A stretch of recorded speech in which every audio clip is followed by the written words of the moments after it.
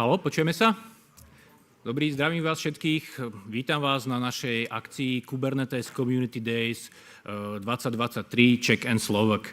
Som rád, že sa nám tu podarilo takýmto spôsobom stretnúť komunita ľudí, čo sa zaoberá Cloud Native technológiami. V prvom rade by som chcel poďakovať hlavne asi organizátorom, menovite, ako sú tu dole uvedení. Tieto zvieratka, čo tu máme, čo mám aj ja na tričku, v podstate symbolizujú nejaké také symboly Cloud Native technológií a jak sú tam tie zvieratka, sú tam mená nás ako organizátorov a pod tým aj mená zvieratiek.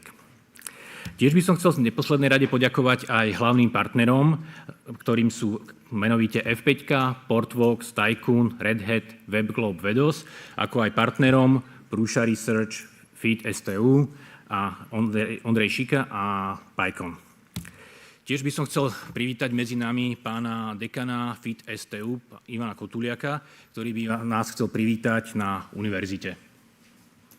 Nech sa páči.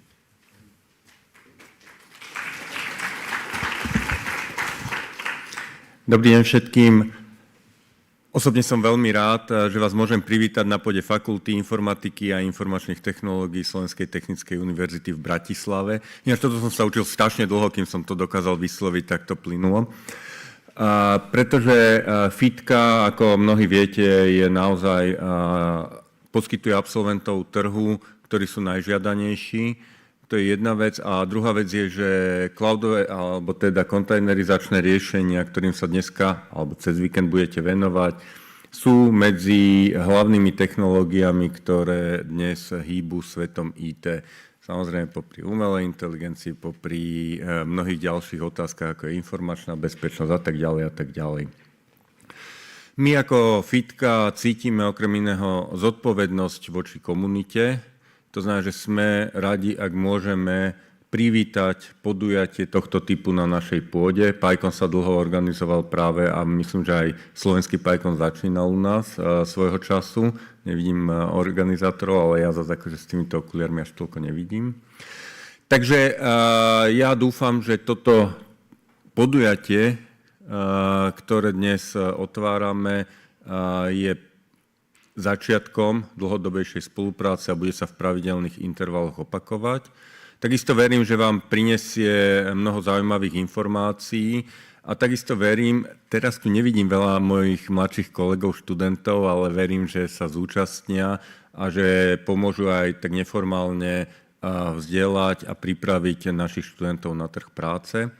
A naozaj by som sa chcel poďakovať aj organizátorom za to, že organizujú takéto podujatie, ktoré je podľa mňa veľmi potrebné a ktoré propaguje nejakú technológiu medzi odborníkmi. Takže želám vám, aby ste stavili úspešných pár dní, aby vám to dalo čo najviac a užite si teda aj fitku.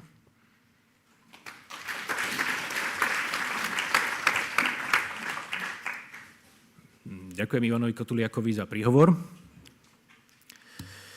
Dobre, ja by som len v krátkosti možno pár slov o nás, kto to vlastne organizuje. Takže organizujeme túto konferenciu ako Združenie pre podporu Cloud Native technológií. Máme aj vlastné IČO a sme normálne registrované neziskové združenie na ministerstve vnútra. OK, pár slov o nás. Organizujeme nejaké eventy už druhým rokom. Toto je aj naše druhé KCD. Prvé KCD bolo zhruba pred rokom a bolo iba virtuálne. Toto je prvýkrát, čo sa nám podarilo aj nejakým spôsobom stretnúť. Už sme mali viac ako 2000 ľudí na našich meetupoch alebo na našich eventoch a bežne na našich eventoch mávame aj 50, alebo na top eventoch bolo aj viac ako 100 ľudí. OK, možno, že niečo pár slov, kde nás viete nájsť. Takže prvý link je na naše bratislavské združenie, kde sa v podstate, keď organizujeme nejaké meetupy, bývajú informácie. Druhý link je Slack, cez ktorý nejakým aktívne komunikujeme. Tretí link je stránka konferencia, KCD Live je tiež v podstate stránka konferencie. Všetky veci, ktoré robíme a produkujeme, sa snažíme aj nahrávať, taktiež aj nahrávky z dnešného dňa budú k dispozícii na tomto YouTubeovom kanáli. OK, teraz by som možno povedal pár slov k tomu, čo nás dnes čaká.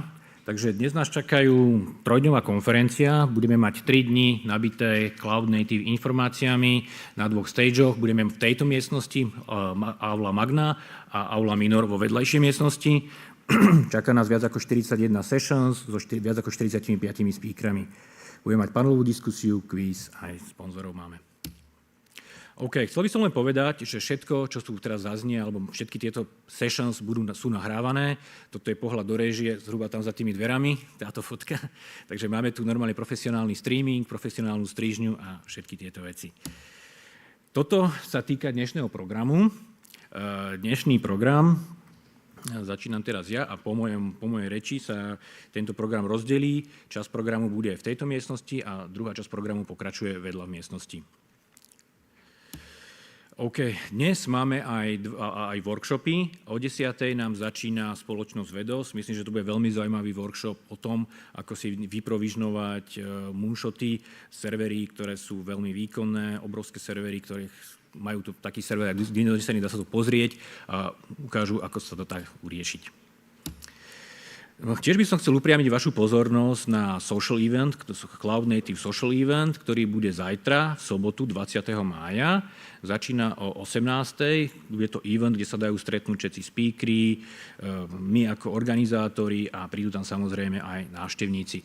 Lístky na tento event budú k dispozícii na stánkoch u našich partnerov, čiže pokiaľ máte záujem na tento event ísť, tak choďte k týmto partnerským stánkom, porozprávajte sa s nimi a myslím si, že vám nejaký lístok dajú.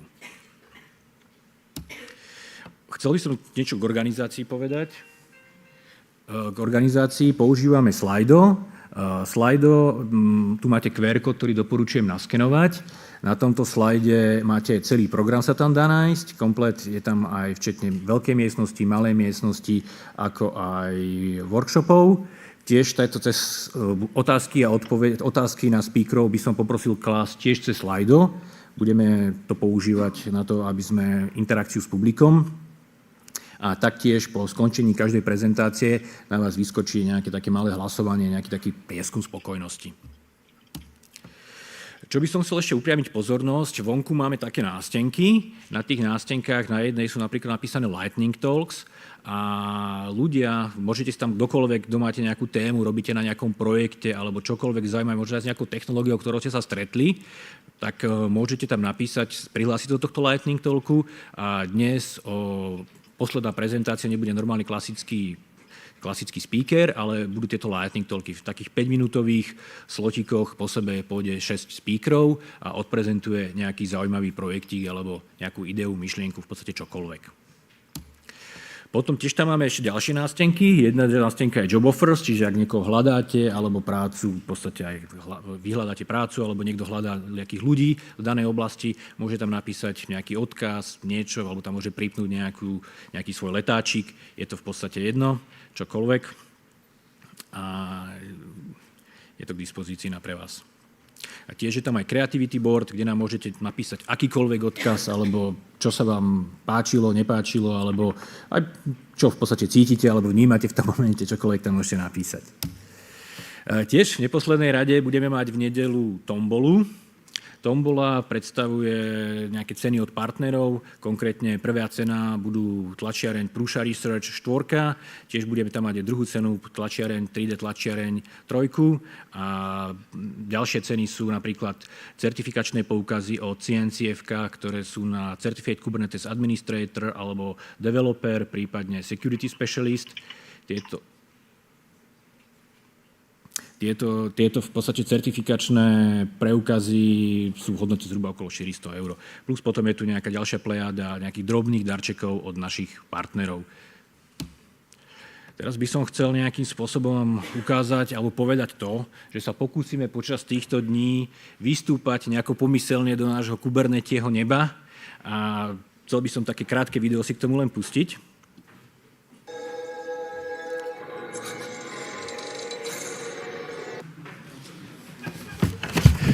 Takže chcel by som, aby to nedopadlo tak, že všetci majú nejakú predstavu, že Kubernetes bude nejaká spásonosná technológia, ktorá nás všetkých zachráni, ale v podstate sa bavíme o tom, že sme ako Cloud Native Computing nadácia a bavíme sa o všetkých týchto softvéroch, ktoré sú tu, logá, ktoré tam vidíte na nástenke, ktoré vidíte momentálne na borde pred vami, Takže netreba sa toho báť, budeme sa snažiť ako počas týchto 3 dní vniesť do toho nejakým spôsobom trochu viac svetla, vysvetliť možno, že aj nejakým začínajúcim ľuďom o Kubernetes a o technológiách, že o čom to je, ako to je, prípadne aj nejakí pokročilí ľudia, ktorí už pracujú, poznajú veci, tak sa myslím, že tiež dozvedia alebo vedia tu nájsť odborníkov, častokrát možno, že aj tvorcov tých aplikácií alebo tých programov, softverov, ktorí o tom naozaj vám budú vedieť dať plnohodnotné informácie. Takže tu by som ešte chcel možno aj povedať, že snažili sme sa potom program koncipovať tak, že tu na druhej strane Cloud Native Trail mapa, kde sú proste, máme to rozdelené do jednotlivých dní a podľa týchto jednotlivých dní sa snažíme aj ísť od nejakých takých základov alebo od nejakých, ako sú tu napríklad ako kontajnerizácia, CICD, čo bude v priebehu dnešného dňa, cez nejaké service proxy, monitoring, až po nejaké software distribution a streamingové aplikácie. Takže dúfam, že si to všetci užijete, že budete dobrom spomínať na túto konferenciu a všetko si užijeme, ako dobre to dopadne. Ďakujem veľmi pekne a za chvíľku začneme v vedľajšej miestnosti jednou prezentáciou a tu budeme pokračovať druhou. Môžem hodiť len tak program zatiaľ, lebo poprosím režiu o program. Ďakujem pekne.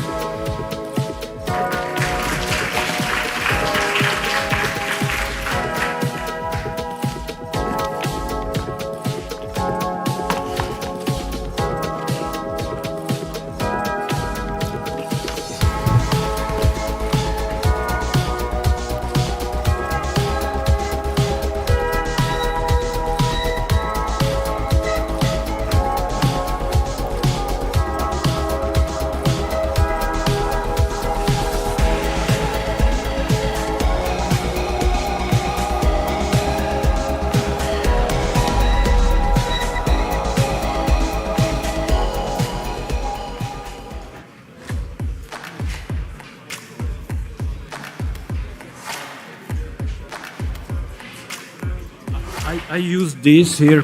Probably you have this the same. Okay, you can try to connect it, and here probably you can see if it's working or not on this solution here. Or these guys will help you to do it.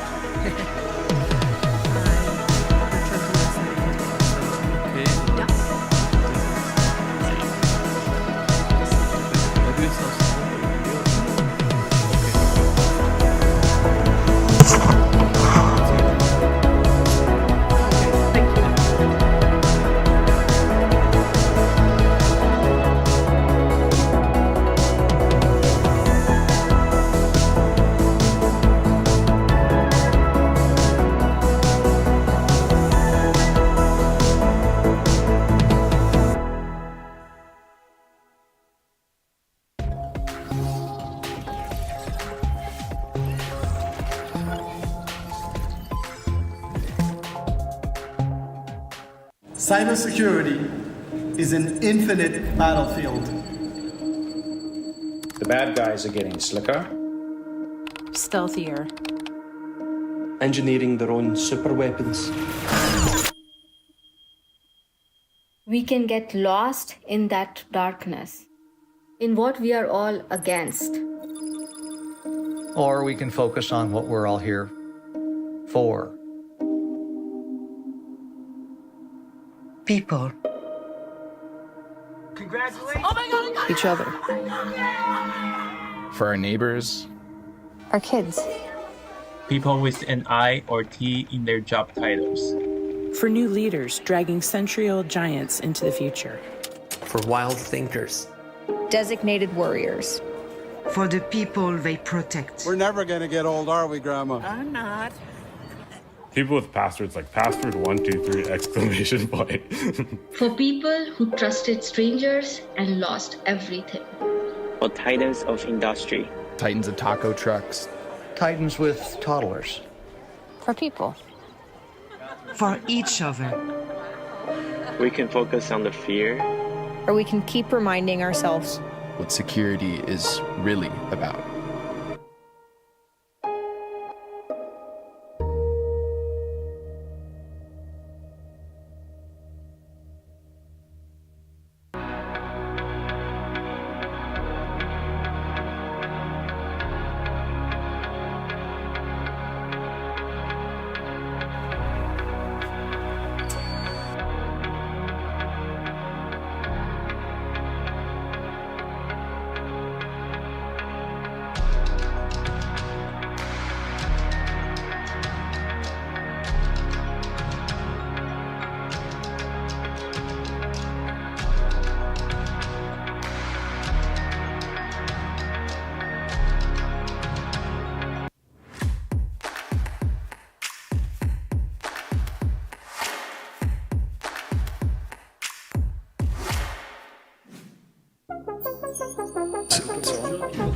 As containers and modern databases get widely adopted and enter production, all data needs to be secured and protected. A backup strategy is a major component of this plan. Without a comprehensive data protection plan, malicious actors can take hold of your mission-critical Kubernetes data, and you won't have a way to fully recover.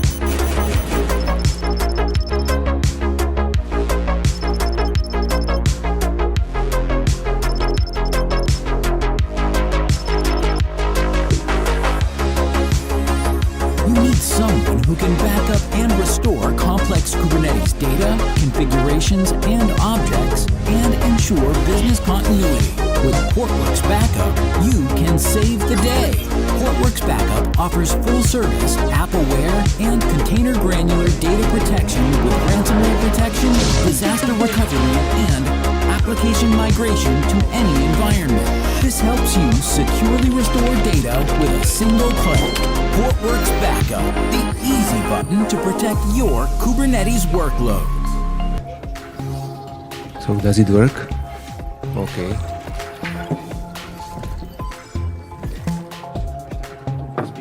Chci upozorniť, že mi 10 minút, 5 minút, ale sa dohodnú so speakerom, či máš upozorňovať a potom, keď má skončiť. Okay. Treba sa so speakerom dohodnúť, že...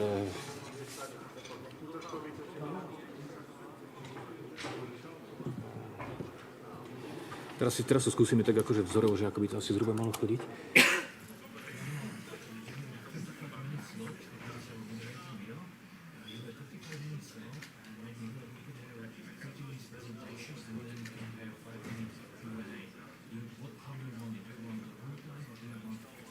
Not than 5-minute Q&A. Well, I rehearsed this morning, it lasts like 20-25 minutes because I take into account questions and everything. So I'd go straight to the end and then open to questions. Okay, do you want some notification that you are out of time or you are maybe going to be out of time? Do you want this notification? Yeah, just take into account the 5 minutes one. 5 minutes on. Okay, start with 5 minutes. Okay. Okay, and then we are going to have it over Slido. There should be some questions from the audience and you can then answer them. Okay? Yes. We are not going to go with the mic over the room, but we are going to have it over the Slido. Makes sense. Okay. Okay, any questions? Other or no? Okay, so we are starting in 5 minutes. Okay, thank you. Thank you. Nice to meet you.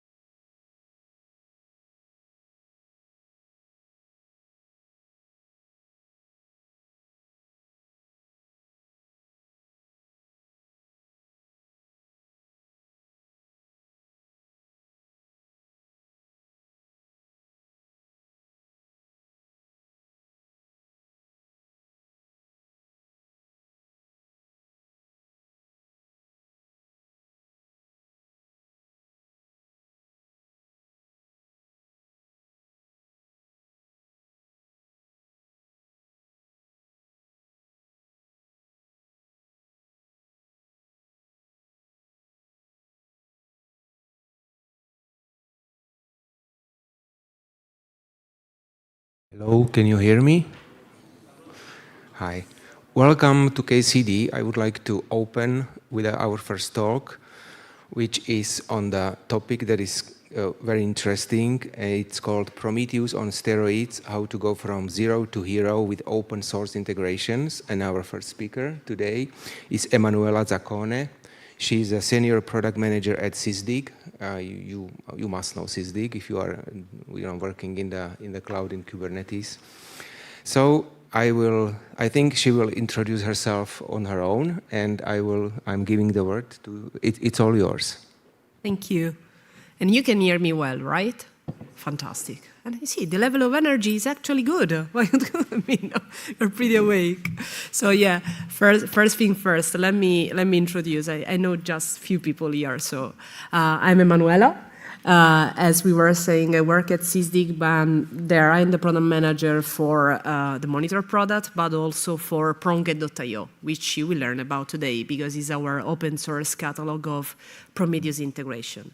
Speaking of which, we are now going to have 20 minutes talking about the project, and then, of course, we can have question and answer. But, well, I take for granted that we all know about Prometheus, more or less, since we are here. But, just to go for a very, very quick recap of why we should care about it. So Prometheus actually is an open source monitoring system, is exactly what brought metrics and the ability to monitor everything in cloud native environments. Is pretty cool for various reasons, but long story short, it has a fantastic data model, it has a very flexible language, ProngQL. I always struggle with that, but trust me, it's very flexible and pretty cool. And it has this fantastic dynamic service discovery. Keep that in mind because that's exactly where the magic happens and what let us build our Prometheus integrations catalog. Now, just 3 things. If you just had to keep 3 things in mind, especially for those of you who are not too much familiar with Prometheus, just 3 things to remember why this is cool and why we should care. I will say, well, first of all, the powerful data model that lies behind that, and as we were saying, the query language that Prometheus leverage is really flexible, is fantastic because it lets you literally query big amount of data in a very easy way. So it's pretty flexible and particularly adapt for the complex environment that we have to deal with when it comes about Kubernetes. The second thing, and this related to the first one, is that it can handle high cardinality data. So it can handle, for example, you might have several instances of your application running in different environments, and all of them are producing metrics. So the ability to be able to combine them, even with multi-label and everything, is one of the things that made Prometheus really particularly adapt and great when it comes about monitor cloud-native environments. And the third, and the most important thing to me, at least the one I care more about, is that Prometheus was born open source. Actually, it's the second graduated project from CNCF after Kubernetes. No wonder, because one gave us the ability to, be extremely flexible. The other one gave us the ability to control and monitor all of this complexity. But the cool thing about Prometheus is that behind it, it has a very, very active community. It's strongly community-driven. And when I say community-driven, I don't just mean that there are lots of developers contributing to it, lots of maintainers and everything, but also companies, even us as company, invest in trying to build something on top of it, contribute to it. So it's a particularly alive and kicking project, let's say. There is no supply chain kind of issue there. There is no issue, there is no problem that nobody's going to contribute to it or is going to die. On the contrary, it still keep being, very, very often updated, very much alive and everything. But even like this, so this is why it's cool, this is why we all use it, this is why we leverage it. But there are also reasons why and things that we still need to make it work properly, to make the most out of it. And that's exactly the point today. Because, when you got Prometheus there, you install Prometheus, it's up and running, that's amazing. But still, you need metrics there. I mean, you need something to monitor your application, and it doesn't provide metrics. You need, assuming that you want to leverage exporters, can you trust the repository that you find online? Are those secure? Okay, I might be paranoid about security, I know, but that's relevant. I need to be sure that the things I'm going to install are trustworthy. And also, I mean, that's fantastic that I can build tons of things on top of it, but it's also complicated. Do I really want to build all of my dashboards from scratch, all of my alerts from scratch? It's too much when you just think like, I want to leverage this thing to monitor all that is running on my environments. That was one of the things that actually moved us to try and build on top of this. Just to explain it with a metaphor, no? Imagine that you got this fantastic apartment in the fanciest zone of the city. It's fantastic. You enter, they gave you the key, you open the door, the apartment is amazing, but it's empty. That's exactly the feeling I had the first time I installed Prometheus. I was like, oh my God, I made it. Okay, and now I was like, okay, it's working, I can see it's working, but I got tons of things, like the hell that we were seeing before on the chart, tons of applications that I still need to monitor. How do I leverage this thing to monitor all of these applications? So it's a fantastic thing, but as I will do with my apartment, the first thing I will need will be furniture. In my case, those will be metrics for my applications, alerts, dashboards, and so on. It might be MongoDB, it might be Redis, Nginx, Calico, whatever you can think that you might have on your environment. That's exactly how it is supposed to be. This is the kind of, out of the metaphor, the kind of situation that I want to have in front of me when I try to monitor my environment every day. So that's why we thought, okay, we've been around, we've been searching for exporters, we know that there are some orphan projects, we know that there are some lack, we want to give back to the community. How can we do that? We are using Prometheus. How can we give back to the Prometheus community with something that is useful and ready to use? That's how the idea of Pronke.io came out, because we said, okay, let's start building exporters that include metrics so that you don't have to write them by your own and get crazy, but ensuring that they work and everything. We wanted to provide ready-to-use dashboards, so just one click and deploy and use and download the Grafana dashboard. And we wanted to leverage Prometheus alerts, because let's be honest, when it comes about monitoring, these are the three things that we all care about.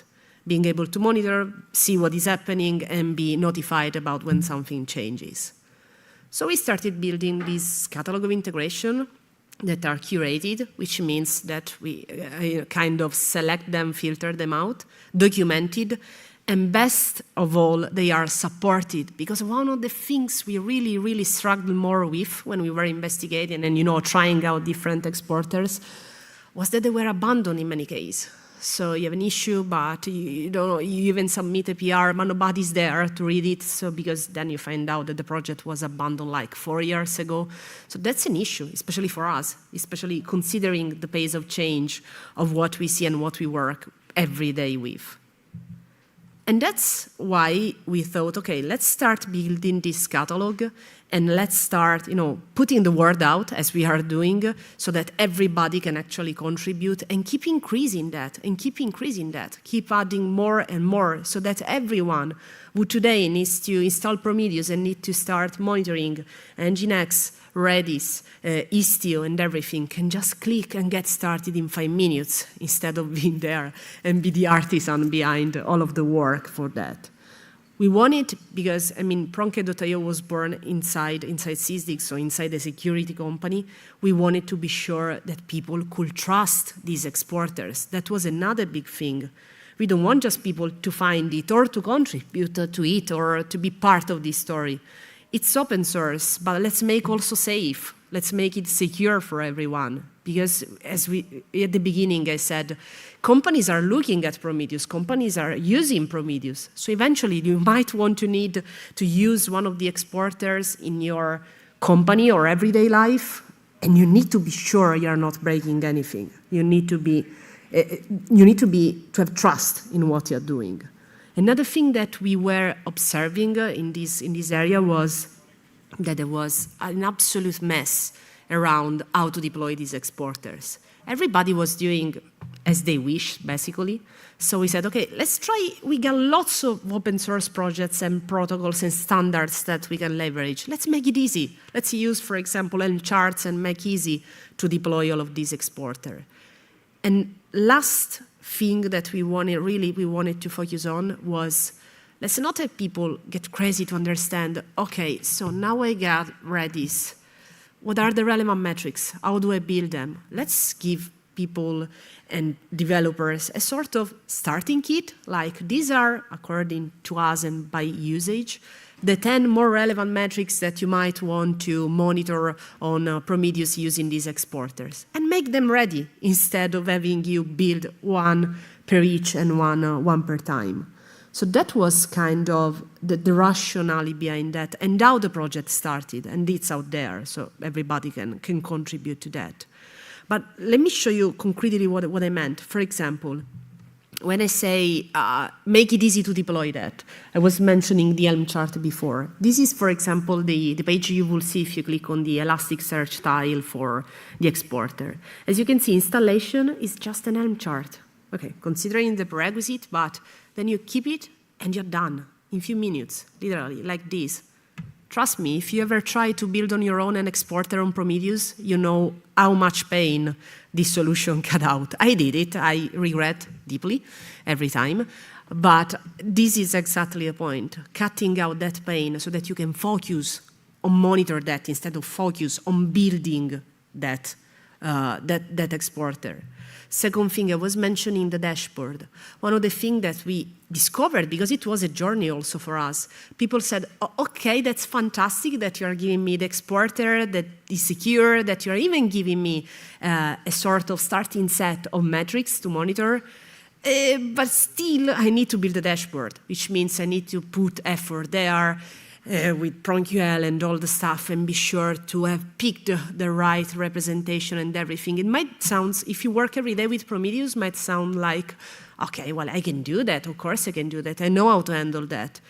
If you're just trying to set a goal up, or if you're looking for the best and fastest way to have it ready, then we wanted to give an answer to that kind of need. And that's, for example, why we decided to create predefined dashboard that can be used in Grafana. So you just literally click download and you have your Grafana dashboard ready. And just even there, get started in a few minutes. Then, of course, you can create them, modify them, all the things that we know we can actually do by manipulating all the metrics that we got from Prometheus. But again, be ready to start instead of losing time just trying to understand how to do that thing. And same goes with the alert.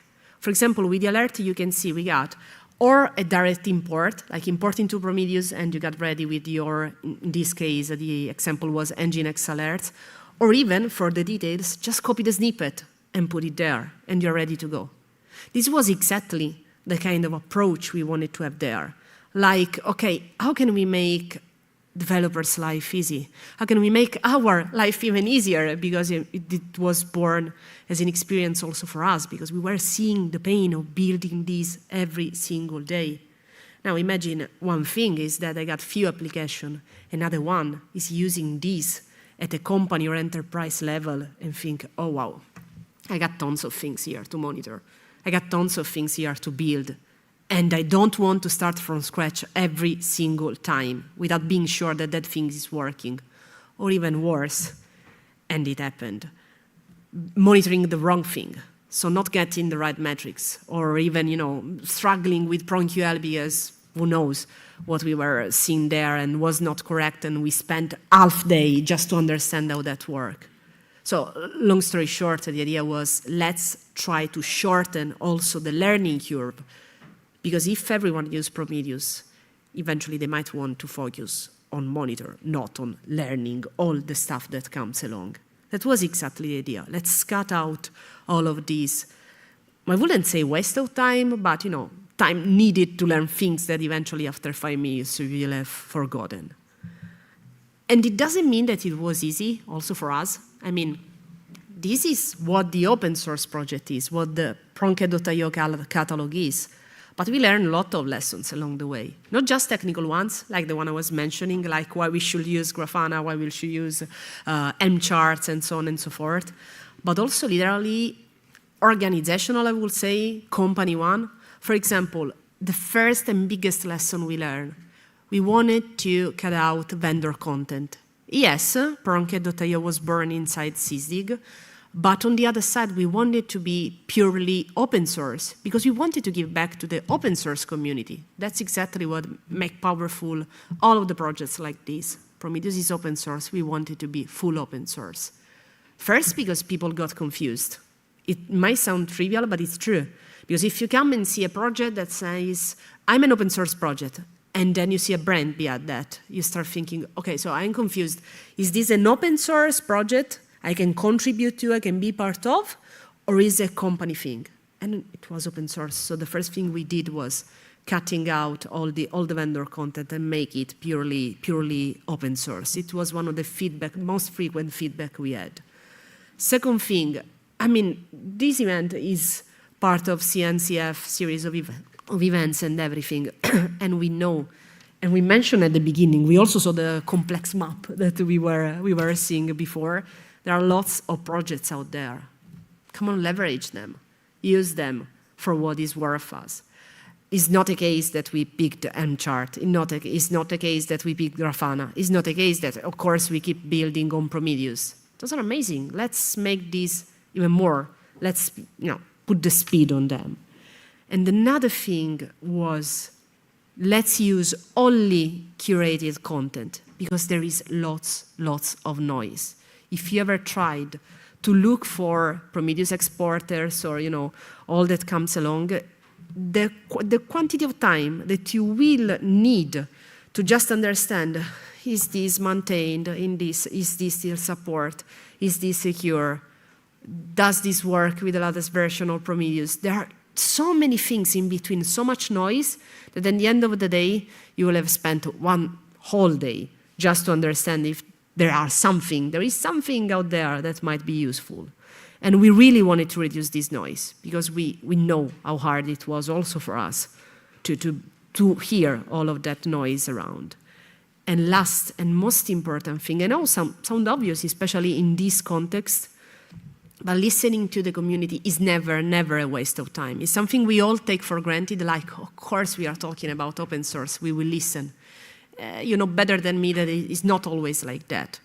So if we are where we are, if we build the catalog as it is and people is contributing because they believe it might have a value there, is because we listen to them. It's because when they said, okay, please, it's amazing you give us metrics, but give us also dashboard that we can use. And we pick Grafana because it's the standard out there. Everybody uses that. Please give us alerts because there are lots of potential ones. But really, we need a selection. We need to filter out. All of these are feedback that came from the community and keep coming, and hopefully also from you too.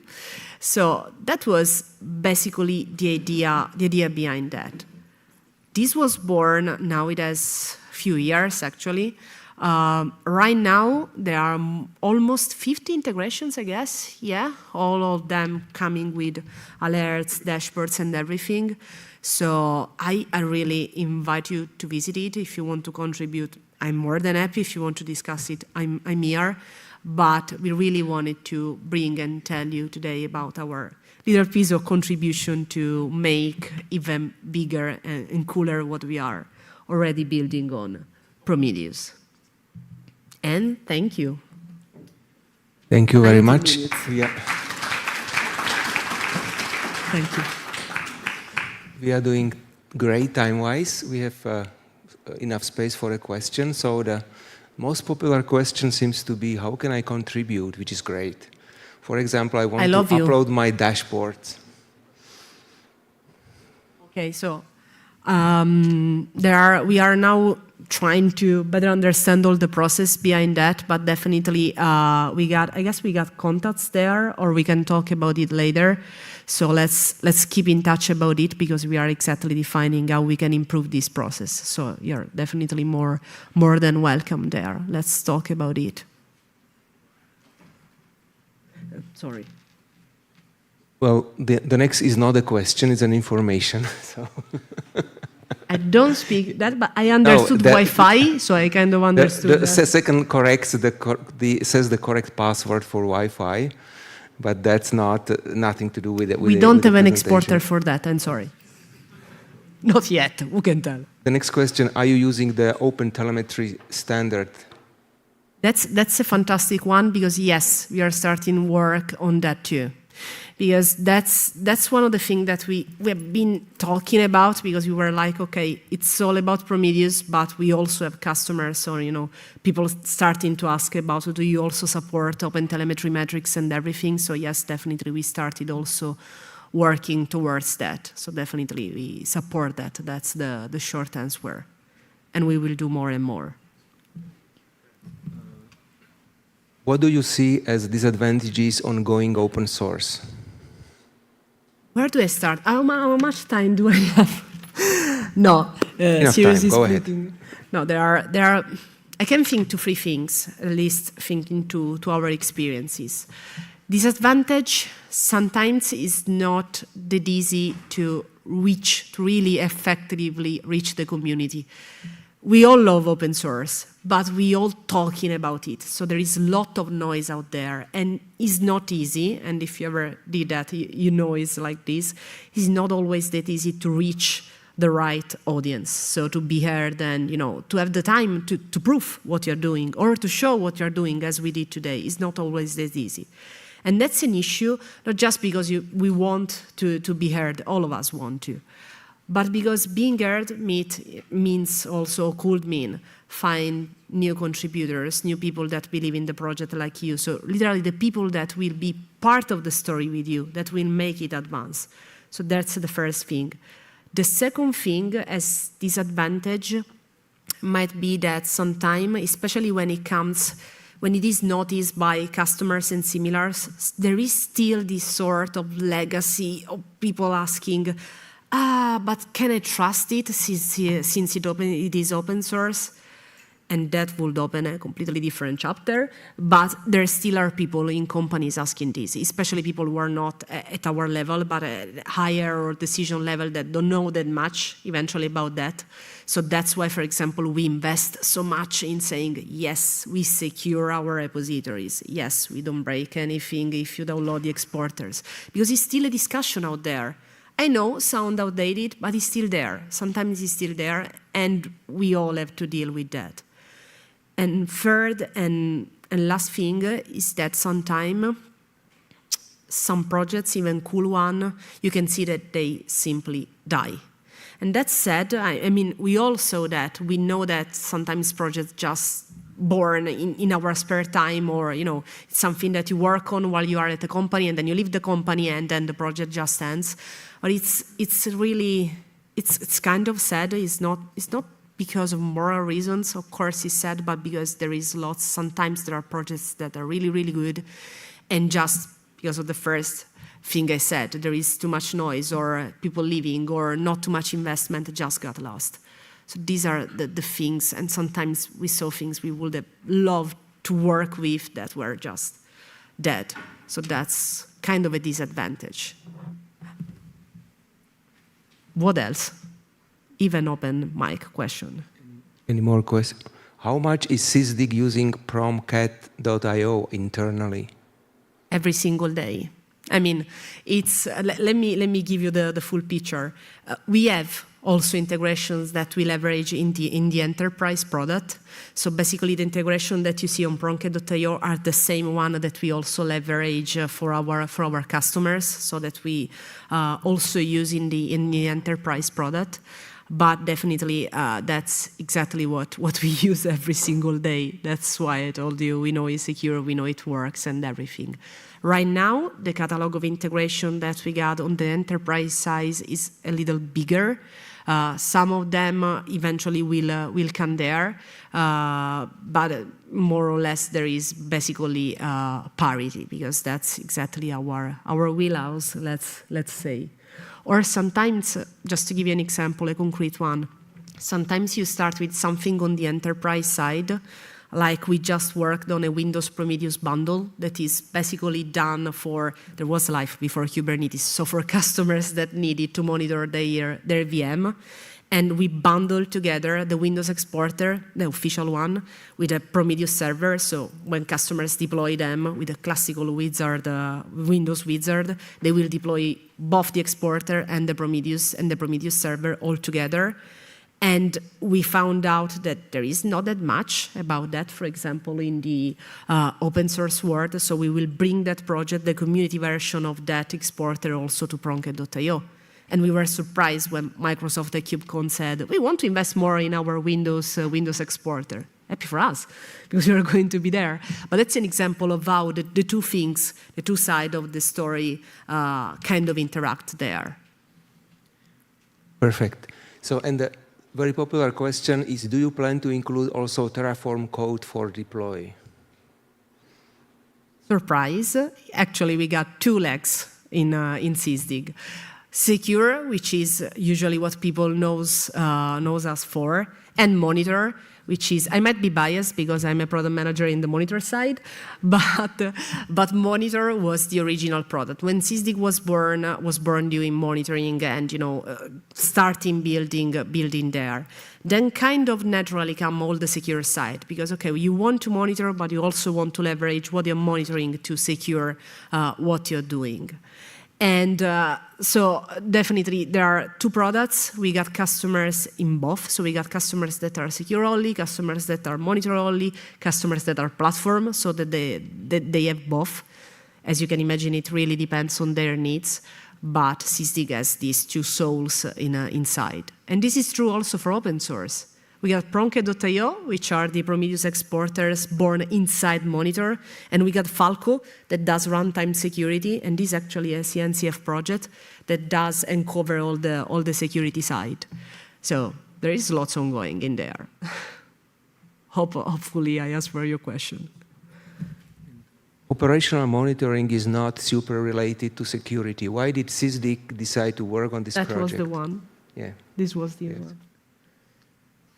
I was asked to make people aware of the workshop that is starting in 3 minutes at 10. It's called Cube Farm, Bare Metal Kubernetes, Cube Farm, Bare Metal Kubernetes, prakticky a v oleji. How would I translate it? It's like a bare metal Kubernetes inside a Kubernetes. Well, it doesn't make sense in English, but anyway.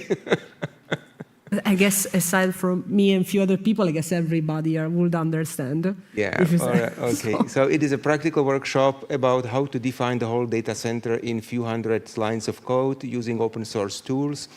Basic building blocks will be Cube Farm, Cubeg, Helm, LTSP, DNS, Mask, and more. Everything will be done on the server, on the spot. It is an in-person workshop starting at 10. So if you are interested, it is room 1. So if you want to go, please use the opportunity. So sorry for the plug. And thank you. Thank you very much for your presentation. Thank you.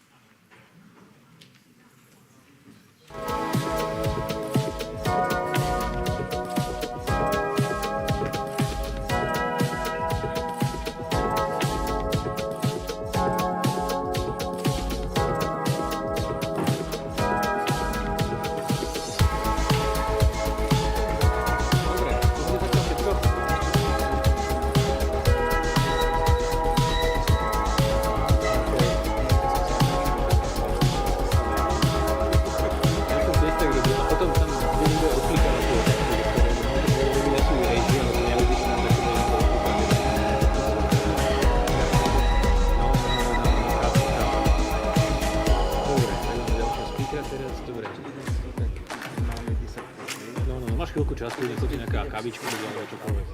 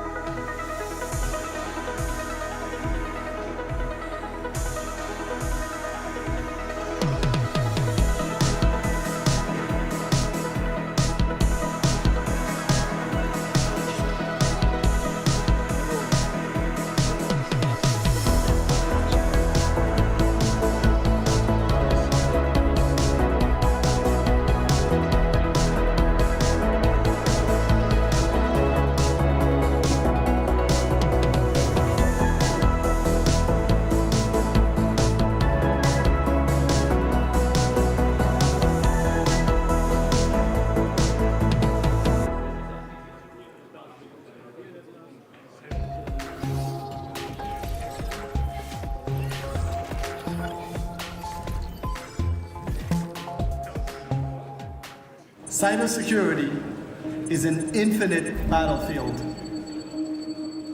The bad guys are getting slicker. Stealthier. Engineering their own super weapons. We can get lost in that darkness, in what we are all against. Or we can focus on what we're all here for. People. Each other. For our neighbors, Our kids. People with an I or T in their job titles. For new leaders dragging century-old giants into the future. For wild thinkers. Designated warriors. For the people they protect. We're never going to get old, are we, Grandma? I'm not. People with passwords like password 123 exclamation point. For people who trusted strangers and lost everything. For titans of industry. titans of taco trucks, Titans with toddlers. For people. For each other. We can focus on the fear. Or we can keep reminding ourselves what security is really about.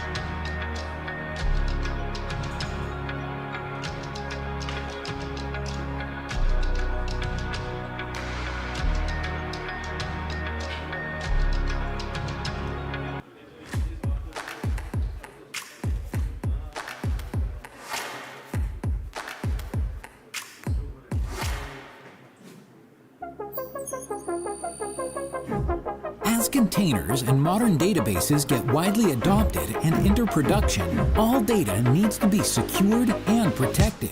A backup strategy is a major component of this plan. Without a comprehensive data protection plan, malicious actors can take hold of your mission-critical Kubernetes data, and you won't have a way to fully recover.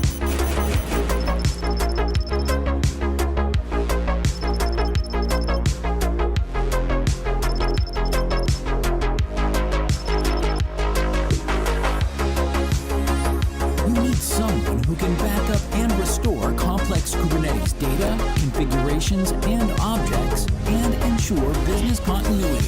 With Portworx Backup, you can save the day. Portworx Backup offers full-service, app-aware, and container-granular data protection with ransomware protection, disaster recovery, and application migration to any environment. This helps you securely restore data with a single click. Portworx Backup, the easy button to protect your Kubernetes workload.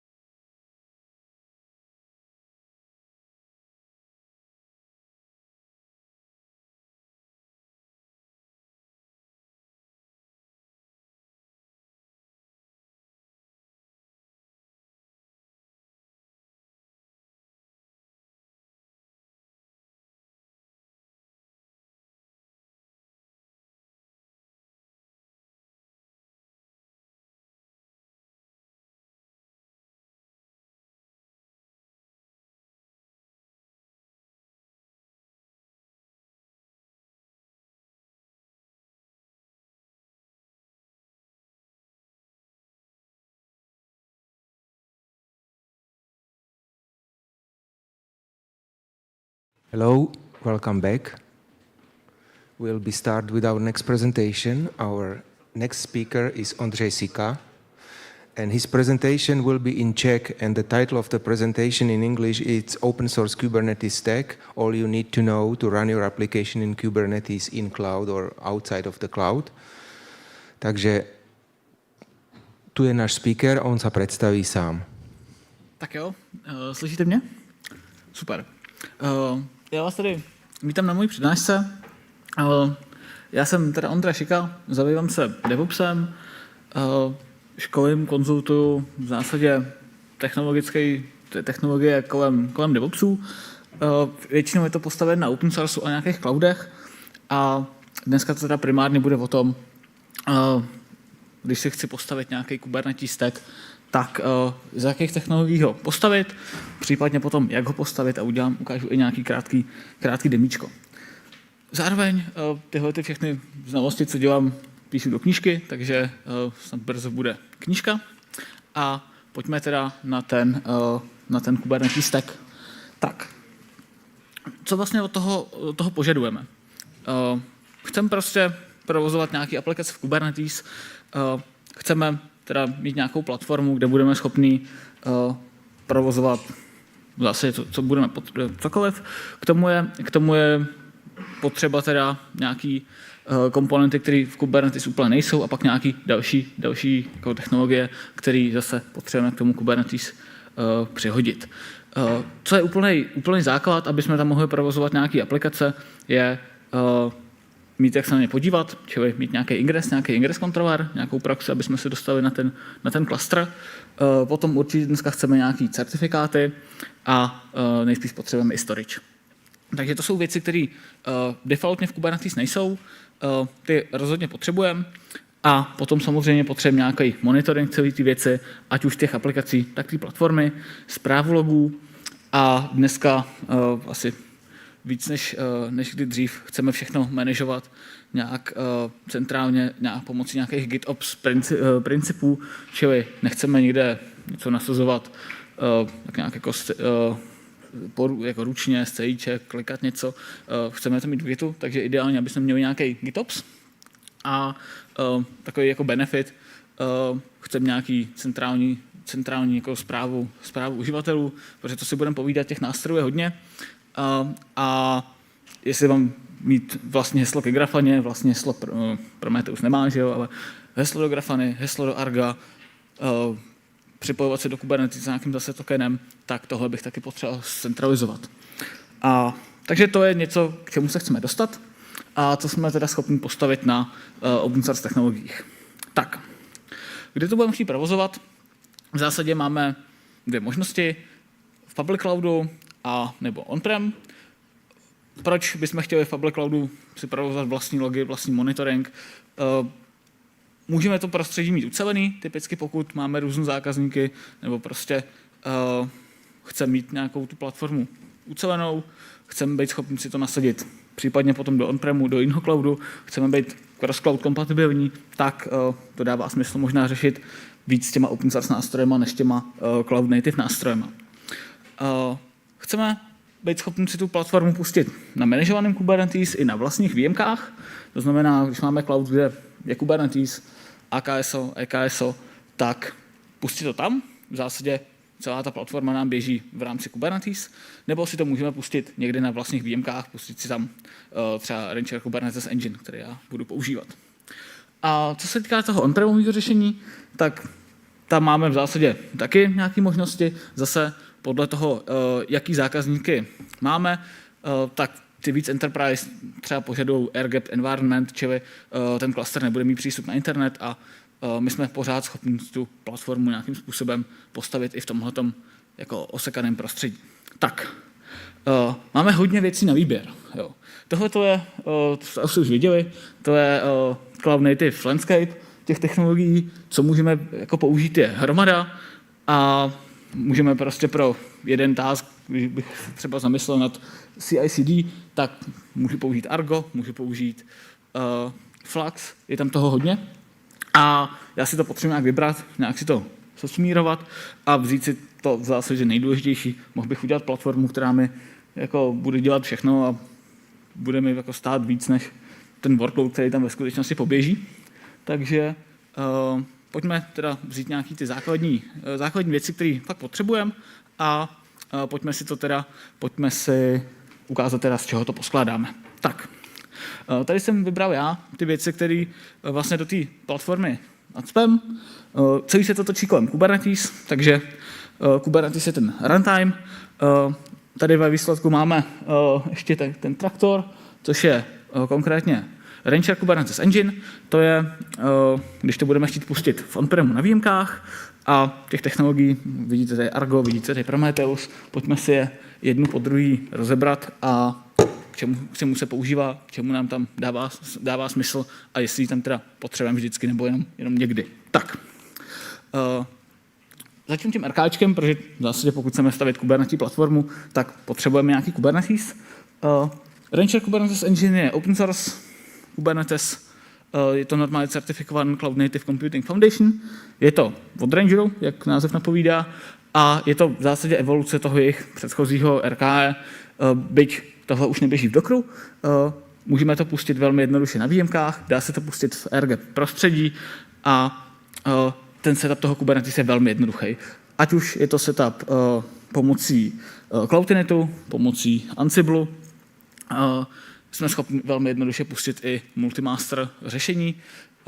Je to podobné jako K3S, ale primárně je to dělané prostě na velký provoz jako velkého klastru. Tak. Když běžíme v tom on-premu, tak potřebujeme se k tomu klastru nějakým způsobem připojit, potřebujeme tam nějakou proxy. Nejjednodušší je asi použít hproxy, což je ty prověřená proxy, kterou jsme schopni strčit před ten náš klastr. To je jedna z těch málo věcí, které neběží přímo v tom klastru. Můžete namítat, existuje Metal LB a podobné věci. Jasně, dá se použít i to.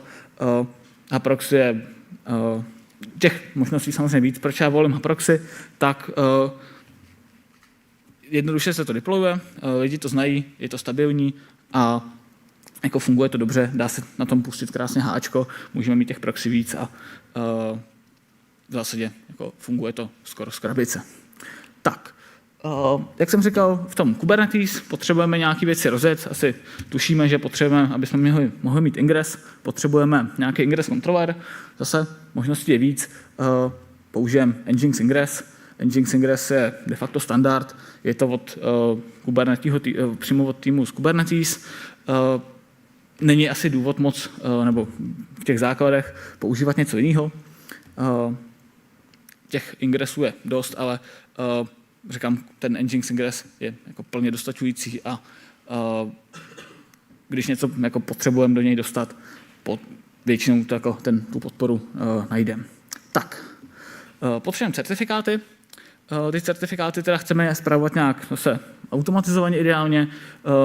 Zase standard je, použijeme cert manager. Cert manager nám teda vystavuje certifikáty nejen pro ingres, ale primárně pro ingres.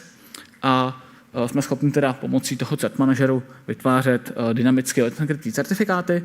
Výhodou toho cert manageru je to, že my jsme schopni v rámci teda toho vytváření těch certifikátů používat i DNS-kový challenge.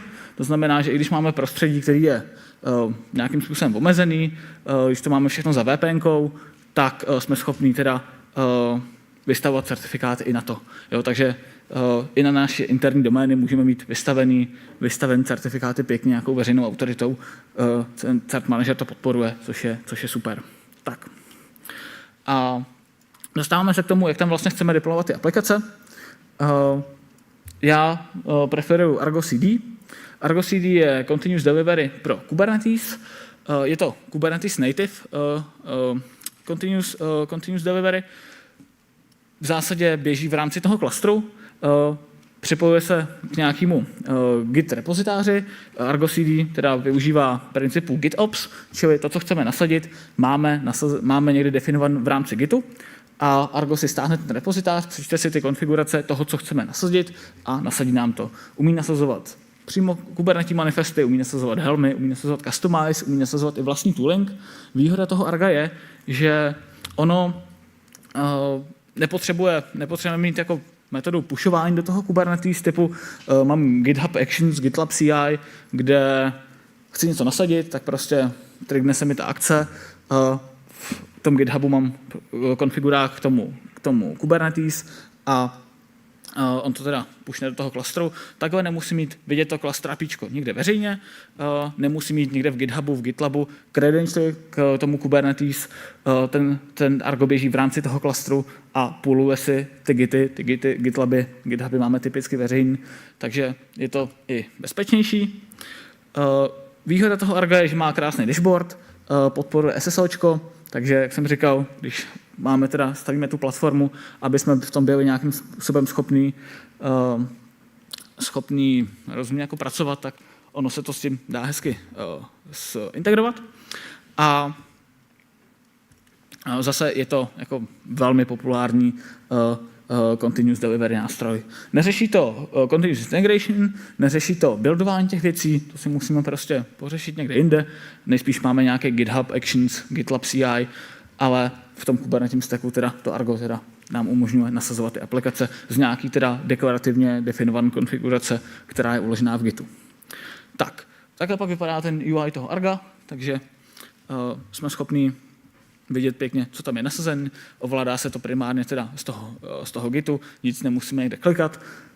Typicky se snažím to nasazovat jako read-only všechny tyhle věci, takže tady jsme schopni to jenom pozorovat a všechny změny jsme schopni dělat jenom na úrovni toho Gitu. Jelikož běžíme, nebo můžeme běžet v on-premu, tak je potřeba přemýšlet i nad storage. Protože Kubernetes jako takový nemá defaultně žádnou defaultní storage. Storage se řeší nějakým CSI, Container Storage Interfacem, a my teda potřebujeme pustit, když v tom Kubernetes budeme potřebovat pustit třeba databázy, nebo typicky databázy, tak potřebujeme někde nějakou storage. Jo, nebo když naše aplikace ukládá někam nějaký uploads, potřebuje zase nějaký persistentní volumy. Co se týká nějaký jako nejjednodušší storage, kterou můžeme pustit, tak zase součástí toho Rancher, té rodiny Rancher, je Longhorn.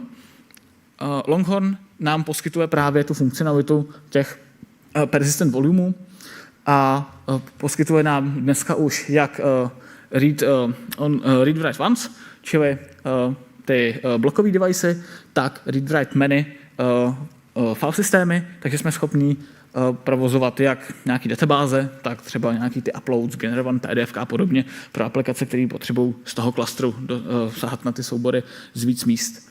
Longhorn je velmi podobný Cefu, je to distribuovaná storage, to znamená, když nám vypadne nějaký Kubernetes node, na kterém běží ten Longhorn, tak to Longhorn netrápí. Připojuje se přes standardní iSCSy v zásadě jako Cef, nebo jako většina tady distribuované storage. Běží čistě v Kubernetes, nepotřebujeme teda instalovat nic někam vedle. On i Cef se dá pustit v Kubernetes, ale ten je výrazně náročnější jak na správu, tak na resursy. Longhorn prostě jsme schopni instalovat do Kubernetes úplně kdekoliv. Pokud bychom chtěli Longhorn používat i v cloudových Kubernetes, můžeme. Jo, samozřejmě, když jsme v cloudu, tak tam typicky už nějakou storage máme, takže tam Longhorn nemusíme používat. Na druhou stranu není problém ho tam rozjet. A co je na něm další jako skvělá věc, je, že umí nativně dělá backupy. Ty backupy dělá do S3, případně dělá do NFS. A jsme schopni vlastně na těch Kubernetes objektech, na storage klase, případně na těch PVCčkách automaticky nastavit i backupování, takže jakmile si setupneme nějakou storage, automaticky se nám může třeba každou hodinu, každý den backupovat a spát se někam do té S3. Takže tím bychom měli pokrytou storage a když teda vemu tady ty 3 poslední věci, ingress, nebo proxy a ingress, máme teda, jak se na ty aplikace dostaneme, certifikáty máme taky vyřešený pro ten ingress a máme tady Longhorn, který nám už teda poskytuje nějakou storage. Proč já jsem to vzal v tomhletom pořadí? Protože typicky první, co potřebujeme, aby jsme se do toho klastru vůbec nějak mohli podívat, tak si uděláme ty ingressy, nebo možná jsem to Argo mohl dát úplně na začátek, protože jsme mohli nainstalovat Argo a zbytek manažovat Argem, to je taky možnost. Longhorn potřebujeme, protože další krok, který budeme mít, je Prometheus, který potřebuje ty storage. Longhorn má i takovýho dashboard. Tady je teda ukázka dashboardu z nějakého dvounodového klastru, který teda říká, že ty volumy jsou degraded, protože mají být teda 3 instance. Jeden not nám, nebo jsme ho vyhodili kvůli maintenanceu. Longhorn pořád běží, nevšim si toho. Tady nám teda říká, že hele, volumy mají menší počet shareů, ale pořád to jede. Longhorn má krásný dashboard. Zase ten dashboard není za s nějakou autentifikací, takže budeme muset vyřešit i to, aby když budeme chtít někomu ukazovat ten dashboard, buď toho teda pouštět přes Kubernetes proxy, jako je to tady na localhostu, nebo samozřejmě ho můžeme pustit potom za nějakou proxy přes nějakou autentifikaci, zase třeba nějakým tím SSHčkem, k tomu se dostaneme. Tak, a pojďme teda k tomu SSHčku. V rámci teda té naší platformy máme hromadu věcí, ke kterým se potřebujeme přihlásit, nebo který prostě vyžadují nějakou autentifikaci. Ať už je to samotný Kubernetes a správa uživatelů v rámci toho Kubernetes, tak potom přístup do Promethea, k těm dashboardům, do Grafany. Nechceme to prostě řešit 100 různýma jako heslama někde po OnePasswordech a podobných věcech, zvlášť když chceme dělat jako onboarding a offboarding lidí z týmu nějakým rozumným způsobem. Takže chceme nějaký SSOčko. Za mě používáme Keycloak, je to velmi populární single sign-on, umí multitenancy a je to jako dneska velmi jako používaná věc právě na OIDC.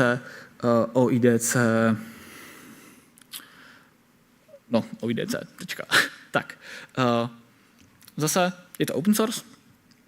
Můžeme ho teda použít na připojení do už kompatibilních aplikací, čili Grafana, Argo CD, to všechno to SSHčko podporuje. Na druhou stranu pak máme aplikace, které to nepodporují, jako je třeba ten Prometheus, jako je Longhorn dashboard, jako je třeba Kubernetes dashboard, tak tady tyhle ty aplikace můžeme taky použít, taky dát v zásadě za to SSHčko a to pomocí OIDC proxy. To je za chvilku, ale k té se ještě dostaneme. Tak.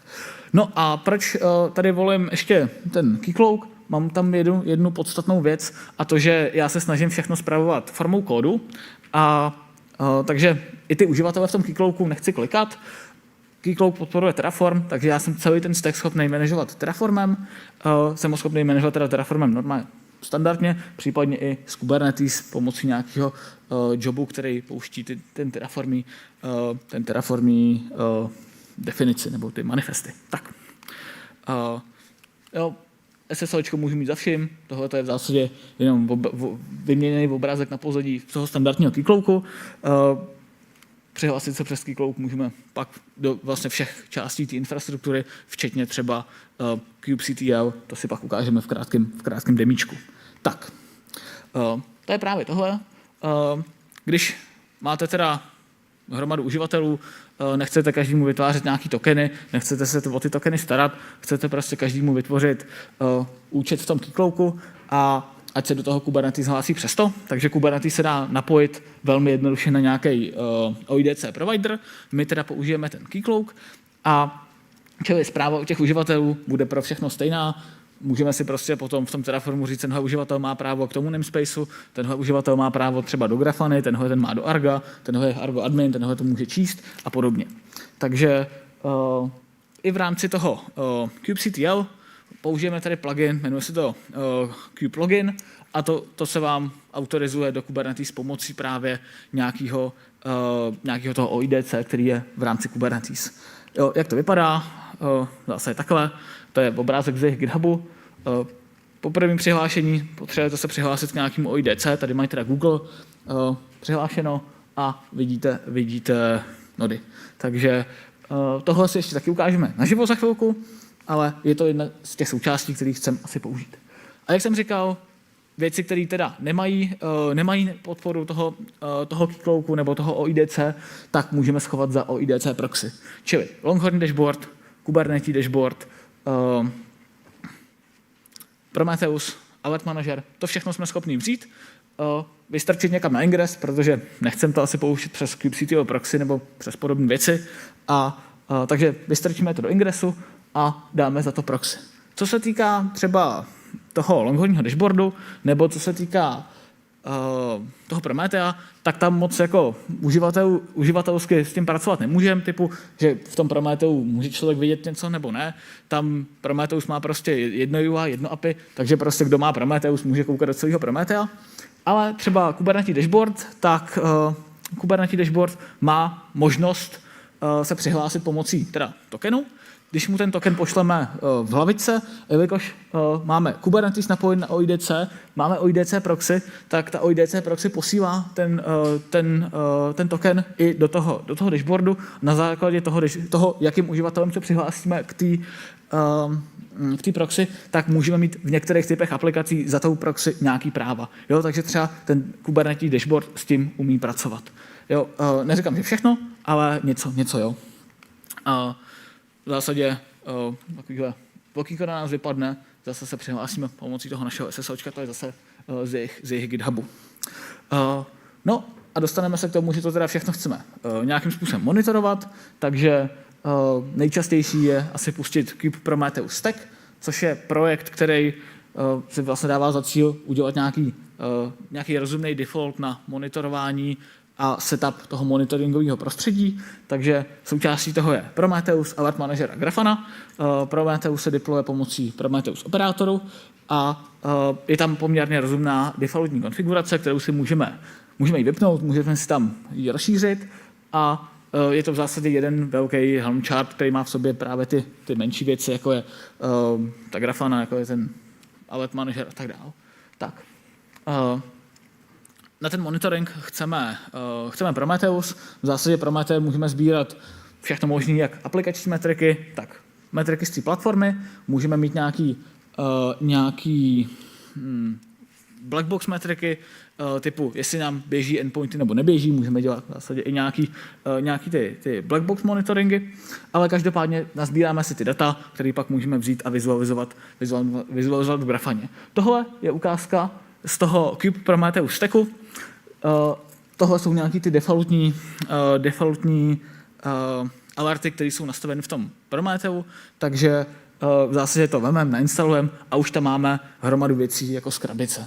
Ideálně je to samozřejmě, když tohle to běží je to připraven, takže to běží pro on-prem, takže tam máme všechny jako věci typu etcd, nemá lídra a podobně. Když máme manažovaný Kubernetes, samozřejmě tyhle ty věci od těch jsme odstíněný, takže to je potřeba vypnout, jinak vám to tady brečelo, že to nemá data, ale v zásadě máme to připraven, takže to vlastně vememe a instalujeme a s pár konfiguračníma optionama jsme to schopní teda dostat do nějakého stavu, že máme krásný přehled o tom, co v tom klastru je a není. Tak. No, pak to chceme celý zvizualizovat, takže Grafana. V Grafaně teda máme jak ten Prometei monitoring, tak tam budeme mít i logy. K logám se dostaneme za chvilku, použijeme logy, ale zase k Prometeu Grafana asi je jako jasná, tam moc není co řešit. Další výhody té Grafany je, že má nativní SSOčko, nepotřebujeme Grafanu Enterprise, stačí nám ta open source. Máme tam rozumný access control, takže i na základě těch uživatelů v tom keyclouku jsme schopni rozdávat těm našim uživatelům toho klastru nějaký práva a zase celý se to dá spravovat Terraformem. Já zase Grafanu spravuju Terraformem, včetně těch dashboardů, co tam máme, takže všechno to je někde zaverzovaný, někde v Gitu. Jo, ta Grafana je pro většinu uživatelů read only, a když něco chci jako nastavím si to, vyexportuju si JSON, hodím ho do Gitu, provedu to CIčkem a nasadím ho z Gitu. Takže já se snažím ty GitOps principy dodržovat jako velmi striktně a jako kvůli nějaký dlouhodobý udržitelnosti toho prostředí je to jako velký benefit. Grafana zase máme defaultní dashboardy od toho Kubernetes stacku, takže i to máme v zásadě puštěn z krabice. Jo, stejně tak ten Kubernetes stack nám tam hodí nějaký defaultní data source, takže tam rovnou máme propojený ten náš Prometheus, kterým to monitorujeme. A poslední, nebo vlastně skoro poslední věc jsou logy. A nejčastěji se asi jako dřív provozoval nějaký Elastic Stack. Pár let zpátky, myslím, že 21, přišla Grafana s nástrojem, který se jmenuje Locky. A Locky je v zásadě log collecting platforma. Je to přímo od Grafany, což je super. Je to integrované s Grafanou jako velmi hezky. Ten query language, který se používá na vyhledávání logů, je podobný jako v Prometheu, jmenuje se to logql, vypadá to velmi podobně jako promql, podobným způsobem tam fungují labely a vyhledávání v těch logách.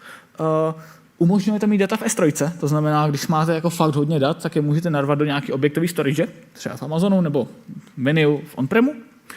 A je to prostě integrované jako plně s Grafanou, včetně jako access control a nemusíme běžet nějakou kibanu. Nevýhoda ještě toho Elastiku a ty kibany je to, že kdybychom chtěli mít kibanu a chtěli bychom mít SSOčko, tak musíme mít placený Elastic. Tady je to v té free verzi úplně v pohodě. Tak, jo, pak to UI těch logů vypadá takhle, takže je to standardní Grafana. Tady vidíme nějaký query nahoře. Tady počty logů. Jo, to UI je velmi podobný té kibaně, ale výhodou je to, že to máme na jednom místě a za jednou autentifikací, což je super. Tak, mohli byste tam samozřejmě dát jako víc a víc věcí, mohli bychom tam dát nějaký Istio nebo konzul pro service mesh a můžeme prostě pokračovat dál, telemetry. Tohle si myslím, že je jako rozumný základ, na kterým jako v zásadě můžeme stavět nějaký potom aplikace. Pojďme si ukázat nějaký demíčko. A ještě vlastně jednu věc.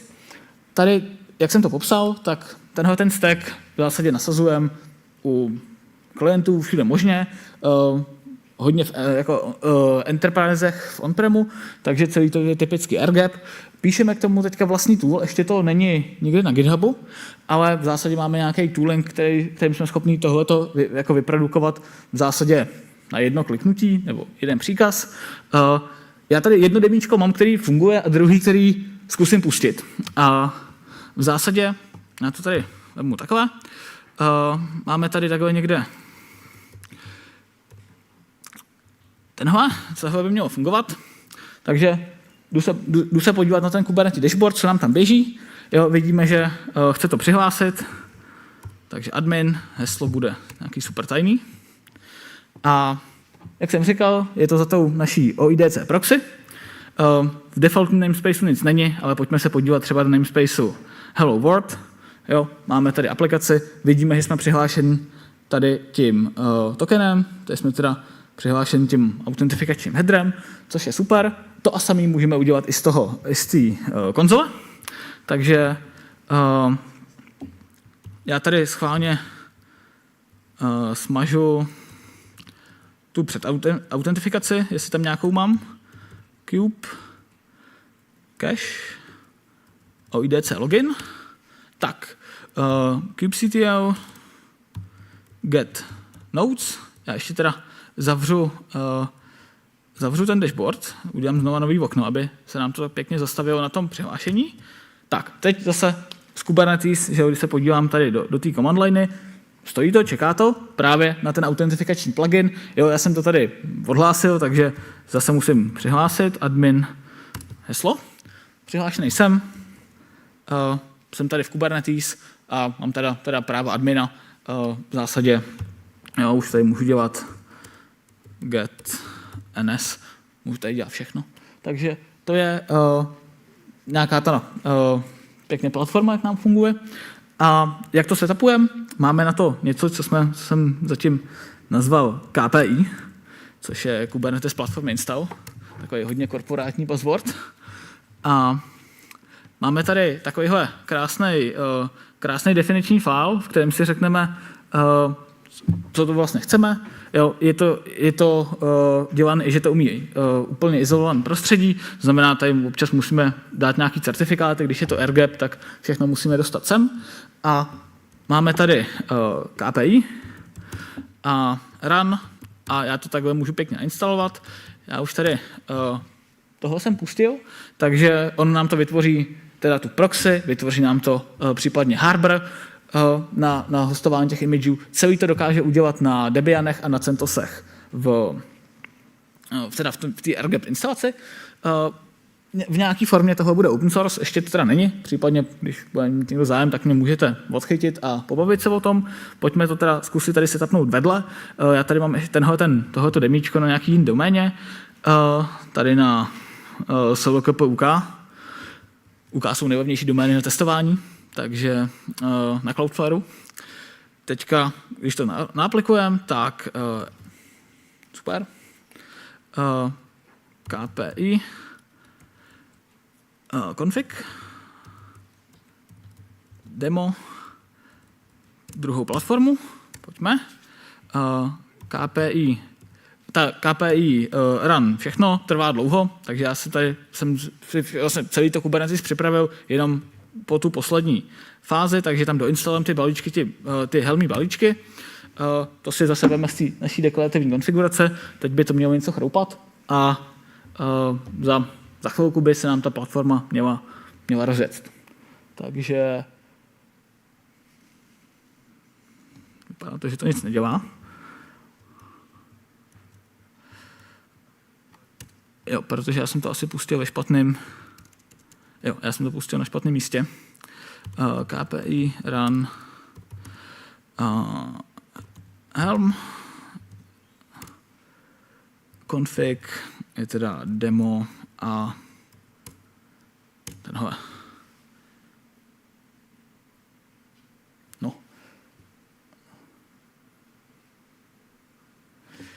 Tak, já jsem rád, že aspoň teda to předchozí demíčko fungovalo. Nevím, proč mi to teďka nefunguje. Ono v zásadě by to nasadilo tu stejnou platformu, akorát někam vedle. Já jsem tak nějak takticky si tam teda jednu tu věc nechal. Jo, už se to nasazuje, tak možná to byl jenom tady zpomalený internet. Už se nám to nasazuje, takže za chvilku to budeme mít zase puštěný celou platformu někde jinde. Dali jsme mu akorát výjimka a na tom si to vybudoval. Takže to je, až to teda tady naběhne za půl minutky, pak asi můžeme rovnou přistoupit k otázkám. Jasné. Prvá otázka. Aké sú tvoje skúsenosti s Longhornom? Možno porovnanie Longhorn a CEF? Jo, v zásadě provozujeme obojí, jak CEF, tak Longhorn. Longhorn máme i na jako v úzovkách v enterprise instalacích. Máme to v nějakých jako poměrně klíčových klastrech. Funguje nám to dobře. V zásadě nikdy se nám to ty naše Longhorny, o které se staráme, ty se nám nerozsypaly. Zatím nikdy, což jsem rád. Potkal jsem se i s nějakýma rozpadlejma. Typicky to nebylo způsoben Longhornem, ale většinou to byl nějaký networking problém v tom klastru. V zásadě DR na tom testujeme pravidelně, takže ty backupy se nám daří jako recoverovat, byť to teda nemusíme dělat produkčně, naštěstí.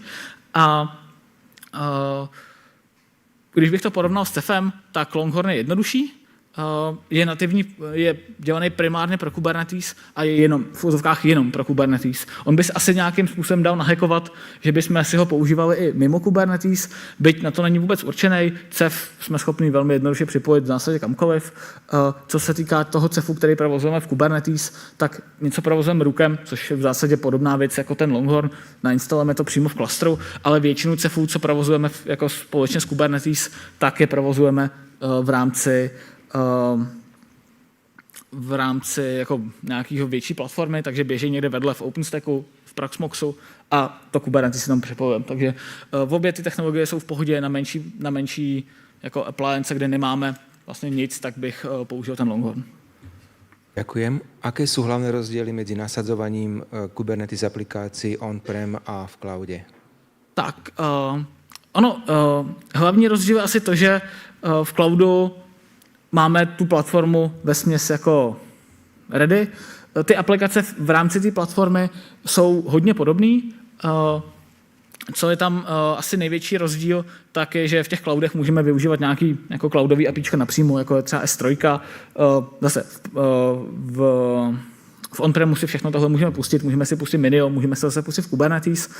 To Kubernetes je dělaný tak, že vlastně mám zjednodušit to nasazení, ať je to kdekoliv, takže to Kubernetes se chová jako Kubernetes, ale Pokud mám prostě třeba Azure Kubernetes, hromada věcí je tam připravený load balancing, připravený networky, že můžou komunikovat se zbytkem toho cloudu, je tam připravený storage, takže o toho se vlastně všechno nemusím se starat ani o to Kubernetes, takže ten hlavní rozdíl není o tom workloadu jako takovým, ale spíš o tom, že se musím starat o tu platformu.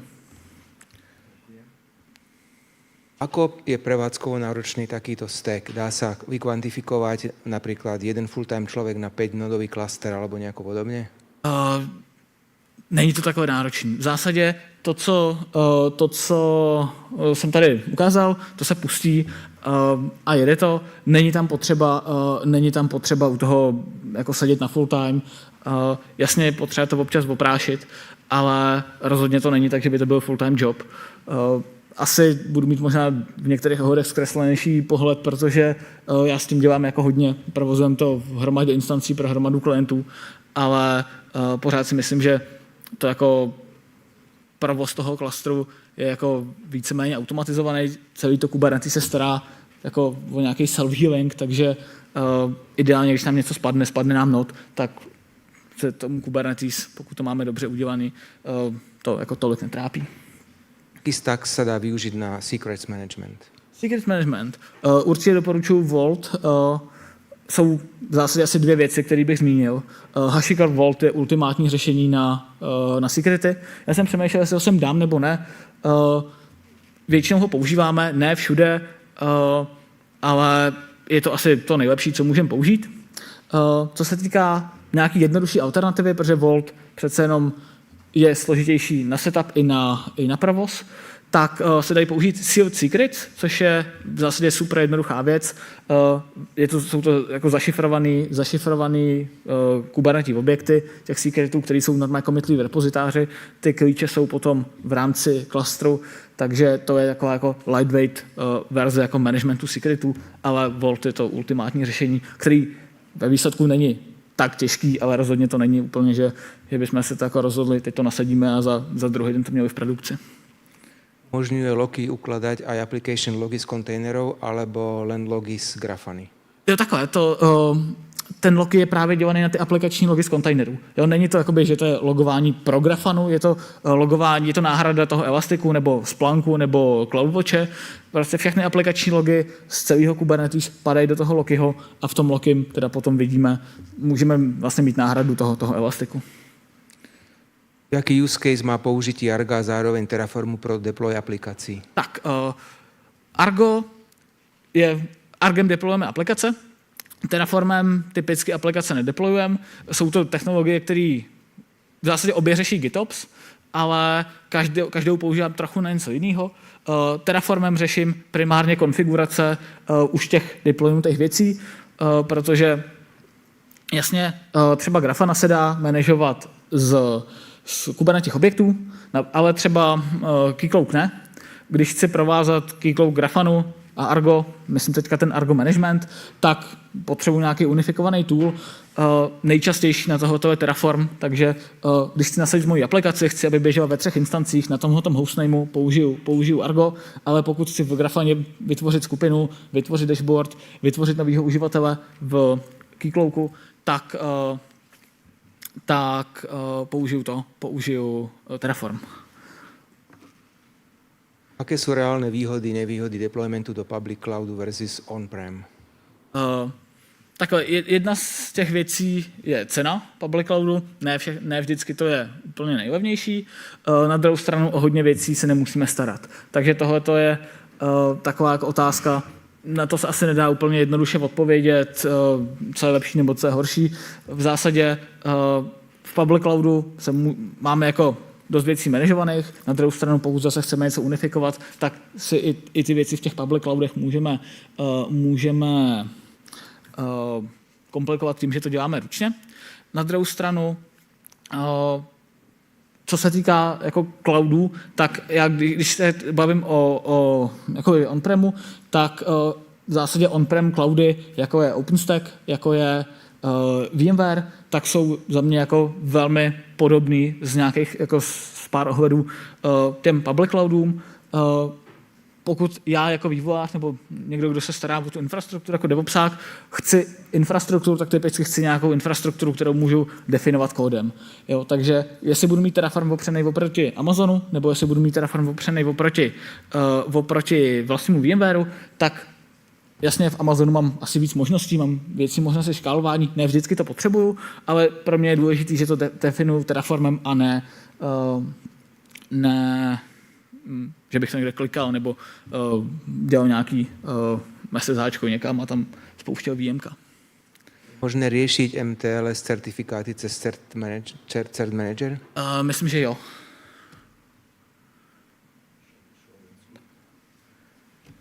Co použít na šipování logů do Loki? Rozdíl proti FluentD je FluentBit.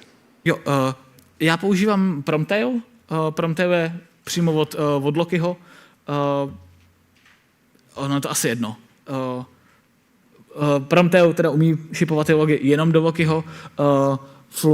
FluentBit, FluentD umí víc platform, takže pak je otázka, jestli potřebuju i nějaké další věci. Pokud si jenom do Lokiho používám ten Promptail.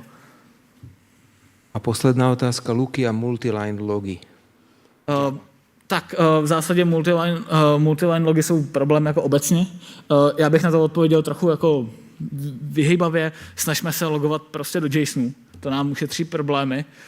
Jinak multiline logy je v tomhle trošku horší než Elastic, který v tom zase tak dobrý není. Jsme schopni v tom Elasticu vidět nějaký kontext, to v Logim zatím nejsme. Jsme schopni na Promptailu udělat nějaký pravidla a zase tam jako se upsat regulárníma výrazama, stejně jako jsme to schopni udělat třeba na Fallbitu nebo v tom FluentBitu, takže jako jde to, přím to není, doporučuji prostě logovat do JSONu. Možné cez Argo robiť reštrikcie, ktoré deploymenty zakážem a povolím pre developerov, ktorí budú deployovať aplikácie? Áno. Keycloak ako SSO na Edge clustery a ARM. Ako je to napríklad resources? Je celkom... Jestli to běží na ARMu?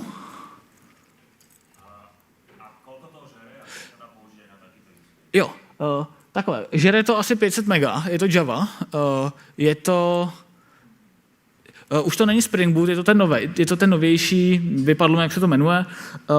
Není to úplně minimalistický. A jestli to běží na ARMu, tipnul bych si, že jo, ale nikdy jsem to na ARMu neprovozoval. Je pak ještě jeden, to se jmenuje, myslím, OYE nebo OEY, něco takového, což je víc lightweight. Když se pak můžeme někde odchytněte a já vám ukážu to druhý, ale v zásadě Keycloak je za mě jako standard, nebo je to velmi používaná věc, takže proto jako volím cestu toho Keycloaku.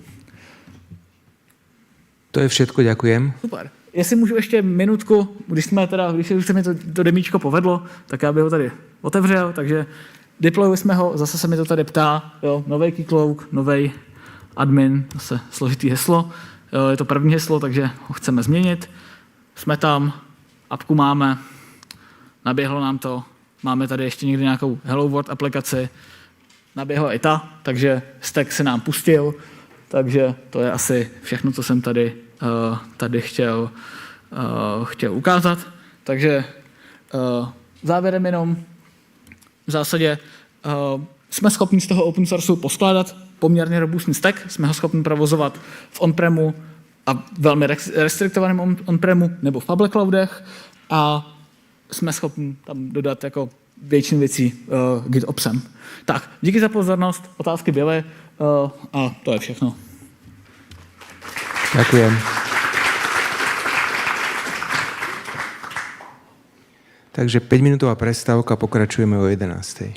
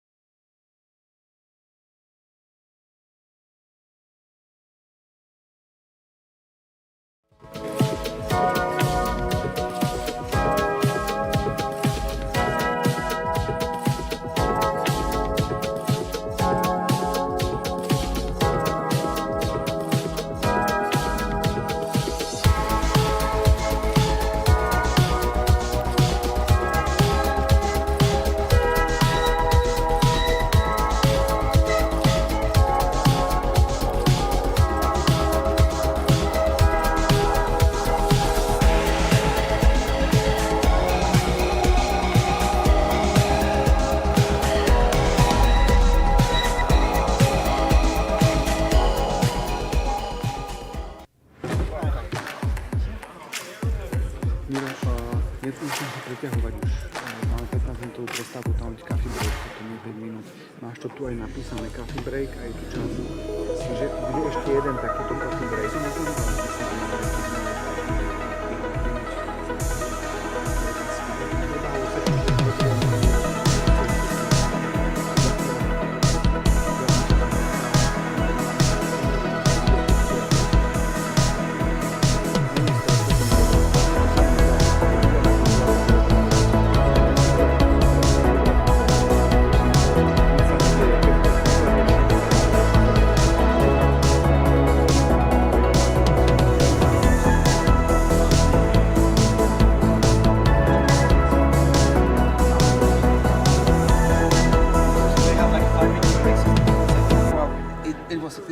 supposed to be 50-minute break, but the 15, well, there should be a coffee break before this one. But we had a demo, and the demo ran longer, and I feel like I want to, Cybersecurity is an infinite battlefield. It's like 7 minutes from the coffee break. The bad guys are getting slicker. Stealthier. Engineering their own super weapons. We can get lost in that darkness, in what we are all against. Or we can focus on what we're all here for. People. Congratulations! Oh my God! Each other. For our neighbors. Our kids. People with an I or T in their job titles. For new leaders dragging century-old giants into the future. For wild thinkers. Designated warriors. For the people they protect. We're never going to get old, are we, Grandma? I'm not. People with passwords like password 123 exclamation point. For people who trusted strangers and lost everything. For titans of industry. Titans of taco trucks. Titans with toddlers. For people. For each other. We can focus on the fear. Or we can keep reminding ourselves What security is really about.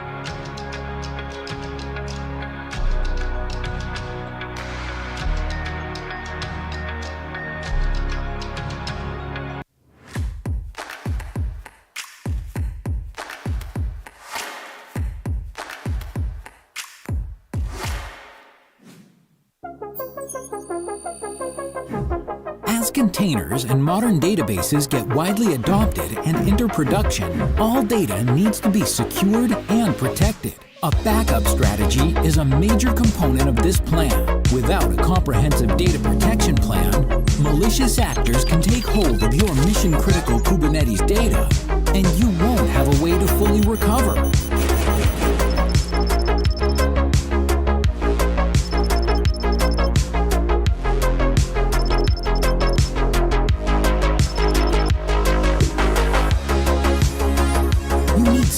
Who can back up and restore complex Kubernetes data, configurations, and objects, and ensure business continuity. With Portworx Backup, you can save the day. Portworx Backup offers full-service, app-aware, and container-granular data protection with ransomware protection, disaster recovery, and application migration to any environment. This helps you securely restore data with a single click. Portworx Backup, the easy button to protect your Kubernetes workload.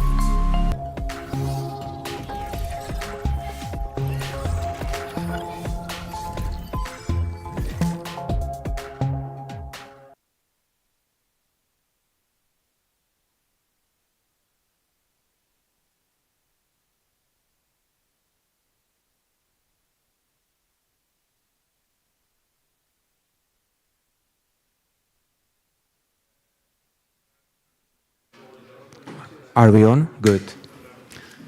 Hi, everybody. We are continuing with our next presentation. Its title is Container Specialized Operating System at the Edge, Supercharged Kubernetes with Immutability.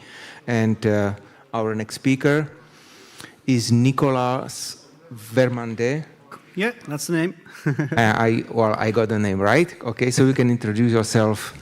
Yeah, sure. I'm going to do it. I just want to check because the colors looks a little bit off. So, yeah, no, it's good. I just wanted to check, like in terms of contrast, if we can see everything. So it should be fine. So, hi everyone. I think some people may still be in a break because I understand that you had some. The previous session was going a bit over time. But that's fine. So the topic for today is going to be Container Specialized OS at the Edge, Supercharged Kubernetes with Immutability. So it's valid at the edge because edge has some specific requirements with security, operation, all that things. But also, I think it's still valid for data center or cloud or whatever is your Kubernetes use case. We're going to see the benefits of container specialized OS and immutability applied, generally speaking, in Kubernetes. So my name is Nick. I've been working with Kubernetes for the last 6 years on both CNI, CSI based companies. So I've been working at Cisco for about 7 years. Been working at StorageOS, more on the CSI side of things. You can find me on social networks if you have any questions, burning questions, maybe next week or the week after, if you want to know more about anything what we're doing. So I'm also the head of DevRel at Spectral Cloud. And so let's get started because we only have 35 minutes and I got to cover a lot of things. So the idea for today, I'm going to introduce what is Edge, what is immutability, try to get rather fast on that, to go into more of the different solutions. And we're going to see how to build Kubernetes clusters with those solutions, container specialized OS solutions. So why is Edge becoming a thing nowadays? So obviously with our current society, we are 100% connected, all day connected, and so are our industries. Whether it's connected device, industries, industrial, factories, retail, aeroplanes, everything runs some sort of operating system at the edge. Whether it's for real-time data processing, data caching optimization, manipulation analysis, and there's good reason to do that. Most of them are costs. It's a lot easier to process data at the edge where the information is. Once the data is processed, then you can send it back to your cloud or to your main data center. And that makes Kubernetes a very good candidate to run workloads at the edge. Modern application, you can package application as a Kubernetes application, or even better, you can package your application as a Kubernetes cluster, right? Completely wrapped as a Kubernetes cluster. Then to update your application, well, you just update the whole Kubernetes cluster, or just the deployment using Helm, this kind of things. But being that said, what you don't want to do is building snowflakes at the edge, right? So if you use a traditional operating system, obviously operation will involve things like patching the operating system, whether it's security, updating some packages, all that in a more imperative fashion, so that every edge location may look different from the others. And this you don't want to do, right? Because you need predictability, you need more security, and eventually at the edge you may not have the skill set required to manage operation. Typically it's going to be operators that are not necessarily familiar with Kubernetes. So what are the key challenges at the edge? So deployment first, right? How do you deploy your Kubernetes cluster and the different application at the edge? And how do you provide day-to operations? Things like how do you upgrades? How do you update your application? All of that should be some sort of atomic operations, right? If you leave the system live for too long, and then do changes, then you kind of drift away from the initial configuration or from your ideal declarative configuration. So we want to implement the same principle that we have in Kubernetes, declarative, in a declarative fashion. We also want to implement that at the operating system level. So of course, security at the edge is a challenge. Like if you're in McDonald's restaurant, someone can just steal the drives, or in a retail. So yeah, security is very important. Software footprint. So usually at the edge is a small system, so it can be as small as a Raspberry Pi or Intel NUC. So the software needs to have a small footprint. So the form factor, usually you can have a mix of virtual machine or bare metal server. So the version of Kubernetes you're using, the operating system, should satisfy all those form factors and ideally manage them in the same way. As I was saying, skills may be limited at the edge location, meaning that if you need to upgrade something or update a system, it should be as easy as plugging in, like a USB key and just letting the system upgrade, or with a QR code, right? If you need to do more than that, if you need more skills to upgrade, then it may be very cost inefficient for the company implementing those edge locations. Okay, so, but ideally, immutability will respond to those requirements, but what is immutability? So who's familiar with this concept, immutability? Some of you. Okay, cool. But just in a nutshell, I wanted to just give you a couple of definitions and what are the different characteristics for an immutable system. So we have, first of all, a static file system, meaning that some of the partitions are read-only, except for user data. So typically where you will have some state that is maintained. It can be things like logs, or can be, of course, your own external storage to store databases or things like that, or running databases in Kubernetes. Your PVC should be able to persist over time, right? Another thing that is very important is atomic updates. It just means that you should consider your Kubernetes cluster as your iOS or Google phone. When you upgrade, it should be replacing the entire system. So even if you have one package that is different, you don't want to just replace that package. You just want a new image to be deployed into your system, right? This is something that is very important. And then in case of failure, you can also have, you want an easier rollback. If the system doesn't boot anymore, your OS should be intelligent enough to roll back to the prior version. So of course, predictability is a direct consequence of immutability, because you don't allow for any drift from the initial configuration, from the desired state. You don't have any configuration drift. And finally, also security. So typically, you want a static initramfs or initrd that is compiled with the operating system, even if you have like someone that is or a malicious persona that wants to temper the initramfs and reboot the device so that it behaves in another way as initially, then you won't be able to do that, because obviously as the system reboots, then it reverts back to the initial configuration, including for the initramfs or initrd, which reduces the attack surface. Okay, so this is all the characteristics that we are going to see in the systems, in the different solutions that I'm going to show you in a minute. But first, how would you choose the best container-specific OS? So we've seen that container-specific OS have immutability at their core. That's one of a given. That's a given. This is one of the characteristics you cannot make any trade-off about. Ideally, you want some automated, orchestrated deployment of those operating systems. You don't want to be going, one by one on every node in the cluster and deploy that operating system. It should be easy to deploy, orchestrated. Should support things for increased security like disk encryption. OS customization is also nice to have. Ideally, if you're, a Ubuntu shop, maybe you want to continue to use Ubuntu and make it immutable. We're going to see, what kind of solution may allow you to do that.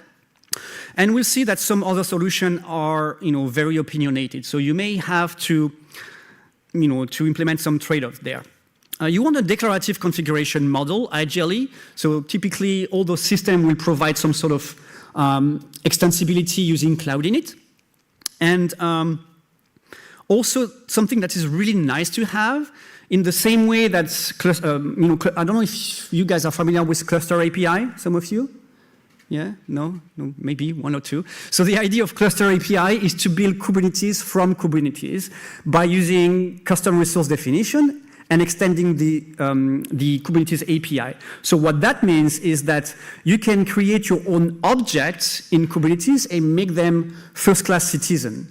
And that includes the operating system running Kubernetes. So what that means is you can create, what you want ideally is to be able to manage not only Kubernetes, but the underlying operating system using Kubernetes native objects within Kubernetes. So for example, if you want to create a new OS artifact, it should be a custom resource instead of a pod. You can call it like OS artifacts, and then you can have this operating system as an artifact running in Kubernetes. So it can be an ISO, can be another type of image, but it is already running in Kubernetes. So now the only thing you have to do is do an API request, like a curl from a Kubernetes service, and download the ISO from that particular service, so that you can have the whole lifecycle of Kubernetes using Cluster API, and the operating system using also CRDs as Cluster API, everything within Kubernetes.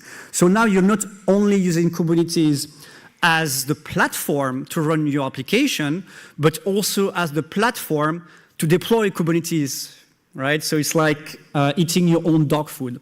So now you only have to learn one thing, which is Kubernetes in the end. And then finally, what you also want, again, this is probably nice to have, is your container specialized OS solution. It's much more than an OS, right? So ideally, you want to have this strong relationship, this strong link between the OS and Kubernetes. So ideally, have some sort of Kubernetes installer as part of the solution providing this container specialized OS, right? So it's a whole operating system and Kubernetes, two different layers, but with a strong bond between themselves, right? Okay, so what are the current solutions on the market? So today, they are everything is open source here. This is the one we're gonna see today. Most of them. We're gonna see, so K3S typically is the Kubernetes distribution you run at the edge, because it's just a simple set of binary with like a light database if you want, or it can also be etcd.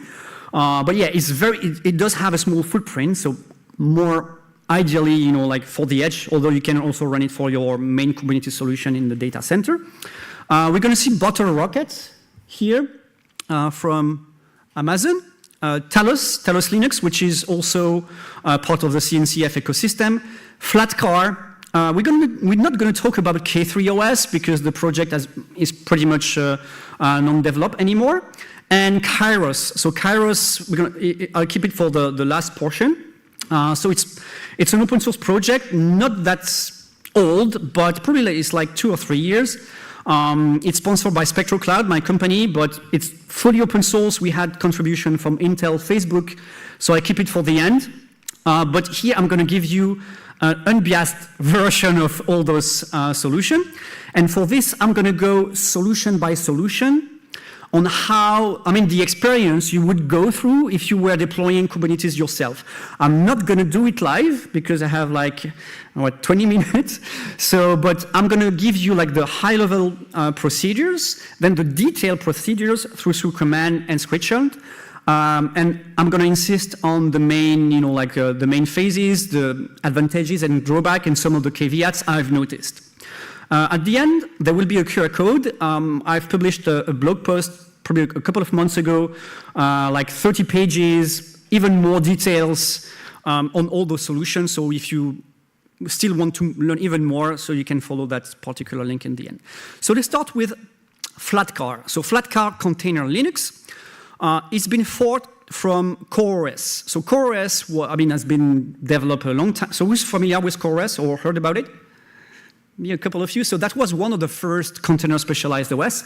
So people like Kinvolk, which basically is the remaining people from who have been building CoreOS Linux, they have forked it into a flat car. So it can be used as just as an operating system or as an OS plus Kubernetes. And we're going to see how we can deploy K3S essentially on top of flat car and build a cluster. So at the very foundation, the flat car container Linux is an OS that is bootstrapped via a curated image, which means that you download an image from somewhere. So it is by nature opinionated. Then you can provide extra configuration via Cloud Init. So hopefully everyone is familiar with Cloud Init, which is just a YAML customization of your cloud image so that you can customize and install things and configure things in your OS. So here, you can combine Cloud Init and systemd unit file to install Kubernetes, which is kind of do-it-yourself. There's not a strong bond between the OS and Kubernetes, right? It's really kind of do-it-yourself. We have multiple components, so essentially two. We have Ignition, which is like the machine format JSON schema that powers the customization of the container OS, right? And then we have Butane. So Butane is the corresponding user-friendly YAML configuration. So what that means is that you configure a YAML file specifying all your extra configuration via Butane. You transpile it into Ignition JSON, and then you inject this into your image, and then you have a custom operating system. A couple of things that are interesting. You have automatic system updates. You don't have to do anything, and the system will reboot with a new version. So A/B sort of partitioning. You can download ISO for your bare metal use cases, which is very good at the edge. And it does support, as a sort of beta feature, I would say, Cluster API. So again, Cluster API, deploying Kubernetes from Kubernetes. With the image builder portion of Cluster API, which is, Cluster API needs a based operating system. This can be Flatcar.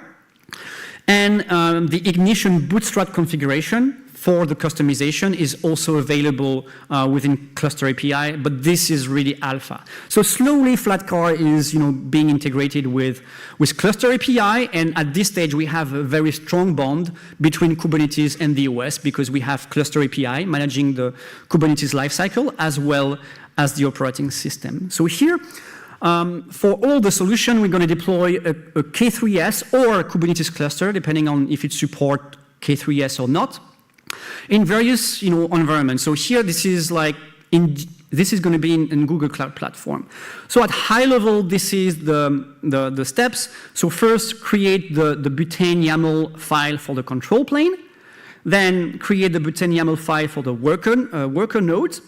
As I was saying, transpile or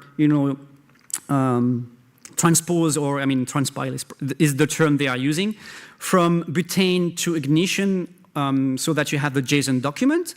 And then for every node, you deploy the Flatcar cloud image with the Ignition configuration ingested as cloud metadata, right? We're going to see how to do that, and then verify that it is going to deploy Kubernetes, create the cluster, and then you have a strong, differentiation between workers and master. And we're going to see it's like something that will repeat over the different solution. Either you have to create worker and control plane, configuration in a different way, or sometimes, depending on the solution, you can have like a self-elected process that will elect some master and workers. But here is distinct. So the first thing here is an example of the Butane configuration. So as I was saying, it's quite do-it-yourself, where you install K3S via the traditional K3S systemd unit file. So you have to know how to do that. You have to go through the documentation. It's classic systemd unit files. Nothing new here.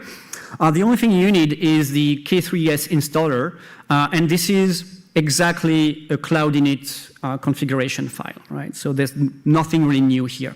So you do the same thing for the workers, and you can see that you have to specify the token in clear text. This is just as an example here. And you have to specify also the control plane node IP in the worker configuration, which means that it has to be sequential. First, you deploy the control plane nodes, and then you deploy the worker nodes. So slightly difference here, like just the command line will be different, whether it's the worker or the control plane. And then you create the initial configuration using a tool so that it's transposed into JSON.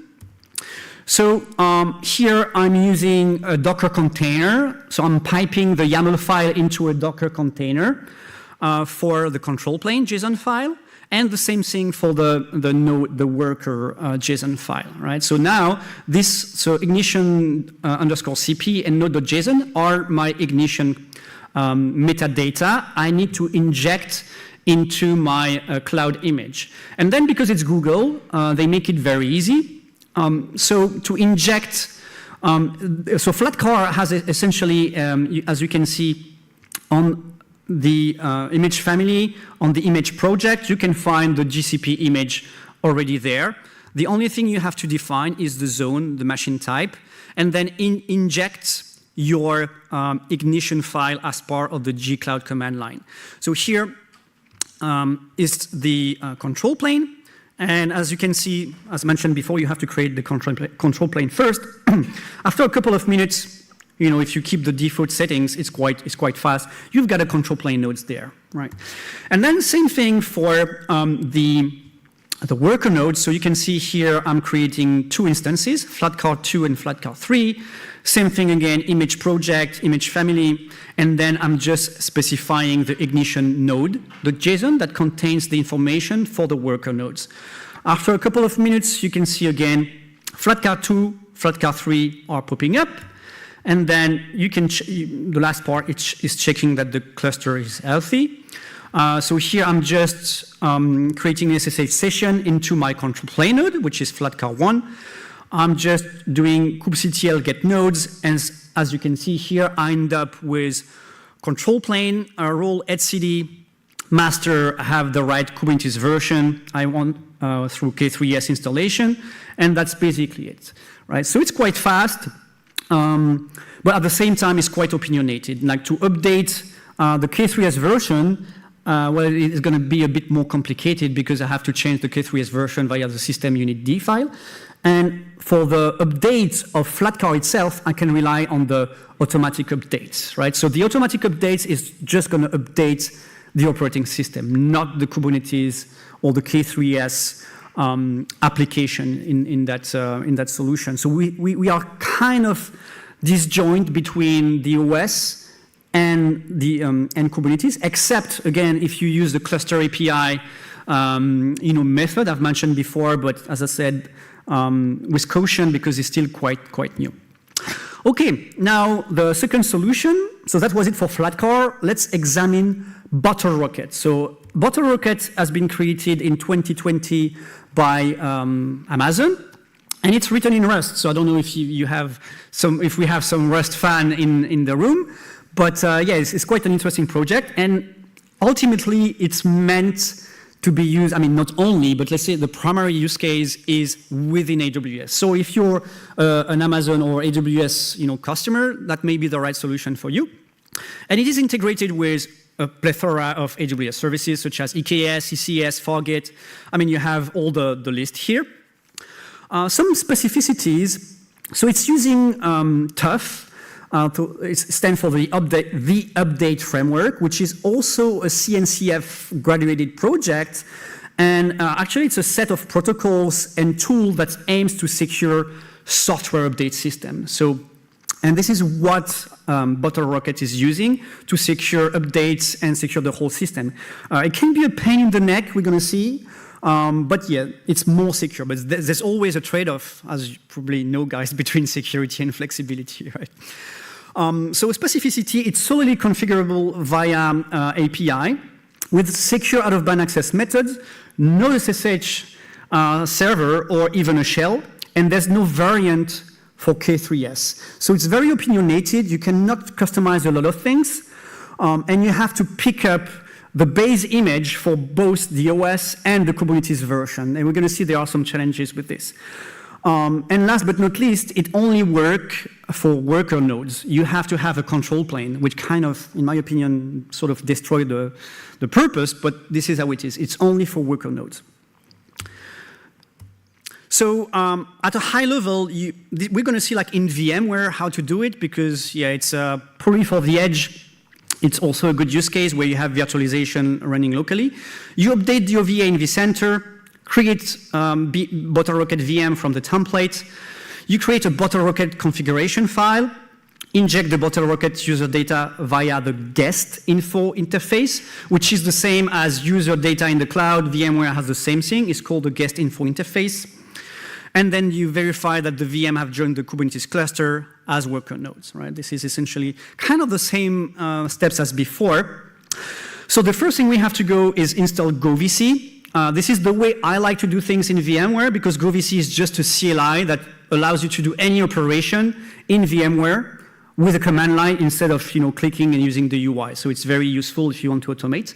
So we have to use Rust. So we have to install Rust. We have to install Cargo, which is the Rust package manager, and also allow you to build your Rust project. And the Tough tool, which is the CLI command that correspond to Tough. So that's a lot of prerequisites. So the first thing we have to do is download and check the BottleRocket root role from Tough to verify the OVA, and then download the OVA variant locally. Right, so you can do that using curl. This is where you download the JSON role for the root. And then you use Tough tool to download the OVA using all those variables. But basically you specify the metadata, you specify the OVA you want, the variant, the version, all of that. So it's very opinionated. Like you can't do much customization at this level. You have basically to copy paste that to get the OVA.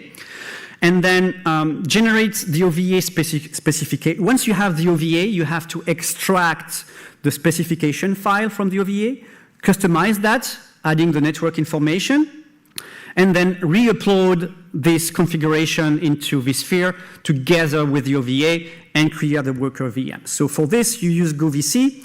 You import the OVA into a JSON specification. You edit that specification to add the network name here, to add the network name. Here, GoVC network. You want to add this into your specification so the VM are deployed in that network. And then you re-import the OVA with that specification file into vCenter.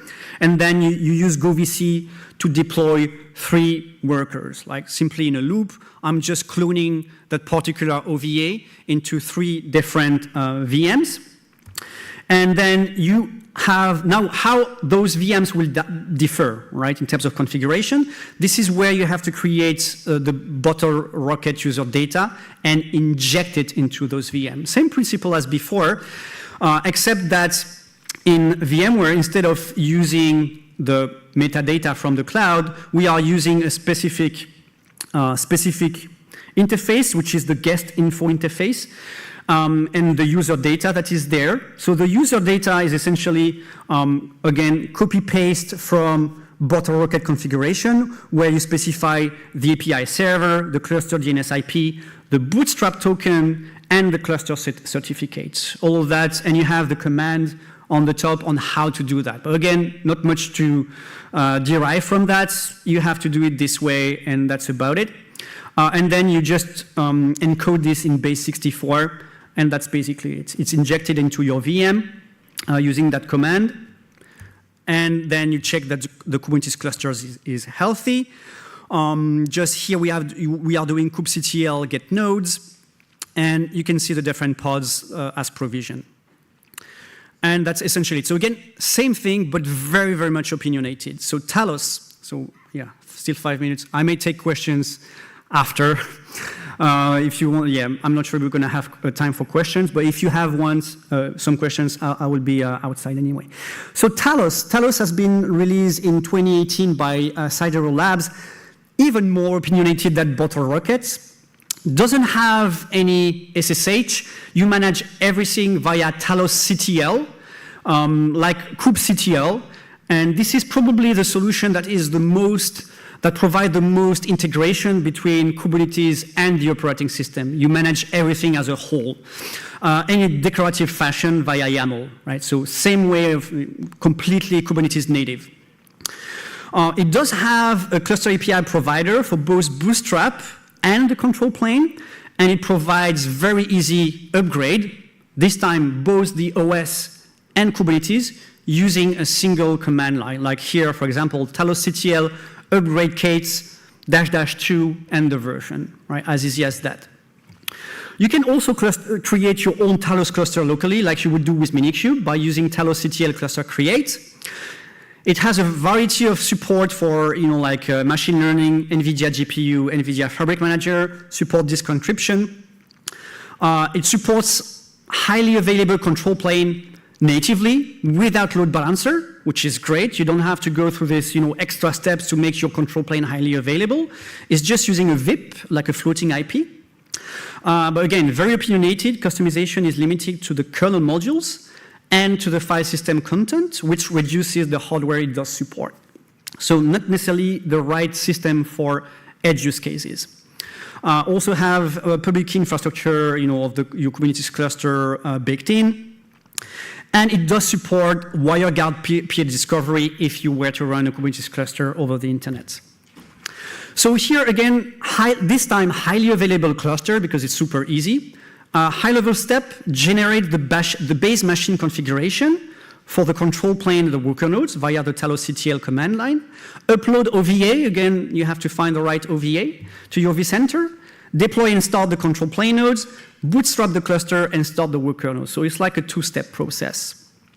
So the first thing to create your Talos configuration, you just download a template from this page here, this repository, if you wish.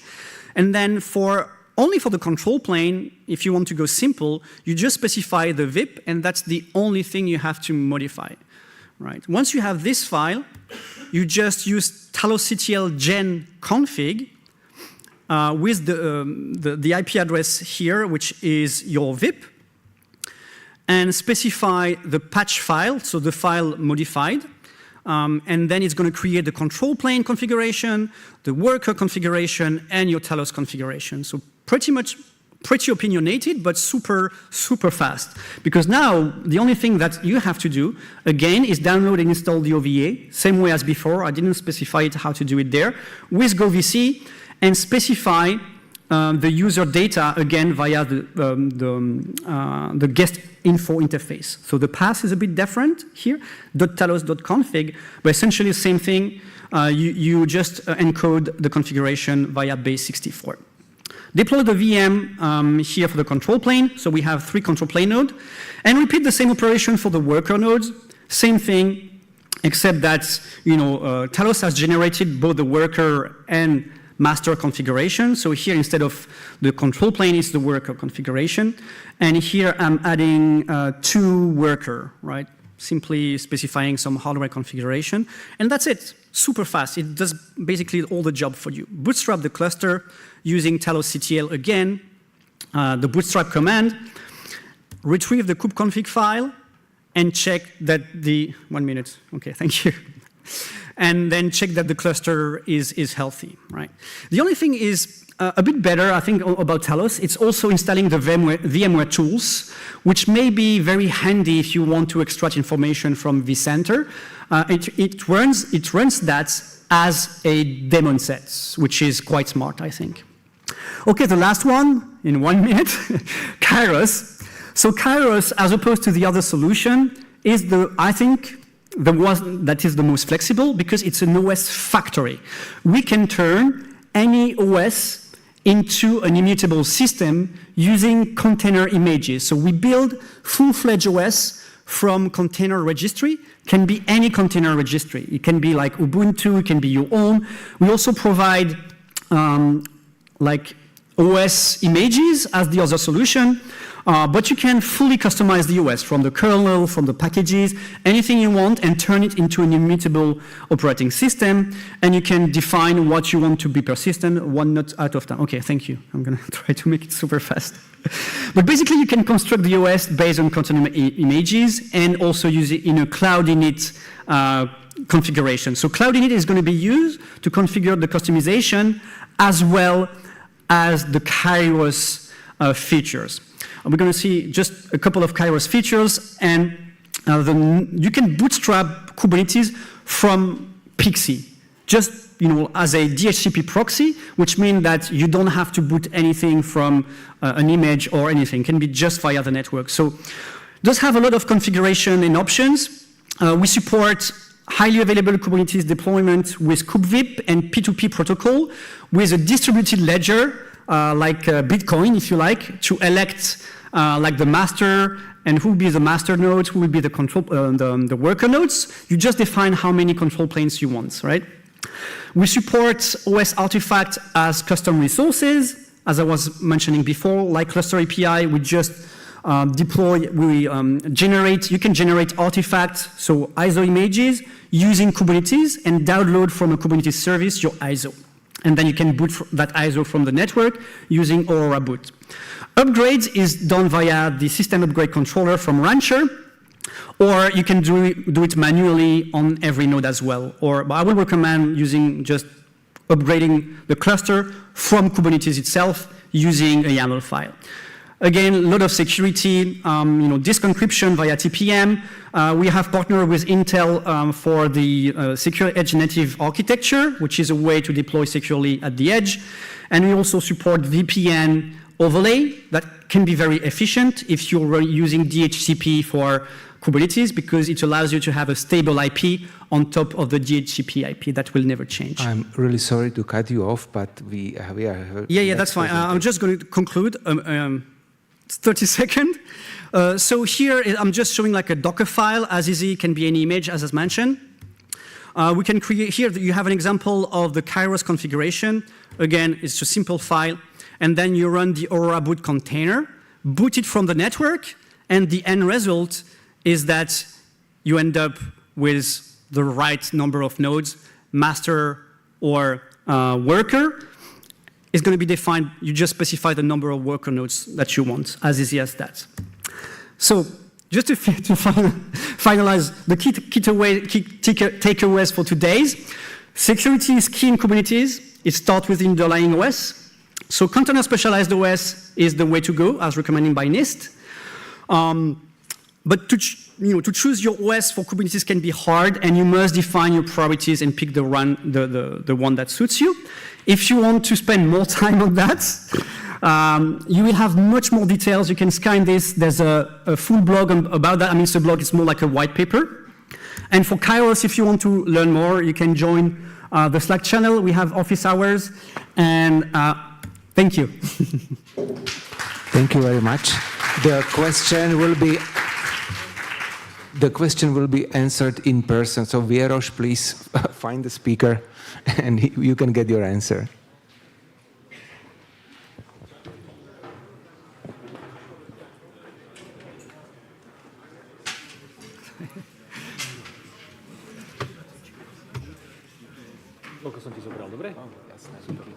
I have my phone here.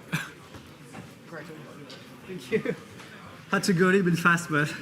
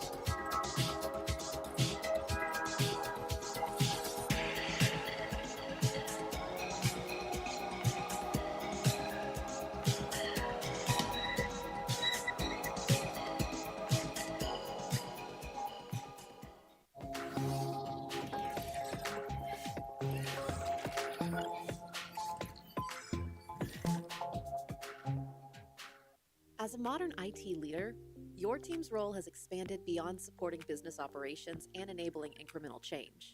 Today, the organization relies on you and your team to leverage technology investments to drive innovation. But resources are always limited. And there's another challenge that's making it difficult to meet those expectations: architectural complexity. At F5, we believe that rethinking your IT architecture Hello? can help you ensure Okay, so we will continue. The next presentation will be in Slovak. And the title is Shared Responsibility Model in Cloud Native. Takže ďalšia prezentácia je v slovenčine a odovzdávam slovo prezentujúcemu. Ďakujem moc. Vítam vás. Vidím, že už všetci alebo veľa z vás má záľubu zajsť na obed. A aj keď sme pár minút pozadu, ja som rýchly prezentátor, takže možno, že to stihneme ešte skôr. A budem sa určite veľa pýtať, tak dúfam, že sa zapojíte so všetkým, čo poznáte. Vrátim sa vlastne na začiatok. Takto. Moje meno je Juraj Kojdiak, pracujem v spoločnosti Pure Storage. Vediem tým, ktorý pracuje na produkte Portfolio Data Services. Budem o ňom trošku hovoriť. Nebude to o tom produkte samom, ale v ten produkt je veľmi veľa zasahuje do shared responsibilities, takže veľa z toho používame, ale veľa z toho musím aplikovať a preto vlastne som aj tu. Trochu o mojej histórii je za tých 20 rokov, dajme tomu po univerzite. Začal som ako veľa z nás na klasickom, ja to nazývam install product alebo box product, kde keď sa na to pozeráme z pohľadu responsibilities alebo zodpovedností, tak zákazník v podstate mal skoro všetku responsibilitu na jeho hlavách. On zobral ten produkt, to CDčko, nainštaloval to niekam, staral sa o hardware, staral sa o to, aby to bežalo. A samozrejme to, aby ten software fungoval, to už bola vec toho vendora. Ale ako náhle vendor predal, tak celá zodpovednosť prechádzala na zákazníka, skoro celá. Ako sa to vyvíjalo, samozrejme prišiel as a service, kde nazvieme to phase zero, ona stále beží a není na nej nič zlé. Ale veľa aplikácií je takých, že práve zákazníci všetku tú zodpovednosť naopak odovzdajú na toho vendora. Nechcú s tým mať nič spoločné a v podstate jediná zodpovednosť zákazníka je nezabudnúť heslo, dokázať sa tam prihlásiť a celý zbytok sa stará vendor, o nič iné sa zákazník už nestará. Takýchto aplikácií je naozaj veľa, je to veľmi dobré, že sú, pretože pre zákazníkov je to naozaj veľmi jednoduchá cesta, ako získavať hodnotu z toho produktu. A potom tretia, Cloud Native, ktorá ona môže obsahovať v podstate obidve tie predchádzajúce do nejakej formy, špeciálne tú druhú as a service, ale to je to, kde ja som teraz a prešiel som si cez tie dve predchádzajúce v rôznych firmách. V tej tretej, kde som teraz, tak tam je práve to zdieľaná zodpovednosť a to je o tom, že nejakú časť zodpovednosti za to, že aplikácia beží, má zákazník, nejakú časť má vendor. Povieme si viacej, že tam môže byť ešte viacero parties v tej danej rovnici ohľadom responsibilities. Čo to teda znamená, že som v tej časti teraz? Budem odskakovať do toho nášho produktu, pretože na ňom sa dá veľa vecí veľmi dobre ukázať. Ten produkt sa nazýva Portfolio Data Services a je to databázový pás pre Kubernetes prostredie. Určite poznáte Amazon RDS, poznáte veľa iných RDS, poznáte veľa pásov.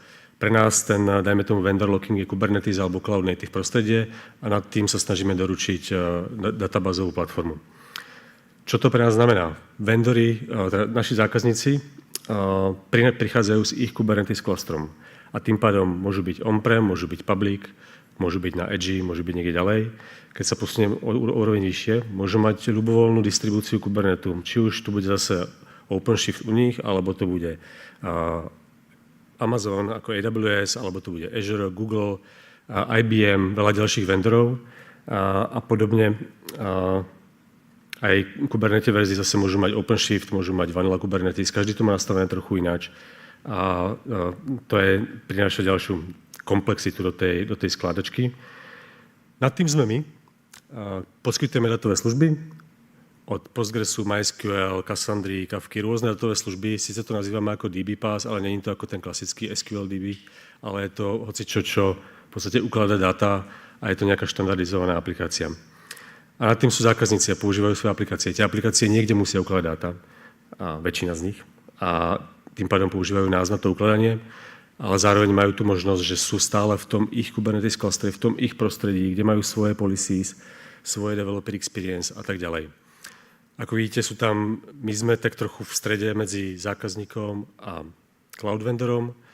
Ja to nazývam platform a takých firiem je strašne veľa, ktorí sa snažia vsunúť medzi cloudových vendorov, takých tých veľkých ako Amazon, Microsoft a podobne, a potom koncových zákazníkov a pomôcť im s niečím. Vždycky tam musí byť nejaká pomoc. Takže preto je ten model zdieľanej zodpovednosti pre nás taký strašne dôležitý. Odskočím si teda naspäť. Čo to vlastne je shared responsibility? Nejaké múdre knihy to skracujú na koncept rozdelenia zodpovedností medzi cloudového vendora a zákazníka. Iniciálne to prišlo najmä s ohľadom na security a compliance, keďže idete do prvý veľký vendor, Amazon samozrejme stále dominantný. Idete tam, očakávate, že cloud bude fungovať, že bude bezpečný, že bude compliance, pretože vy sami musíte mať nejaký compliance, či už ISO alebo nejaké ďalšie. A očakávate, že VM budú pečované alebo hociaké ďalšie veci, že sa vám tam nikto nenabúra, tak to je presne to, čo Amazon dokáže zariadiť. Ale pokiaľ vy vo vašej aplikácii si niečo pokazíte, tak to už Amazon samozrejme nemôže zaručiť a nemôže vám kontrolovať všetko, čo tam máte, a preto sa tá zodpovednosť rozdielila medzi cloud vendora a zákazníka. A má to nejaké nuance. Rôzne typy služieb, ktoré cloudové vendory poskytujú, majú rôzne typy responsibilities. Niekedy je to vyslovene na cloudovom vendorovi, niekedy je to naopak vyslovene na zákazníkovi a niekde v strede, väčšinou sú to nejaké pásy, kde je to zdieľané, nejaká časť je na cloudovom vendorovi, nejaká časť je na zákazníkovi. Môže sa to líšiť od vendora. Amazon môže k nejakým veciam pristupovať ináč, ako Microsoft, ako Google. A najmä menší vendori, ktorí sa snažia prísť do tej hry, tak ku veľa veciam niekedy môžu pristupovať ináč a zobrať na seba niekedy zodpovednosť, ktorú tí veľkí vendori nechcú, alebo naopak, že sa nechcú starať o niečo a naopak nechajú to na toho zákazníka a niečím iným sa to vybalancuje. Veľakrát je shared responsibility nazývaná aj ako split responsibility, pretože naozaj niekde tam nakoniec bude ten split. Sice tam je nejaká trecia hranica, kedy sa tí vendor a zákazník stretávajú, ale vo výsledku sa snažíme nájsť ten split, aby sme nemuseli byť, keď sa niečo stane, každú chvíľku na kole a rozhodovať sa a hrať nejakú blame game a niečo podobné. Chceme, aby naozaj bolo jasné, čo kto robí a za čo je kto zodpovedný. V tej vašej aplikácii, keďže špeciálne v Cloud Native, tú definíciu neviem z hlavy, ale v podstate Cloud Native pre mňa je o tom, že môžete mať veľa rôznych technológií prichádzajúcich dokopy, fungujúcich spolu vo veľmi heterogénnom prostredí, tak takisto môžete mať heterogénne shared responsibilities modely.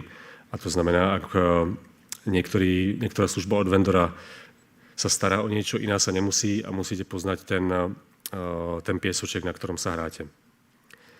A zároveň, a to je špeciálne pre, dajme tomu, tých platformných vendorov, ale dosť často aj pre koncových zákazníkov, môžete byť na obidvoch tých stranách. Z jednej strany môžete byť zákazník a používate cloudového vendora a naopak niekto iný používa vašu službu a v tom prípade vy ste cloudový vendor, takže môžete byť v jednej chvíli na obidvoch stranách tejto hry.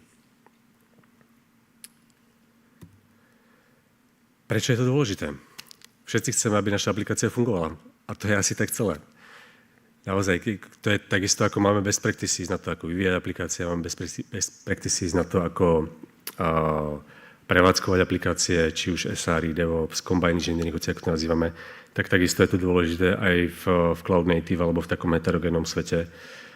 Zase špeciálne security a compliance, ako dajme tomu iniciálna oblasť vzdialenej zodpovednosti a potom to nasleduje ownership, SRE, performance a tých aspektov je tam ďaleko viacej.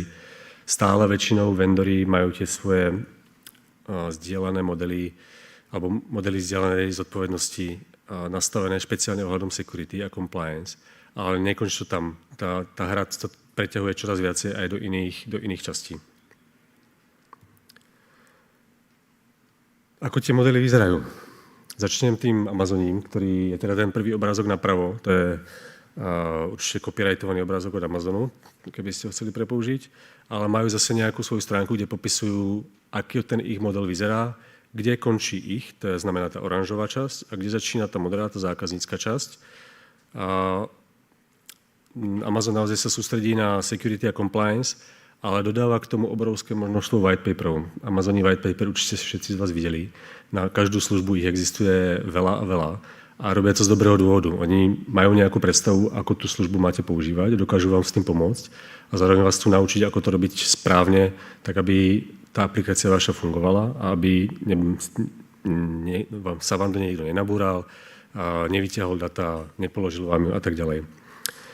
Po výsledku to hlavné, čím to Amazon stavia, je, Amazon sa stará o security of the cloud a zákazník sa stará o security in the cloud. Takže on vám poskytne ten bezpečný cloud, bezpečné obláčky a vy potom musíte tie obláčky alebo tú aplikáciu v tom cloude udržať naozaj bezpečnú.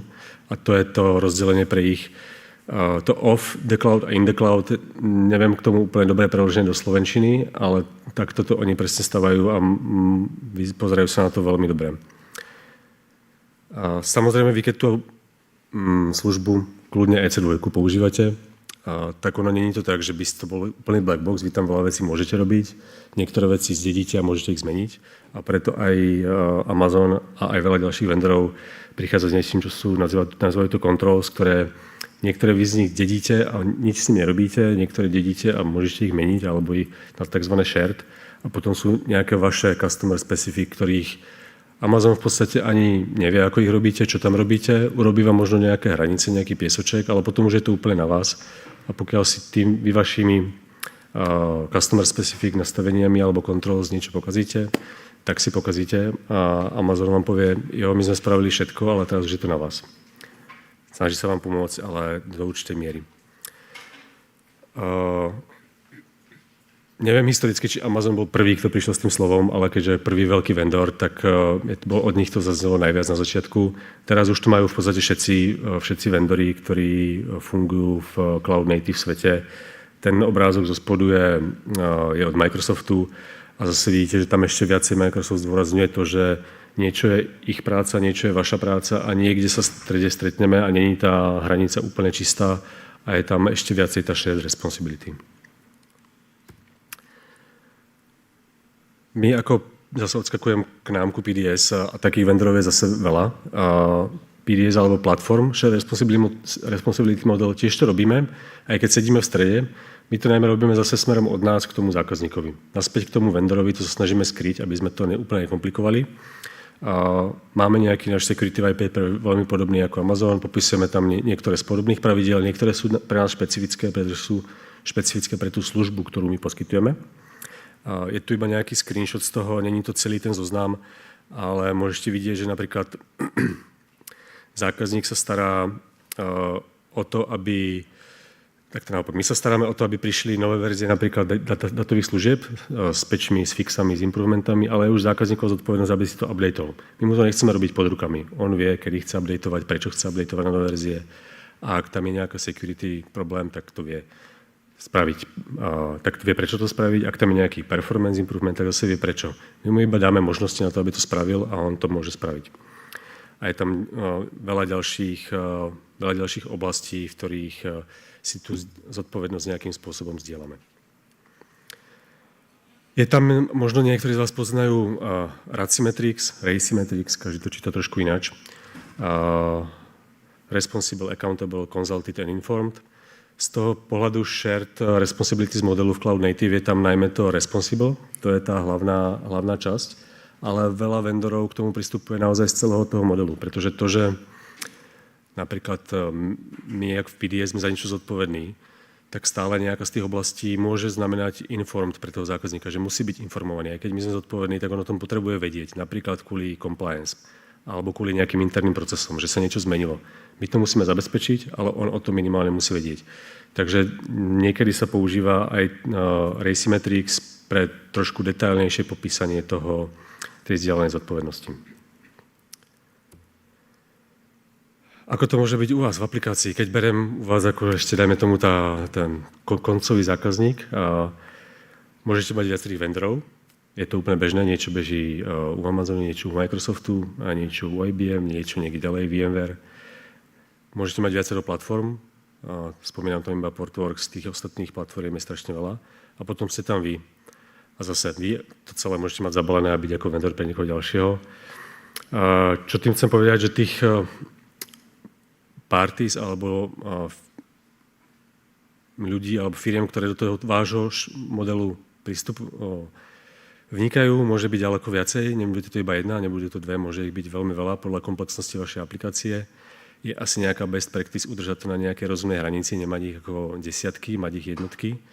Ale každá z tých parties vám ovplyvní či už vašu celkovú security, performance, vašu reliability produktu.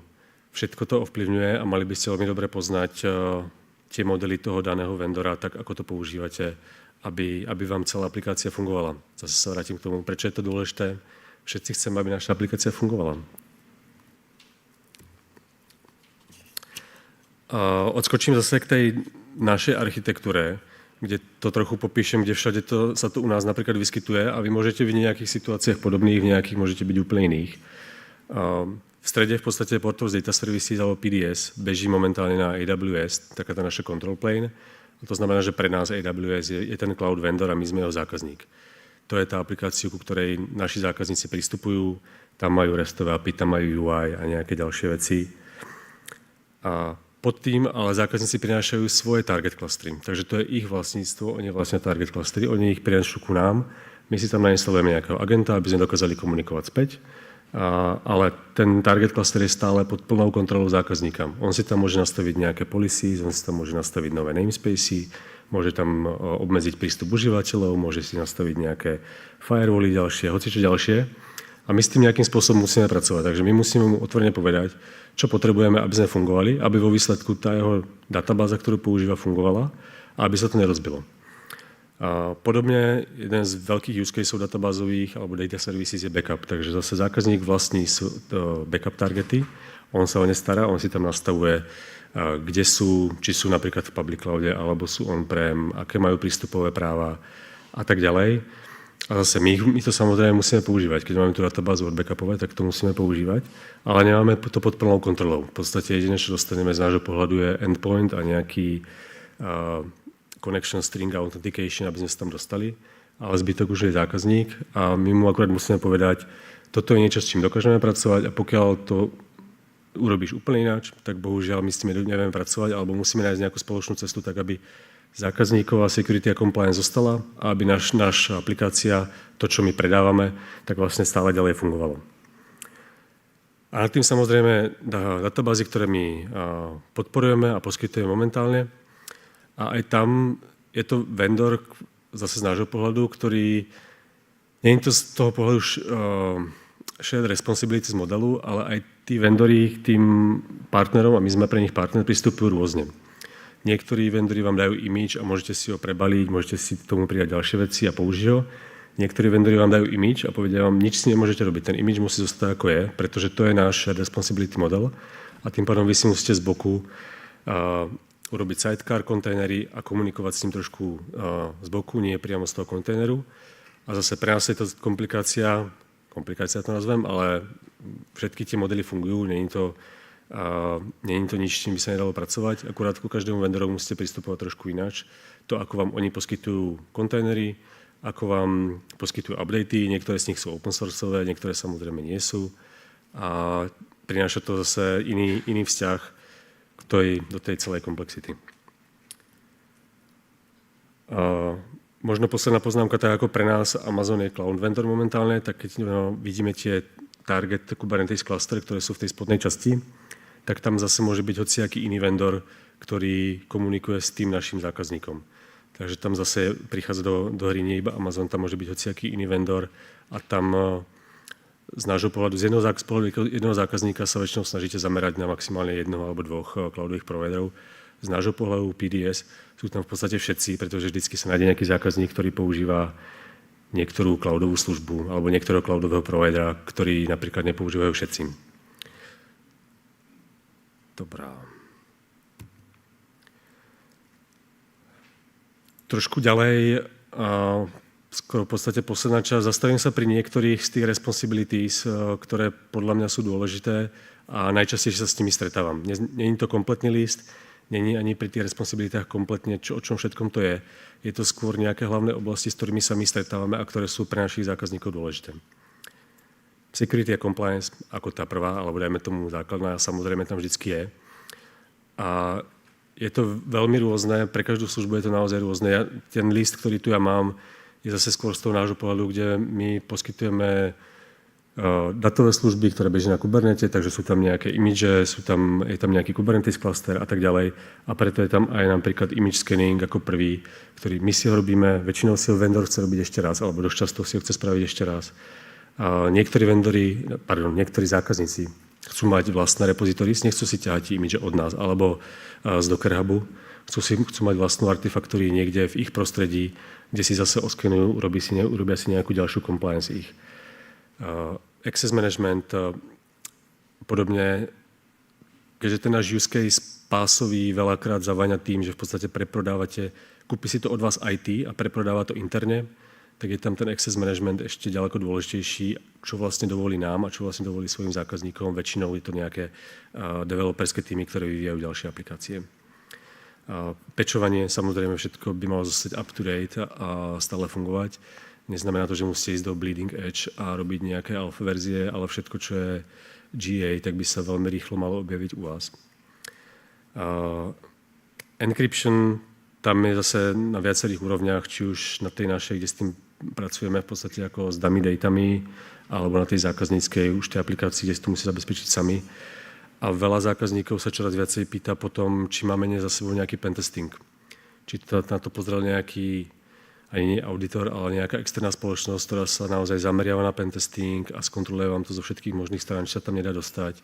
Či sa tam nedá dostať v rôznych módoch, napríklad keď nejaký vendor má nejaké nastavenie zlé, tak či to nevybublá až tak ďaleko, že by sa dala hacknúť celá aplikácia, celý PDS alebo celá databáza a vytiahnuť z toho customer data. Veľakrát zákazníkov sa na to pýta, je to dobré to robiť, určite to pomôže aj vám pre dobré spanie po víkendoch a po nociach a určite to pomôže aj zákazníkovi, ktorý tomu trochu viacej verí a je dobré robiť to opakovane. To, že to urobíte raz, neznamená, že za mesiac tam nezatiahnete čo ďalšie. Ako robiť tú mieru, na to neexistuje asi správna odpoveď.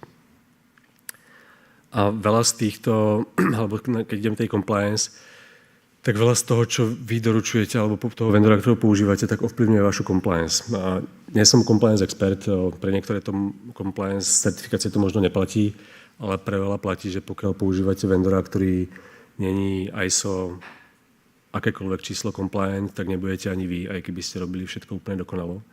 A treba si na to dávať pozor. Iná zodpovednosť.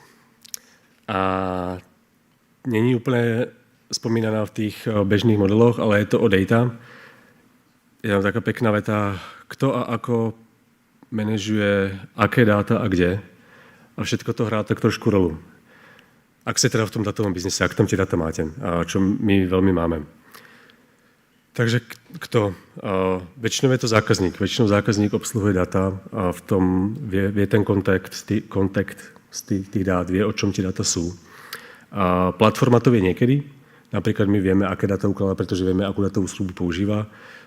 Cloudový provider, napríklad v S3 je úplne jedno, čo tam je. To sú proste bloby, byty, čokoľvek, proste to tam tečie a je to úplne jedno. Takže väčšinou je to na tej zákazníckej strane, platforma o tom niekedy vie. Ako?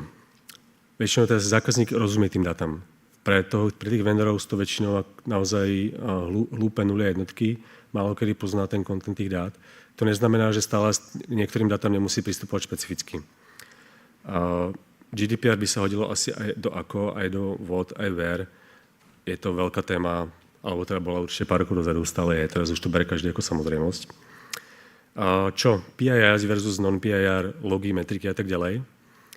Zase my napríklad v PDS, keďže poskytujeme databázu, ktorá beží u zákazníka, ale my ju stále monitorujeme, stále na nej dokážeme robiť nejaké veci. Musíme o tej databáze niečo vedieť, ale nechceme sa starať o zákaznícke data, nechceme vedieť zákaznícke PII. Toto je biznis, do ktorého vôbec nechceme ísť, takže je veľmi tenká hranica udržať tú databázu alebo datovú službu funkčnú, performujúcu, stále zabezpečenú, mať na ňu nejakú viditeľnosť, aby sme dokázali robiť SRE a zároveň nevyťahnuť z toho žiadne PII. Proste brať iba to, čo žiadne zákaznícke dáta ku nám nejdú, ani nechcem, aby šli. A kde, to už je naozaj iba o tom, jedna je geolokácia a druhá je zase subskripcie, kde u nás zákazníci prinášajú ich subskripcii, ale existujú modely, kde zákazníci používajú vašu subskripcii. Zase to trošku zložiťuje, je tam trošku konflikt s tým what and where, ale sú aj use case, kedy vašu subskripcii používa zákazník a stále tam môže byť ten, že to není to as a service, kde to všetko odovzdáva zákazník na vás. Images and repositories ako ďalšia zodpovednosť. Už som o tom hovoril trochu. Repositories môžu byť public, môžu byť vaše alebo platformové, vendorové, alebo zákazník si ich posunie ku sebe. Scanning a vulnerabilities extrémne dôležité. Hovoril som o tom, tak posunieme sa ďalej. Reliability, SRE, DevOps, hocičo, ako si to nazvete, Combined Engineering. Všetky systémy niekedy spadnú. Je naozaj o tom dokázať sa z toho spamätať, dokázať to opraviť. Samozrejme nejaké generické best practices pre SRE a DevOps, to je must. O tom sa vôbec nebavíme. Ale tá shared reliability je, vy napríklad my ako vendor, my máme limitovanú viditeľnosť do toho environmentu. Dokážeme niečo zistiť, ale niektoré veci už nevidíme. Z dobrého dôvodu. To je proste zákaznícky piesoček a my tam nechceme ísť. Niektoré incidenty nemusia byť iba vaše alebo iba zákaznícke. Môžu byť nejaká kombinácia dvoch vecí dokopy, ktoré si zle sadli a potom, keď to riešite, tak to musíte naozaj riešiť spolu. Ale mali by ste k tomu mať obidva prostriedky. Preto aj ten ďalší bod je, musíte mať zadefinovaný dobrý komunikačný kanál, ktorý není iba od zákazníkovi k vám, že sa sťažuje, ale môže to byť aj naopak. Vy môžete o nejakom incidente zistiť skôr ako zákazník a mali by ste mu to povedať. Nie len preto, že potrebujete jeho pomoc, ale aj preto, aby on o tom vedel a dokázal s tým pracovať. A naozaj niektoré incidenty, aj keď sa zákazník bude sťažovať, že opravte mi to, tak dá sa povedať zákazníku, pardon, ale toto je tvoj problém a musíš to opraviť sám. Tak takúto máme dohodu, my to nedokážeme opraviť, bohužiaľ, pokašľal si to, tak si to oprav sám. Je veľmi challenging dodržať nejaké SLAs. Pokiaľ máte 3/9, 4/9, to je jedno koľko, a zákazník vám niečo rozbije pod rukami a potom vám to dáva naspäť, že vlastne ste porušili SLA. Není to úplne jasná hra. Posledná performance. To, čo sme sa bavili, tak sa aplikuje na performance možno ešte viacej. Niekde, špeciálne na prístupe na storage na letách, sa niečo spomalí o 5% a celá aplikácia sa spomalí o 50% a ďalšia o 150% a tak ďalej, bobtná to. A je naozaj niekedy ťažké nájsť, kde sa vlastne čo stalo, keďže tam je toľko parties, ktoré sú v tom zahrnuté a každá mohla niečo malé zmeniť aj k dobrému, aj k horšiemu. No a teraz posledné, ako teda k tomu pristupovať, alebo best practices. Čo nepríde dve dôležité veci, musíte rozumieť tomu, kde vlastne ste. A robte si svoju prácu. Keď proste cloud vendor vám povie, že o toto sa nestarám, o to musíte starať vy, tak sa o to naozaj starajte. Nenechávajte na toho cloudového vendora, on to nebude robiť. A to sa prekladá trošku naspäť ku komunikácii. Buďte partner so svojím zákazníkom, ak ste vendor, a buďte partner so svojím vendorom, ak ste zákazník. Oboj strane nepoužívajte to, nebuďte nepriatelia, ak ste, tak to nemá zmysel, prejdite k niekomu inému. Naozaj spolupracujte. A ako vendor, ak ste v tej situácii, naozaj buďte otvorení, publikujte white papery, ako to je, povedzte otvorene, toto robíme, o toto sa staráme a o toto už nerobíme. O to sa nestaráme, nadefinujete si správne tie hranice, pokiaľ to je a pokiaľ to není. A komunikujte otvorene, majte naozaj prístup k tomu, že zákazník môže ísť k vám, môže sa vás pýtať a môžete mu pomôcť a spolupracujte s ním. A ten zákazník vám väčšinou platí za to nejaké peniaze, takže chcete, aby bol úspešný. A zároveň vám ten biznis model musí fungovať, takže urobte si tú hranicu správne, tak aby to fungovalo aj tomu zákazníkovi, aj vám a spolupracujte s ním dohromady. Otázy. Zostalo vám 5 minút približne. 4.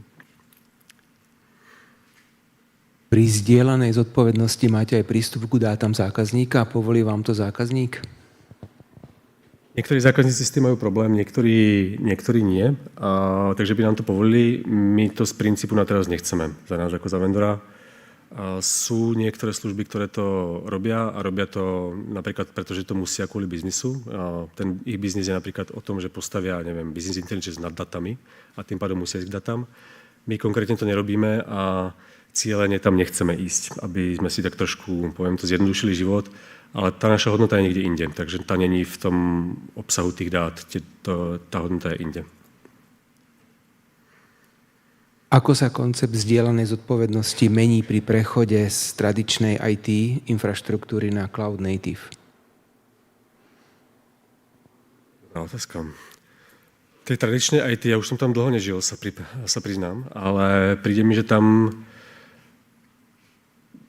ani tak veľmi tá zdieľaná zodpovednosť nebola. Že tam to bolo buď toto IT robilo všetko samo in-house, a málo kedy tam prišiel niekto ďalší, alebo tá zdieľaná zodpovednosť bola in-house v rámci company. Bolo to IT oddelenie a napríklad business oddelenie, tak medzi tým možno niečo bolo, ale nebolo to mimo company a tým pádom sa to ďaleko, je to jednoduchšie. V tom Cloud Native je vždycky veľa vendorov, je to veľmi heterogénne, môže tam byť strašne veľa party, strašne veľa rôznych technológií. Ono sa to trošku skomplikovalo, ale z dobrého dôvodu. To, že tam je tak veľa rôznych technológií, tak nám umožňuje byť rýchlejší, agilnejší a tak ďalej. Preto to všetci chceme robiť, ale z toho pohľadu zdieľanej zodpovednosti je to ďaleko zložitejšie. Ďakujem, to je všetko. Nemáme viac otázok? Zdá sa, že nie. Ďakujem veľmi pekne. Super, ďakujem aj ja. Sú tu niekde aj kolegovia, keby ste chceli vedieť viacej, či už o tej zdieľanej zodpovednosti, alebo o našich projektoch, ako tomu pristupujeme. Viem, že bude nejaký workshop zajtra. A určite, ak budete mať nejaké dotazy neskôr, budem rád, ak mi napíšete, prípadne nejaké vaše skúsenosti a dajte mi vedieť, rád sa dozviem niečo ďalšie. Super, ďakujem. Nasleduje obedňajšia prestávka, pokračujeme o 13:30.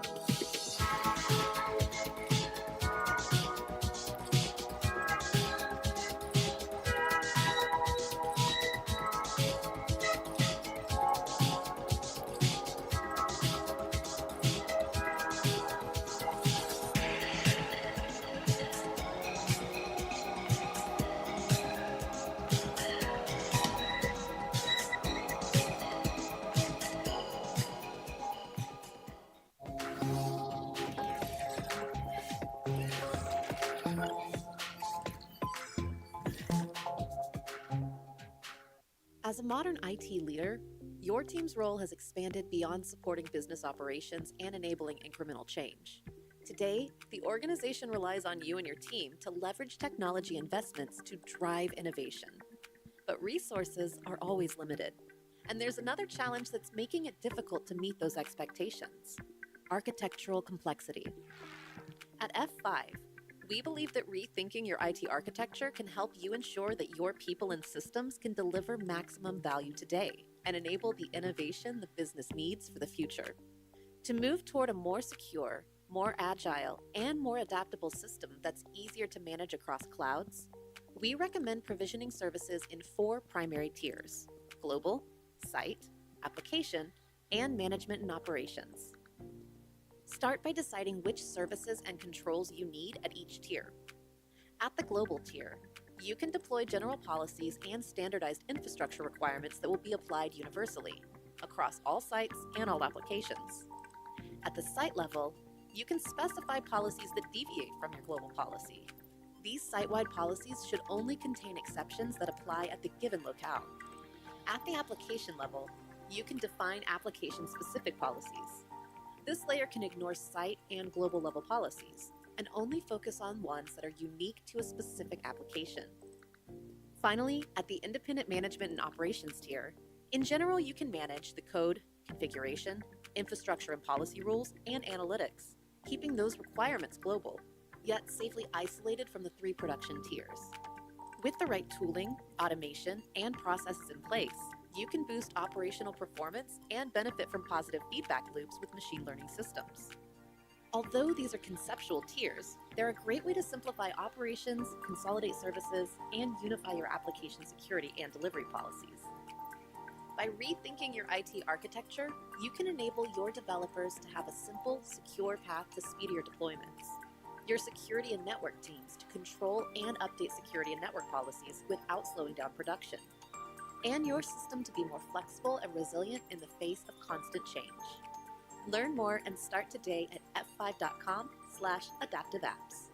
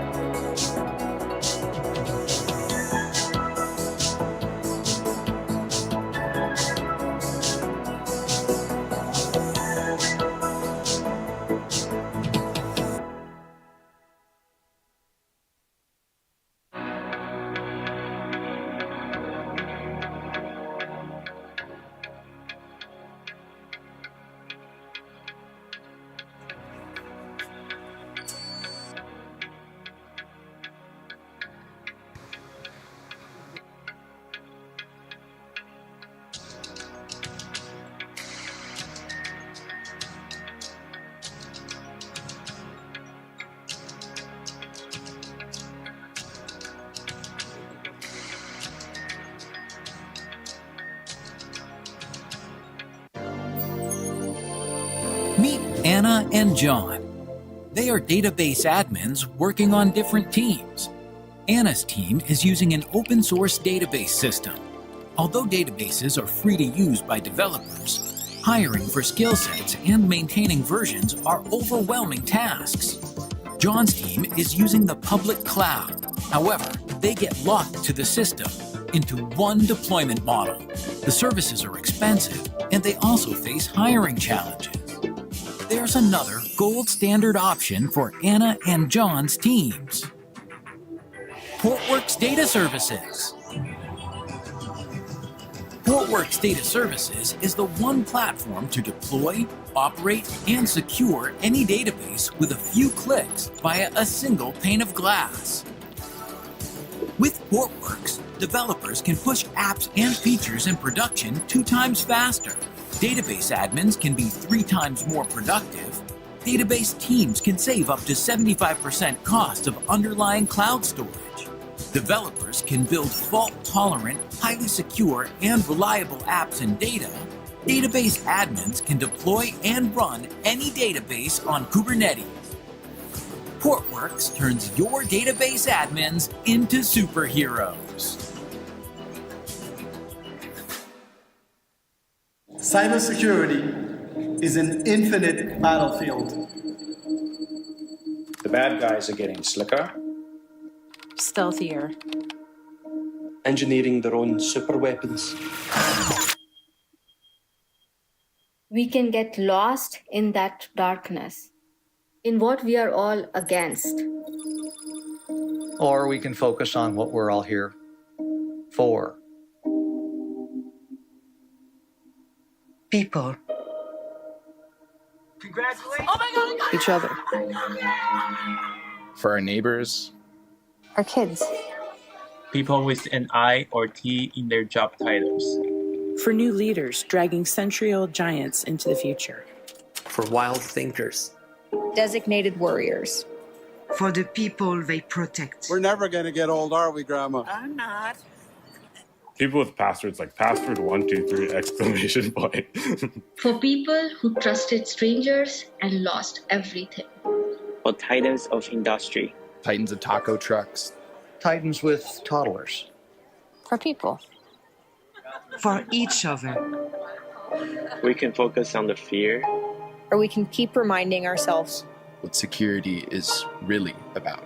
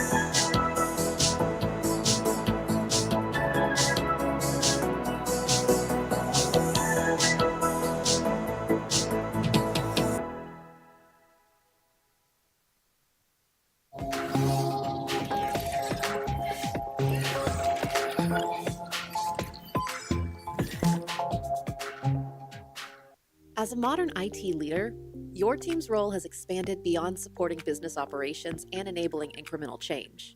Today, the organization relies on you and your team to leverage technology investments to drive innovation.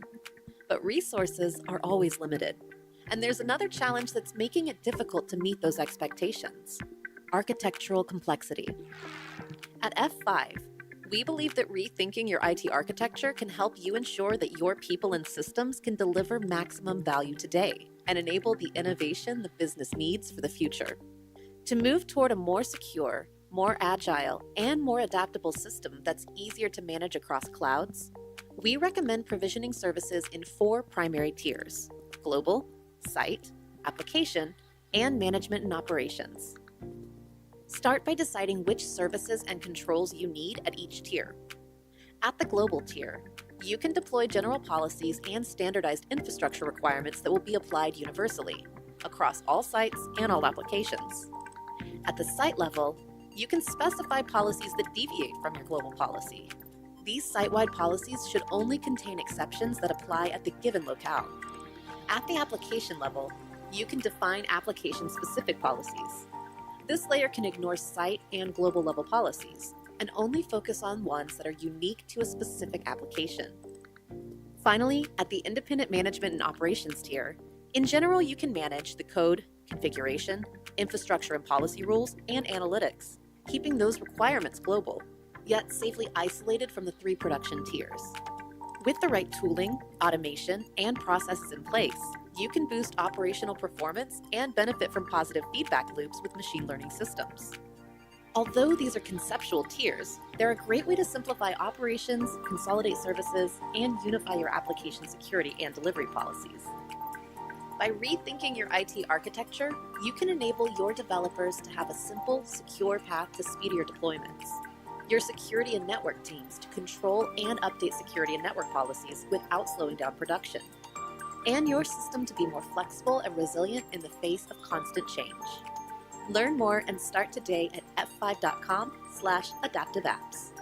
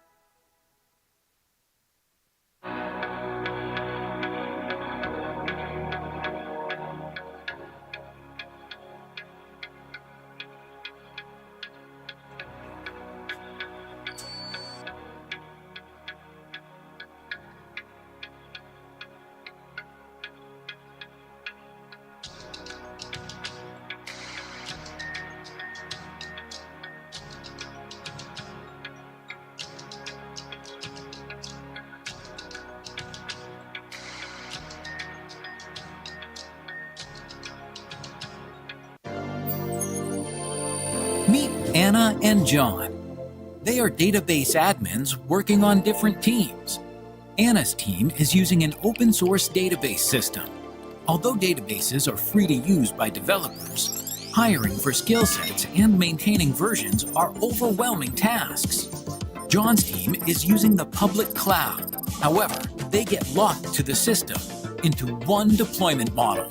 The services are expensive, and they also face hiring challenges. There's another gold standard option for Anna and John's teams. Portworx Data Services. Portworx Data Services is the one platform to deploy, operate, and secure any database with a few clicks via a single pane of glass. With Portworx, developers can push apps and features in production 2 times faster. Database admins can be 3 times more productive. Database teams can save up to 75% cost of underlying cloud storage. Developers can build fault-tolerant, highly secure, and reliable apps and data. Database admins can deploy and run any database on Kubernetes. Portworx turns your database admins into superheroes. Cybersecurity is an infinite battlefield. The bad guys are getting slicker, Stealthier. Engineering their own super weapons. We can get lost in that darkness, in what we are all against. Or we can focus on what we're all here for. People. Congratulations! Oh my God! Each other. For our neighbors, Our kids. People with an I or T in their job titles. For new leaders dragging century-old giants into the future. For wild thinkers. Designated warriors. For the people they protect. We're never going to get old, are we, Grandma? I'm not. People with passwords like password 123 exclamation point. For people who trusted strangers and lost everything. For titans of industry. titans of taco trucks. Titans with toddlers. For people. For each other. We can focus on the fear. Or we can keep reminding ourselves What security is really about.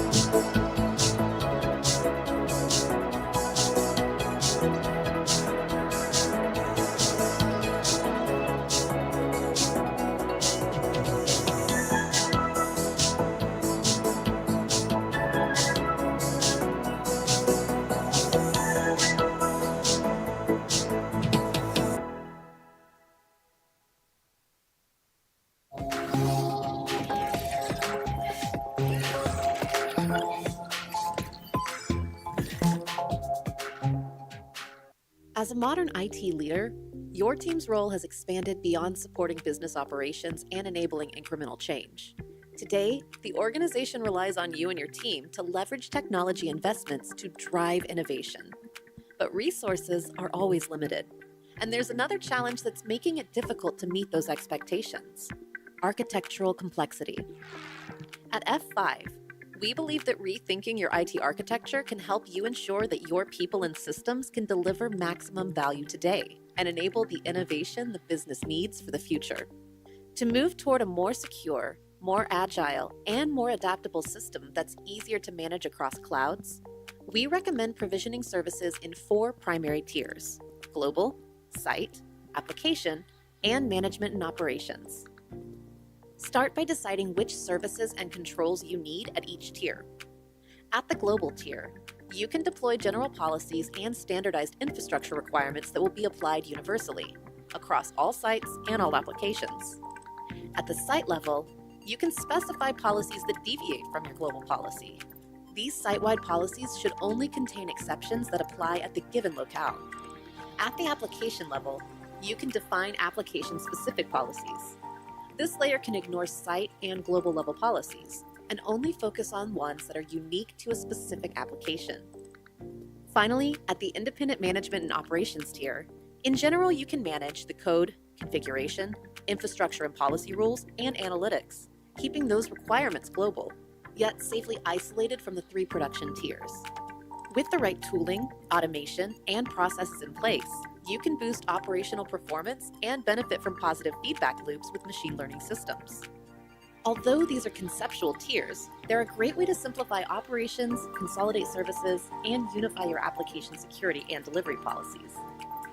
By rethinking your IT architecture, you can enable your developers to have a simple, secure path to speedier deployments, your security and network teams to control and update security and network policies without slowing down production, and your system to be more flexible and resilient in the face of constant change. Learn more and start today at f5.com/adaptiveapps.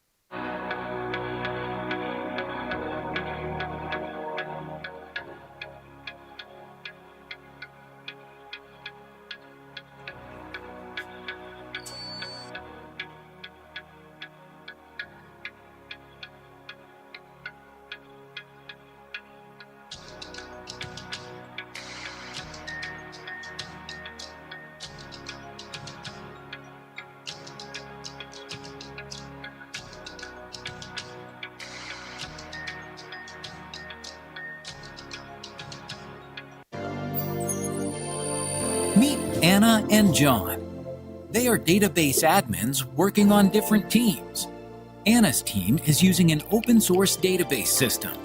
Although databases are free to use by developers, hiring for skill sets and maintaining versions are overwhelming tasks.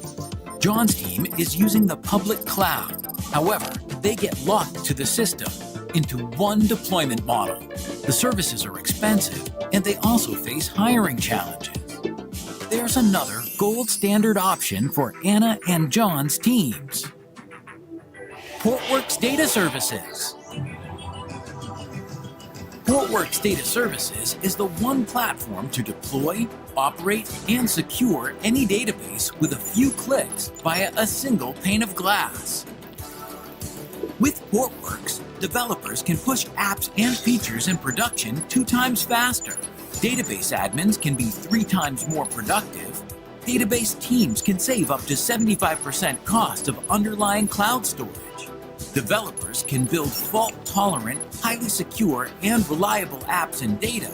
Database admins can deploy and run any database on Kubernetes.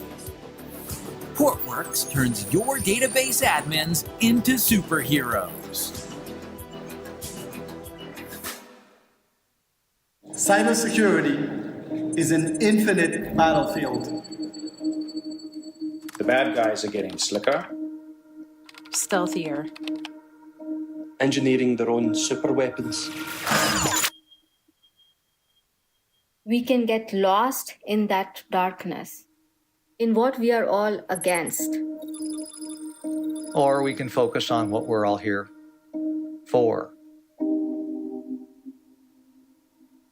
People. Congratulations! Oh my God! Each other. For our neighbors, Our kids. People with an I or T in their job titles. For new leaders dragging century-old giants into the future. For wild thinkers. Designated warriors. For the people they protect. We're never going to get old, are we, Grandma? I'm not. People with passwords like password123 exclamation point. For people who trusted strangers and lost everything. For titans of industry. titans of taco trucks. Titans with toddlers. For people. For each other. We can focus on the fear. Or we can keep reminding ourselves What security is really about.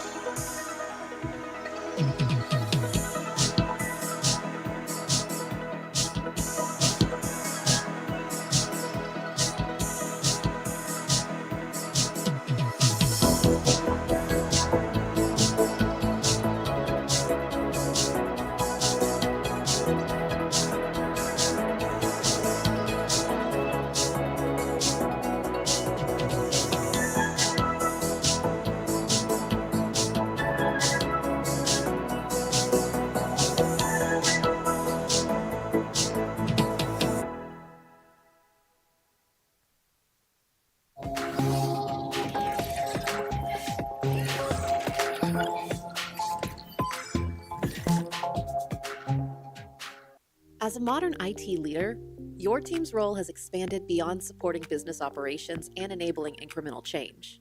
Today, the organization relies on you and your team to leverage technology investments to drive innovation. But resources are always limited. And there's another challenge that's making it difficult to meet those expectations: architectural complexity. At F5, we believe that rethinking your IT architecture can help you ensure that your people and systems can deliver maximum value today and enable the innovation the business needs for the future. To move toward a more secure, more agile, and more adaptable system that's easier to manage across clouds, we recommend provisioning services in 4 primary tiers: global, site, application, and management and operations. Start by deciding which services and controls you need at each tier. At the global tier, you can deploy general policies and standardized infrastructure requirements that will be applied universally across all sites and all applications. At the site level, you can specify policies that deviate from your global policy. These site-wide policies should only contain exceptions that apply at the given locale. At the application level, you can define application-specific policies. This layer can ignore site and global level policies and only focus on ones that are unique to a specific application. Finally, at the independent management and operations tier, in general, you can manage the code, configuration, infrastructure and policy rules, and analytics, keeping those requirements global, yet safely isolated from the 3 production tiers. With the right tooling, automation, and processes in place, you can boost operational performance and benefit from positive feedback loops with machine learning systems. Although these are conceptual tiers, they're a great way to simplify operations, consolidate services, and unify your application security and delivery policies. By rethinking your IT architecture, you can enable your developers to have a simple, secure path to speedier deployments, your security and network teams to control and update security and network policies without slowing down production, and your system to be more flexible and resilient in the face of constant change. Learn more and start today at f5.com/adaptiveapps.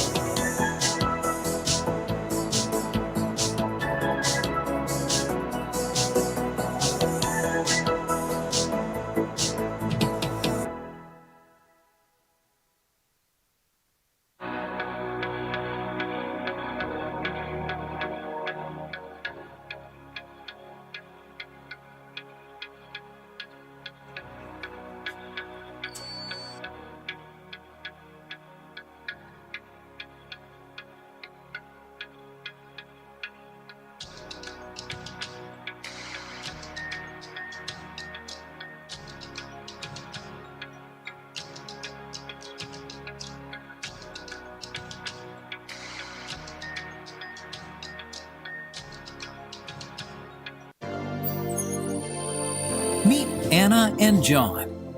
They are database admins working on different teams. Anna's team is using an open source database system. Although databases are free to use by developers, hiring for skill sets and maintaining versions are overwhelming tasks. John's team is using the public cloud. However, they get locked to the system into one deployment model. The services are expensive, and they also face hiring challenges. There's another gold standard option for Anna and John's teams. Portworx Data Services. Portworx Data Services is the one platform to deploy, operate, and secure any database with a few clicks via a single pane of glass. With Portworx, developers can push apps and features in production 2 times faster. Database admins can be 3 times more productive. Database teams can save up to 75% cost of underlying cloud storage. Developers can build fault-tolerant, highly secure, and reliable apps and data. Database admins can deploy and run any database on Kubernetes. Portworx turns your database admins into superheroes. Cybersecurity is an infinite battlefield. The bad guys are getting slicker, Stealthier. Engineering their own super weapons. We can get lost in that darkness, in what we are all against. Or we can focus on what we're all here for. People. Congratulations! Oh my God! Each other. For our neighbors, Our kids. People with an I or T in their job titles. For new leaders dragging century-old giants into the future. For wild thinkers. Designated warriors. For the people they protect. We're never going to get old, are we, Grandma? I'm not. People with passwords like password123 ! For people who trusted strangers and lost everything. For titans of industry. titans of taco trucks.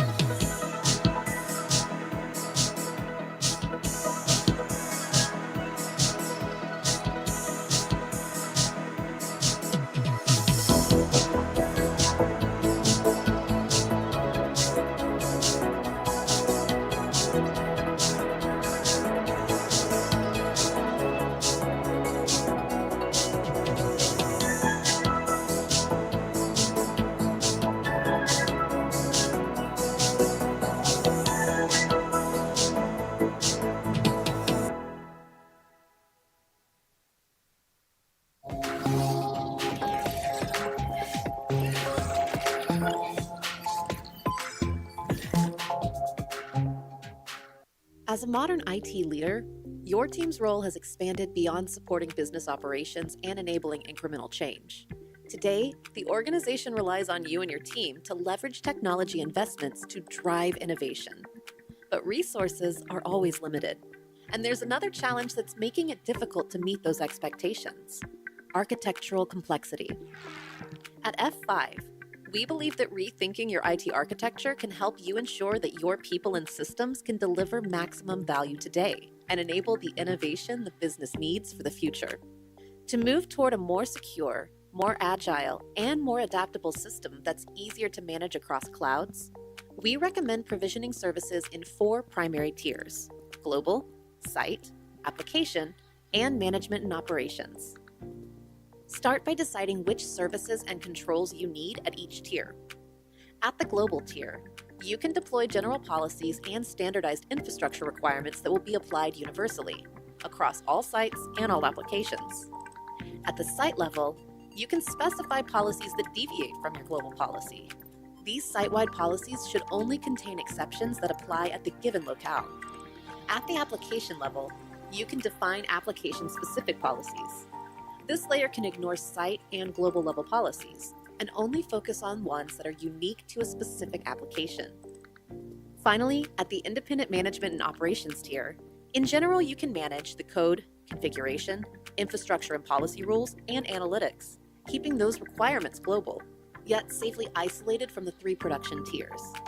With the right tooling, automation, and processes in place, you can boost operational performance and benefit from positive feedback loops with machine learning systems.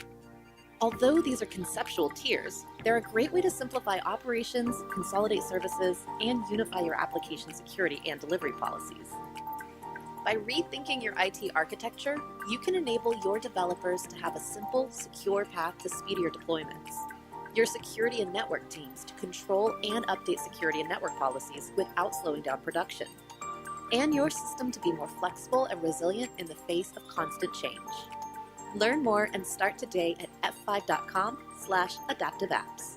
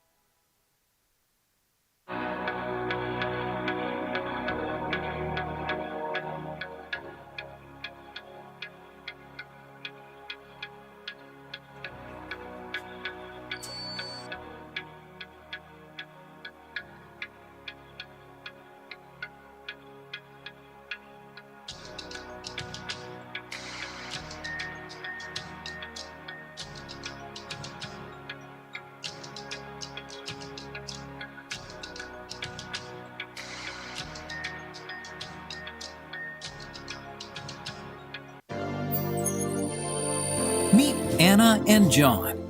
They are database admins working on different teams. Anna's team is using an open source database system.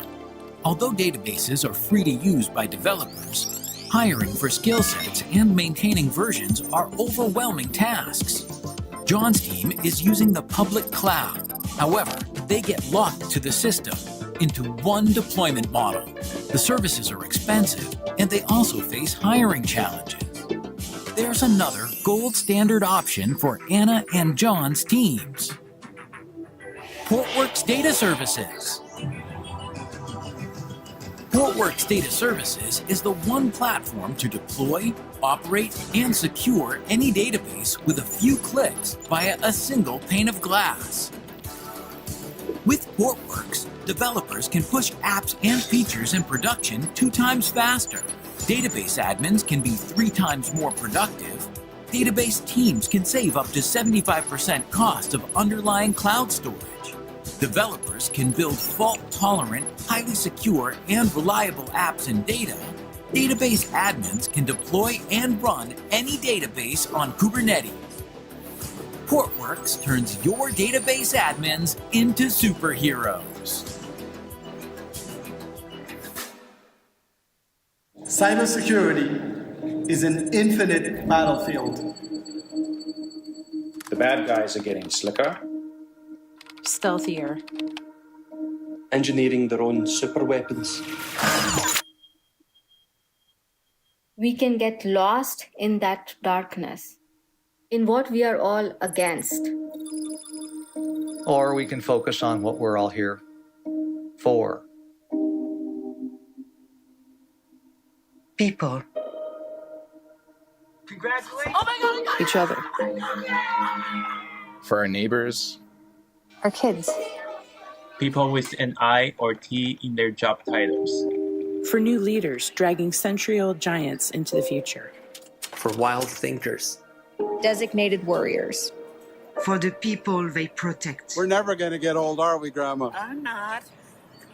People with passwords like password 123 exclamation point. For people who trusted strangers and lost everything. For titans of industry. Titans of taco trucks. Titans with toddlers. For people. For each other. We can focus on the fear. Or we can keep reminding ourselves What security is really about.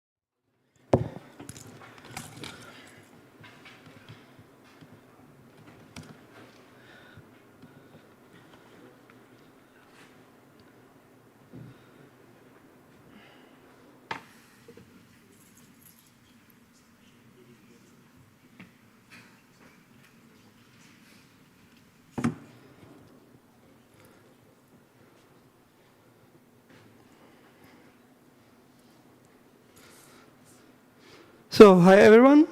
The next talk will be in Slovak language.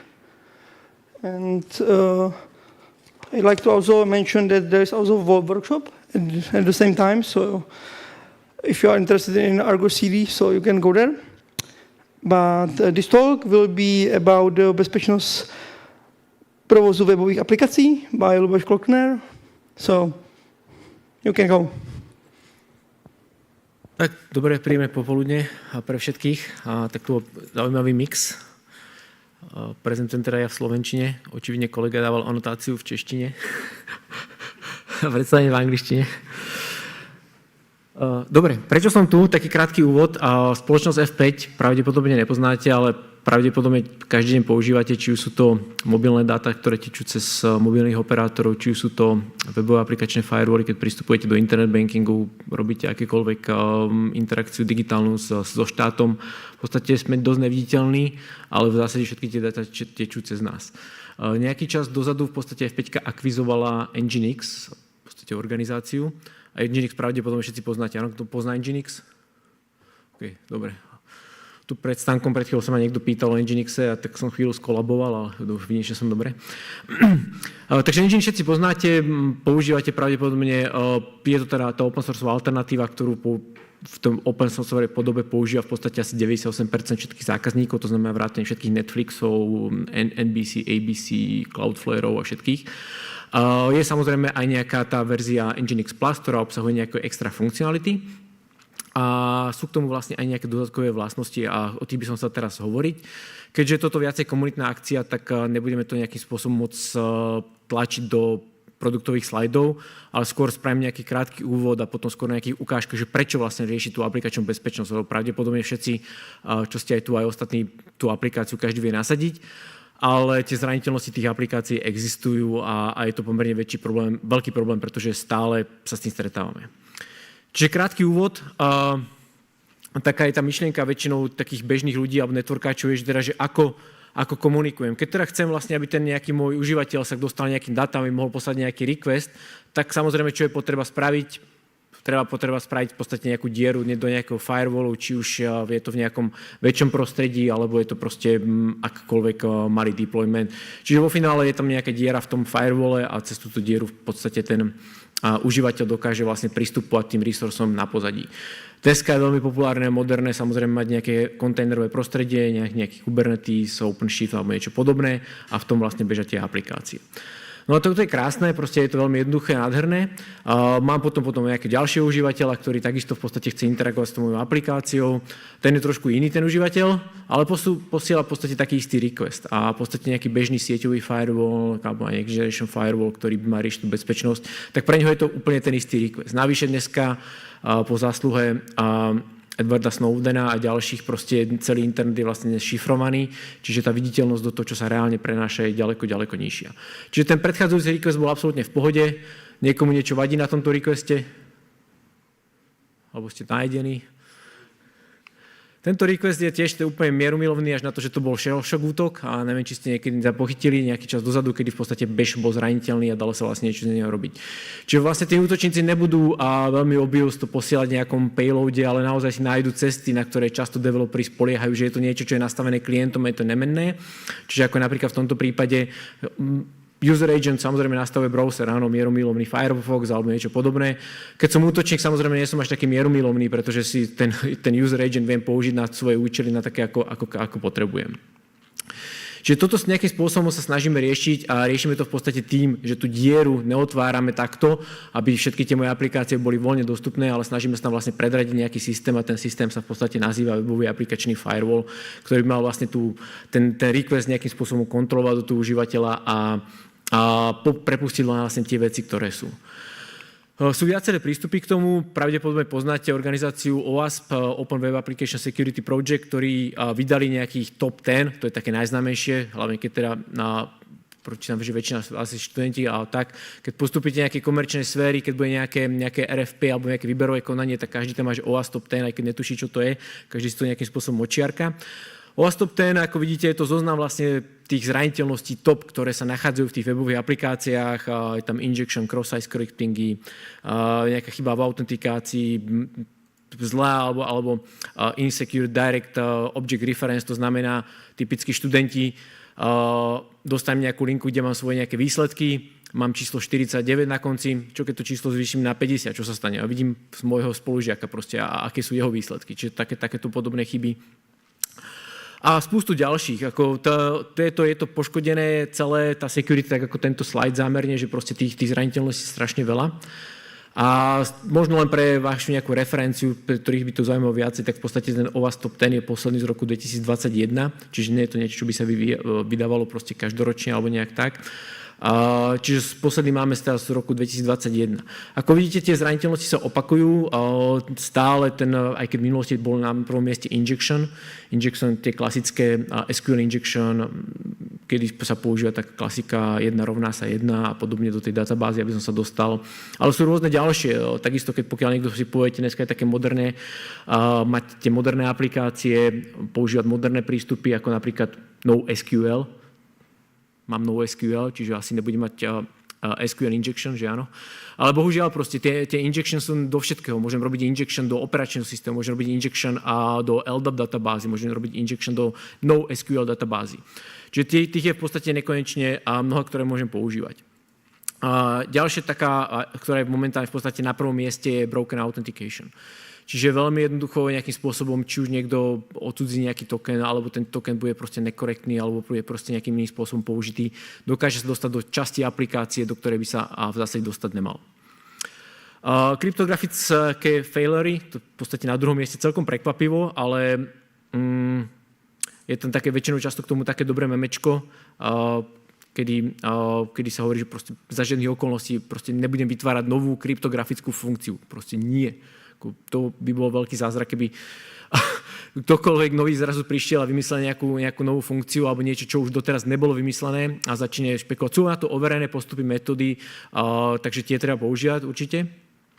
Insecure design, to je klasika, niekto proste sa možno nezamyslí, alebo častokrát aj v enterprise sfére sa robí a bude mať na to ukážky nejaké, že rýchlo, alebo že však tam není nič senzitívne, že kto by nám to hackoval alebo niečo podobné. Čiže to je už pri tom dizajne proste nastáva to, že ten kto to nejakým spôsobom architektuje, spraví nejakú chybu a nie je to dobré. Security misconfiguration, to je taká klasika, ja som teda už trošku starší človek, ale mňa vždy desilo, keď som si nasadzoval čokoľvek na Linuxe, že a budem mať dobrať teraz tie práva tam a naozaj sú to minimálne práva a čo by som tam mal proste ešte nasadiť a kde by som to mal orezať a čo. A dneska sa to proste nerieši, dneska sa proste stiahne Docker kontajner, ktorý sa pustí a všetci čakajú, že to bude celé dobre nastavené. Tam už ako nie je nejak čas. Ako v minulosti si spamätám, sme dávali názvy serverom, proste sa dlho vyberalo. Proste, či už to bolo proste z Tolkiena alebo z niečoho a ten server proste žil 20 rokov. Môj server som mal dokonca dlhšie ako manželku svoju. Čiže to boli proste také veci, keď človek si to naozaj vypýtlal do tých detailov a ten server poznal, proste vedel, čo tam je a tá možnosť nejakého útoku bola minimálna. Dneska ten kontajner sa volá proste nejaké šialené proste číslo alebo random charakter, ktorý proste nikto k tomu nemá žiadny citový vzťah a tak to aj vyzerá a preto tie security misconfiguration samozrejme vznikajú. Ten zoznam je dlhý, je to zaujímavé si to čítať, keď by vás to zaujímalo, tak naozaj na OASP môžete ísť a tam sú naozaj každá tá sekcia je rozpísaná, máte na to nástroje, máte na to veci, ak k tomu dostať. Poďme sa na to pozrieť, ako tieto útoky vyzerajú v reálnom svete. Ja sa celkom v tomto vyžívam, taká úchylka, že zbieram takéto zaujímavosti. Taký SQL útok v reálnom svete, sú tu ľudia medzi nami, ktorí proste brousia internet inak. Proste ten človek vidí proste nejaký login form a automaticky proste skúša, čo by tam bolo. A ja tu mám viacero ukážok od Michala Špačka, možno poznáte, chalan, ktorému chodia domov listy, kde je napísané, že Michal Špaček a pod tým, že XSS script niečo volá. Čiže on proste už keď zadáva vlastnú adresu, podľa mňa má na to nejaký plugin, automaticky mu to proste do každého formulára sa snaží proste narvať nejaké XSS alebo niečo podobné. A to je proste tá realita, že tí ľudia, ktorí takýmto spôsobom fungujú, rozmýšľajú trošku inak ako bežný užívateľ a takýmto spôsobom nachádzajú tie zraniteľnosti. Čiže čokoľvek, kde je nejaká možná interakcia užívateľa alebo niečo, čo ten script má procesovať, je v podstate by default zraniteľné. Aj keď tam čakáte, že tam nemá byť žiadny užívateľský vstup, napriek tomu je tam vždy užívateľský vstup, čo už napríklad čítate informáciu, aký je to browser, z akej krajiny pristupuje, čokoľvek, čo sa vlastne spoliehate na toho klienta, je v podstate možnosť a dá sa to nejakým spôsobom zneužiť. Poďme na ďalšie také príklady.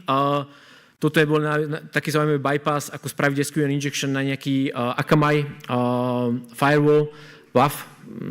Vidíte, proste zase je to klasika SQL injection, kedy vlastne niečo rovná sa niečomu. Je to trošku také zložitejšie, lebo samozrejme napísať nejakú signatúru na tú klasiku je veľmi jednoduché, ale samozrejme, pokiaľ začínate tomu pridávať obfuskuáciu, tak ten výpočtový výkon to zrazu stojí viacej tých vendorov a je to mnoho ťažšie spraviť. Preto sa hľadajú rôzne takéto obfuskuácie. Sú to aj ďalší ľudia medzi nami, ktorí úplne k tomu pristupujú opačne. Možno ste počuli tento prípad. Vo Veľkej Británii si niekto založil takúto firmu s takýmto názvom, čo musí byť úplne radosť, keď si to niekto nahodí potom do svojho informačného systému a má tam náhodou zraniteľnosť typu SQL injection. Čiže toto je názov jeho firmy. Čiže vodkočiarka drop table companies, proste limited na konci. Čiže to je názov jeho firmy. Čiže s kýmkoľvek on vlastne nejakým spôsobom interaguje, tak je veľká šanca, že pokiaľ je tam uhnutá chyba, tak teda to môže, a pokiaľ teda samozrejme majú takú tabuľku, že companies, tak takú tabuľku to dropne v podstate takáto zraniteľnosť. Čiže toto je reálny, vidíte, to je screenshot v podstate nejakého registračného úradu niekde v Británii. Tento ďalšia ukážka je veľmi zaujímavá. Z leteckého priemyslu, ktorý ja teda mám pomerne asi veľa letov, asi 52 za rok, tak človek si myslí, že lieta je bezpečné a tuto vidíte, že chlapík sa hrá trošku v druhej triede s infotainmentom a máme pripojenú klávesnicu na klasickú infotainmentovú a v podstate snaží sa tam niečo vyriešiť. Samozrejme v tej druhej triede sú nie také dobré filmy ako v prvej triedi. Tak vidíte, to robí tam klasický SQL injection, kedy 1 rovná sa 1 OR a pokračuje v podstate a skúša v podstate čo a vidíte, že pekne mu to vypluje zoznam filmov všetkých, ktoré sú v tom lietadle. Čiže toto je taká realita. To je celkom zábavka, že? Ako to poteší človeka. Nepoteší ho tak, keby náhodou dostalo volanie k tomu lietadlu. Ale čo nebolo až také zábavné, že to nebol v podstate Ryanair, ktorý toto mal, ale boli to naozaj proste veľké aerolinky, v podstate Emirates, ja neviem, Lufthansa, proste takýto veľký, pretože myslím, že to bol systém od Panasonicu, ktorý všetci samozrejme používajú ten istý. A 13 veľkých aeroliniek bolo proste na toto zraniteľných. Nielen to, že on si vyčíhal filmy, ale dokázal meniť informácie. Predstavte si, že letíte do Londýna a zrazu ste proste niekde nad Moskvou alebo niečo podobné, človeka to nepoteší s tým, jak sú oni slepí s tými svojimi raketami. Čiže tak, keď by nám to zobrazil ten infotainment, že ste proste niekde inde. Takisto sa dokázal dostať ale aj k číslam kreditných kariet všetkých pasažierov v tom lietadle. A čo je veľmi zaujímavé, ako vidíte, trvalo toto bol človek, ktorý bol whitehead, čiže on to v podstate zistil, ohlásil to a potom v podstate 1,5 roka čakal, než proste prišiel s týmto videom. Čiže tým aerolinkám alebo ten Panasonicu v zásade trvalo, že to bol Panasonic, dúfam, že nezavádzam, 1,5 roka, aby tú zraniteľnosť, takúto jednoduchú zraniteľnosť typu SQL injection odstránili. Samozrejme je to letecký priemysel, čiže tam tá doba testovania a ostatné veci sú podstatne dlhšie. Ďalšia taká zaujímavá ukážka aj spotrebičov. Toto je pomerne stará, ale tak odtedy sme pokročili, čiže podľa mňa to bude ešte horšie. Toto je profesionálna umývačka riadov. Čo môže byť lepšie, ako bežať na umývačke riadov webový server, že áno? Čiže títo ľudia bežia v podstate webový server na umývačke riadov a ako vidíte, to bola zraniteľnosť na, už sme pokročili od SQL injection, toto je na path traversal. Čiže tak ako vidíte na tom screenshote, tu v podstate máme nejaký get a tým pádom si dokázal ten človek vlastne vylistovať akýkoľvek file, ktorý na tom systéme existoval. Čiže v podstate dokáže sa browsiť v tej štruktúre.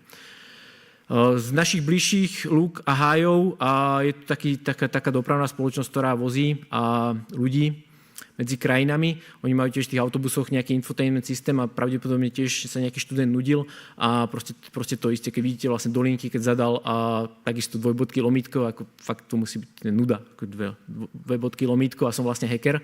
A zrazu vlastne dokáže mať vylistovaný root file systém v tom autobuse, v tom infotainmente.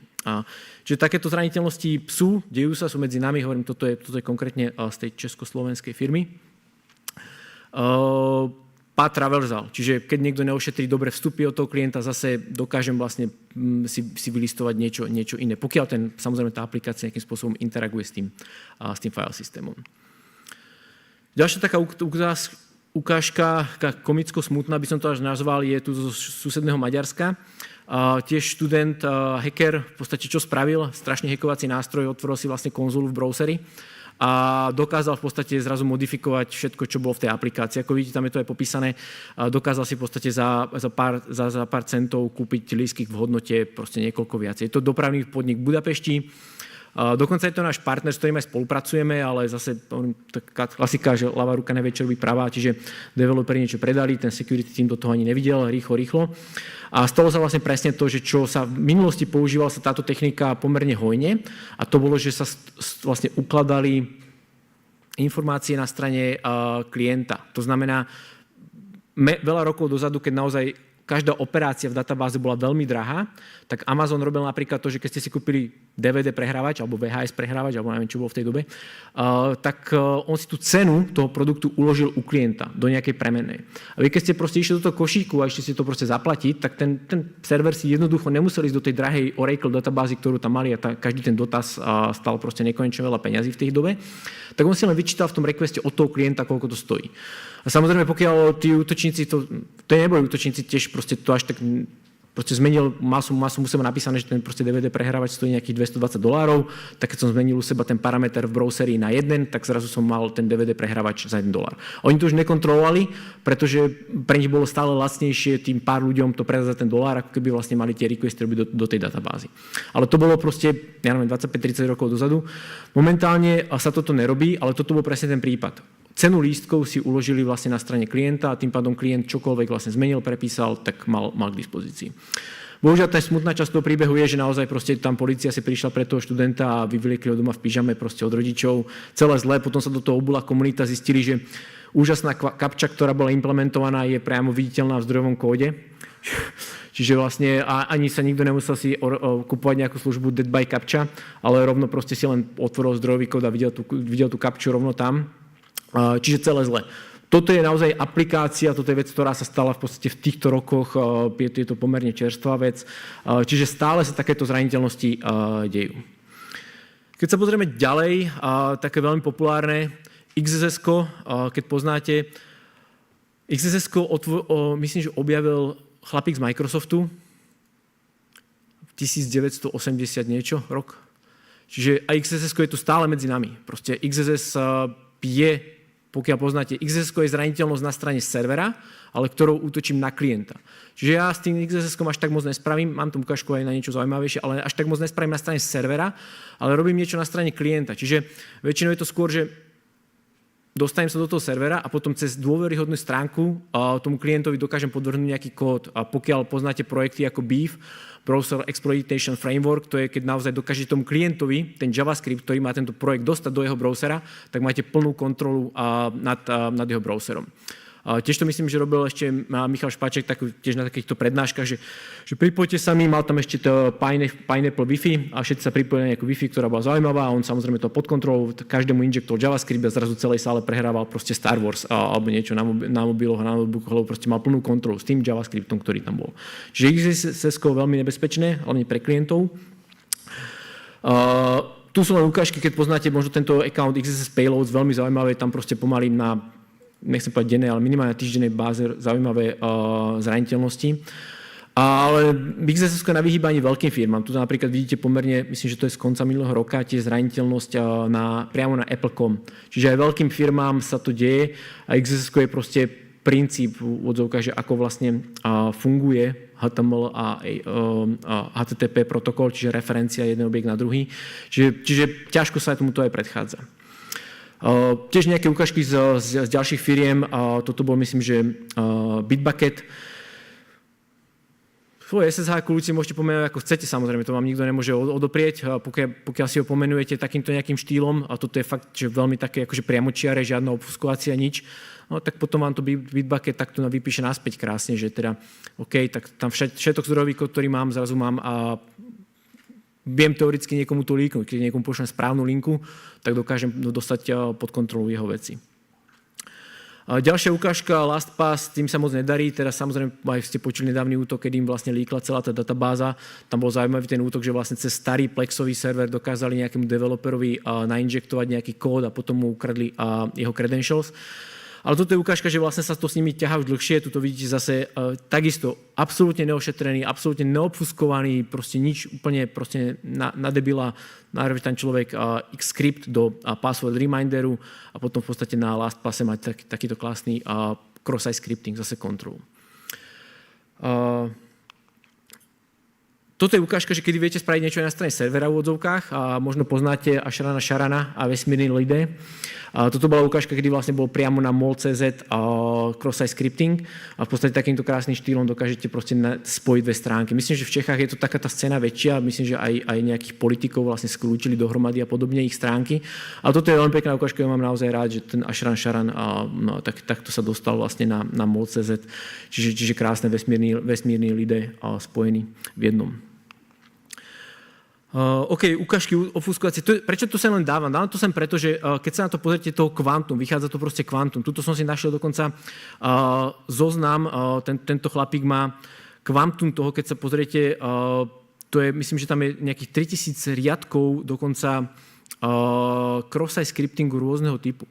Keď si zoberiete, že proste aké rôzne typy vychytávajú, proste nie je v silách bežného developera, ktorý čokoľvek robí, a keď sa viac menej snaží, tak je veľká šanca, že z nejakú zraniteľnosť tam bude podliehať. Preto sa vlastne snažíme nasadzovať a riešiť v podstate nejaké bezpečnostné riešenie, ktoré by zase malo pomôcť nejakým časom spôsobom to vychytať.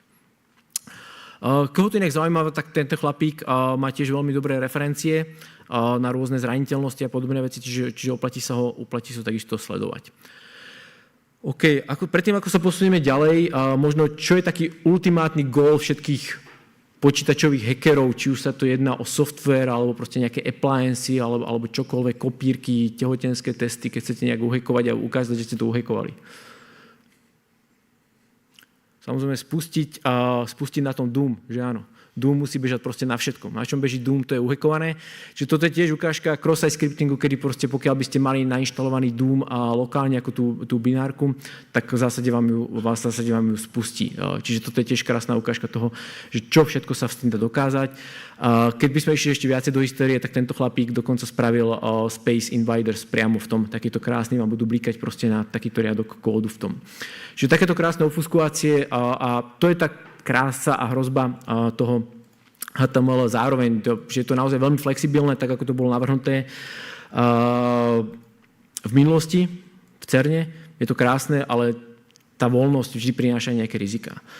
Potom sú to aj veľké firmy, napríklad T-Mobile je zaujímavý tím český, ktorý má napríklad takúto Z slávy. Keď vy vidíte naozaj zoznam ľudí, ktorí proste našli nejakú zraniteľnosť a poviete, že teda T-Mobile je veľká firma, bože, že má penetračné testy, že tam musí byť proste toho veľa. Skúsim to spustiť. Čiže ten zoznam je obrovský, proste určite tam nájdete Michala Špačka niekoľkokrát ľudí, ktorí našli zraniteľnosti, cross-site scriptingy, tiež všetky v podstate, ja som to narýchlo pozeral, zraniteľnosti, ktoré sú v OWASP Top 10, ktoré sa dajú nejakým spôsobom nájsť. Čiže obrovský zoznam. Ale toto je firma, ktorá k tomu pristupuje očividne zodpovedne, pretože majú takúto Z slávy, to znamená, keď niekto to nahlási, tak nebude si to zrazu vystupovať na Twitteri alebo na Instači, že hackol som T-Mobile, ale proste dostane za to nejaký cash a je to win-win situácia. Proste aj pre toho v odzvukách white hackera, aj pre tých útočníkov. OK, čo je ten problém taký dneska s týmto trochu? Samozrejme je problém s nedostatkom ľudí. Tu vo východnej Európe ja mám na starosti región, že Slovensko, Maďarsko, Rumunsko, Bulharsko. A musím povedať, že naozaj je tu veľmi veľa šikovných ľudí, schopných ľudí, čo sa týka ITčka, stále pomerne dostatok. O to horšie je to vlastne v západnej Európe, v Amerike, kde vlastne tých nedostatok profesionálov je o mnoho väčší. Preto častokrát je prioritizované samozrejme, že go to business, to znamená, že business owner alebo ten aplikačný owner, ten si povie, že proste musí mať developera za každú cenu a tých developerov bude kvantum. Potom bude nejaký možno omnoho menšia skupina ľudí, DevOpsových ľudí, ktorí budú riešiť nasadenie. A potom je tam jeden securityák, ktorý než rieši webovú bezpečnosť, ale on rieši data leakage prevention, rieši antivíry na desktopoch, rieši proste URL filtering, aby ľudia nechodili na stránky v pracovnom čase, a rieši šifrovanie diskov, rieši doménu, proste rieši všetko, ktorý bude medzi tým pendlovať a absolútne nebude stíhať nič. Čiže preto riešime vlastne nejaké technológie a produkty, ktoré by to mali pomôcť tomu. A možno niektorí z vás poznáte Mod Security. Kto pozná Mod Security? OK. Čiže Mod Security je tiež v podstate produkt, ktorý sa dá použiť ako webový aplikačný firewall. Zaujímavé ale zistenie je, že pokiaľ toto vyplynula diskusia, Brian McHenry je F5-kový človek, ktorý teda vypísal, že ModSec je teda akože nightmare na nejaký management. A zaujímavé, že toto sa nestáva na veľa sociálnych sieťach, ale na Twitteri áno, kedy Ivan Ristic, pokiaľ ho poznáte, je to človek, ktorý je známy pomerne v komunite aj za ohľadom SSL-ka spravil strašne veľa, SSL Labs sú jeho, ale zároveň Ivan Ristič je aj pôvodný autor Mod Security, ten chlap, ktorý ho pôvodne napísal. Ako vidíte, on sám píše, že proste Mod Security nikdy nebol myslený tak, aby to bol plnohodnotný webový aplikačný firewall, je to skôr ako taký detekčný tool, ktorý nejakým spôsobom mal len jemne pomôcť. Čiže reálne pre ten Nginx reálny WAF naozaj nie je. Všetci používajú vlastne Mod Security. Mod Security vlastne používajú aj vendory veľkí, čiže cloud providery. Či už je to Amazon, či už je to Azure. Keď si od nich zakúpite WAF ako službu, tak je to v podstate nejakým spôsobom upravený Mod Security. So všetkými tými problémami, ktoré má. Dúfam teda, že by som mohol už trošku prejsť aj že teda prečo sme my tu. Čiže samozrejme Nginx môžete mať a konzumovať ho plne ako open source a tak ako som hovoril, že to tak konzumuje väčšina pre tie enterprise organizácie, ktoré chcú k tomu nejaký oficiálny support, tak samozrejme si ho môžu zakúpiť od F5. A my máme v podstate pre ten Nginx aj teda webový aplikačný firewall. Ten webový aplikačný firewall sa volá, že AppProtect a v podstate je tá myšlienka, že nevymysleli sme nič nové, niektorí výrobci tak robia, ale my sme v podstate zobrali ten webový aplikačný firewall, ktorý máme proste už x rokov na tých našich klasických appliancoch, ktoré bežia v podstate v dátových centrách. Zobrali sme ten istý engine, ktorý tam je a vlastne naportovali sme ho na Nginx. Čiže je to absolútne ten istý engine so všetkými tými vlastnosťami, ktoré sú proste známe a prečo ten webový aplikačný firewall je taký dobrý. Je to spravené ako modul do Nginxu, čiže ako klasická lípka, ktorú si tam nahrám. Čiže vy nemusíte riešiť nič extra, v podstate používate ten Nginx, ak chcete používať doteraz, len v podstate pridáte nejaké konfiguračné opčny, ktoré budú nahráte tie lípky a zapnutie. Čiže čo sú veľké nejaké benefity toho napríklad porovnaní s Mod Security, pokiaľ ste niekto nasadzovali Mod Security do reálnej produkcie, on sa bavil s niektorými našimi zákazníkmi, ktorí to tak majú. A problém Mod Security je výkon. Čiže či už je to na throughput, ako vidíte na slide na tom prvom throughput, alebo potom sú to requesty za sekundu. Dneska samozrejme hardware nestojí nič, tak všetci povieme, OK, tak kúpim si väčší server, alebo teda nadiplujem viacej kontajnerov a zrazu to bude stíhať. To sa samozrejme dá. Druhá veľká problém Mod Security je latencia. V podstate, keď pôjdete z Mod Security do reálnej produkcie, tak Mod Security vám dokáže predstaviť latenciu až v podstate do 1 sekundy. Toto sú reálne grafy, ktoré boli reálne otestované. Keď si to porovnáte, v podstate ten zelený bar je tam AppProtect, čiže ten WAF od F5 pre Nginx.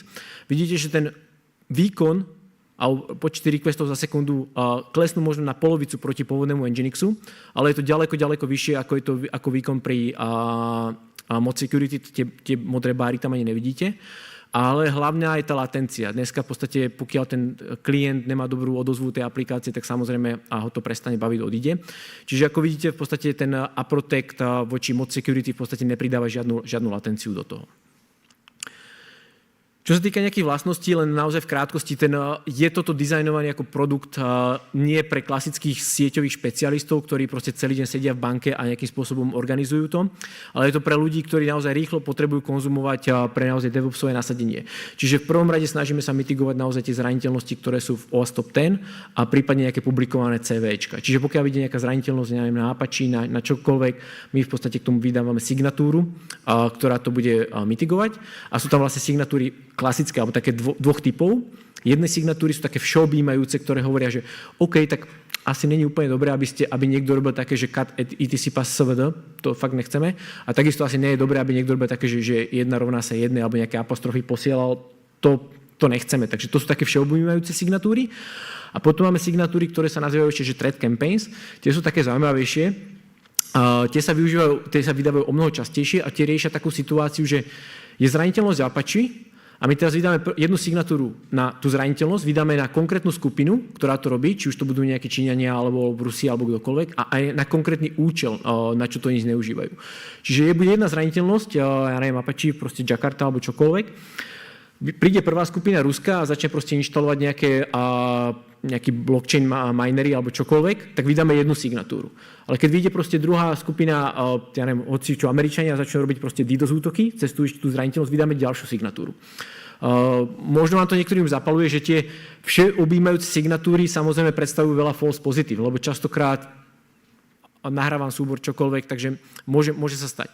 Pri tých threat campaigns toto by nemalo nastať, pretože my nepopisujeme nejaký všeobjímajúci problém, ale popisujeme vlastne situáciu, ktorá konkrétne sa deje, že konkrétna skupina, konkrétna zraniteľnosť a cieľ toho útoku, aký oni robia. Takisto snažíme mitigovať automatické útoky. Pravdepodobne viete, že internet dneska pozostáva asi z vyše 50% alebo premávky, ktorá je automatizovaná. Na Slovensku je to menej, na Slovensku alebo tak v tejto východnej Európe je to asi 30%, ale stále je to veľká časť. Čiže mitigácia botov, robotov a podobne. Takisto pre moderné aplikácie možnosť importu OpenAPI alebo teda Swagger fileov, čiže zase ja nebudem čakať, nech to Vavko sa naučí, ako tá aplikácia vyzerá, proste naimportujem tam Swagger a zrazu celé to Vavko vie, že ako tá aplikácia vyzerá, čo má povoliť a čo má vlastne zakázať. Čiže zrazu je to o mnoho rýchlejšie. A takisto podpora pre moderné protokoly ako gRPC alebo GraphQL. Čiže toto je presne to, naozaj to produkt, ktorý je cielený na tieto moderný prístup a nasadzovanie v nejakých kontejneroch a vlastne taký viac dynamickejší ako v tom klasickom enterprise. Ukážky nejakej konfigurácie, ako vidíte, veľmi v krátkosti ten rozdiel, že naozaj potrebujem len nahrať ten modul ako dynamickú knižnicu, ako to SOčko na začiatku a potom v podstate v tej spodnej časti, ako vidíte, tam je naozaj len zapnutie toho aprotectu a v podstate poslanie, že kam má logovať a prípadne nejaká je defaultná politika. A potom v podstate na tej pravej strane zase vidíte ukážku toho, že samozrejme dneska ako sú všetko microservices a nejaké endpointy, čiže viem v podstate pre každý endpoint, čiže za každým nejakým endpointom viem mať rôznu aplikáciu a takisto viem veľmi jednoducho mu prideliť tú politiku pre toto. Čiže takýmto nejakým spôsobom. Zase žiadna raketová veda, platia tam všetky tie pravidlá, ktoré platia v Nginxe, dokážu len takýmto veľmi jednoduchým spôsobom vlastne popísať tú aplikáciu. A tá politika zase v minulosti na tých klasických našich pizzaboxoch, ktoré sú v tých dátových centrách, samozrejme tam si dáme proste v nejakom binárnom formáte, nikto to nevidí a tak ďalej. Táto éra už je samozrejme za nami. Momentálne tá politika bude vyzerať, ako vidíte, v JSON formáte, čitateľná, so schémou, čiže automaticky vám bude doplňať nejaké veci. A zase ide o to, popísať tú aplikáciu, popísať, čo chránim a či som v blokovacom alebo nejakom transparentnom režime. Posledná minútka. Ideme do finále. Takisto je tam vlastne aj možnosť ochrany voči DDoS útokom. Nie je to samozrejme voči DDoS útokom typickým, že zavolám teda, dneska to nie je také populárne, ale bolo v minulosti tento môj vtipek, že zavolám Voloďovi, že prosím ťa, potrebujem nejaký DDoS útok, on proste pol Ruska zoberie a začnú útočiť proste na niekoho. Sú to typy útoky Layer 7, to znamená útok na aplikáciu, na aplikačný server a databázu. Čiže nepotrebujem tých dotazov mať tak veľa, sú o to viac sofistikované a dokážu mi vlastne zhodiť tú aplikáciu týmto štýlom. Čiže toto je tiež komponent toho Nginx a Protectu. Tam tá konfigurácia je ešte jednoduchšia, v podstate, že on-off, zapnite si. Tá myšlienka je tam toho, že je tam vlastne nejaký machine learning, ktorý sa naučí nejakú signatúru, naučí sa, ako tá aplikácia funguje a potom dokáže vlastne vyhodnotiť ten rozdiel. Vyhodnotí, či máme rozdiel voči tej nejakej baseline a vyhodnotí, ako sa správa backendový server. Pokiaľ backendový server je OK, to znamená, že nebude mitigovať, až v momente, kedy vlastne ten klient začne mať problém, tak mitigujem.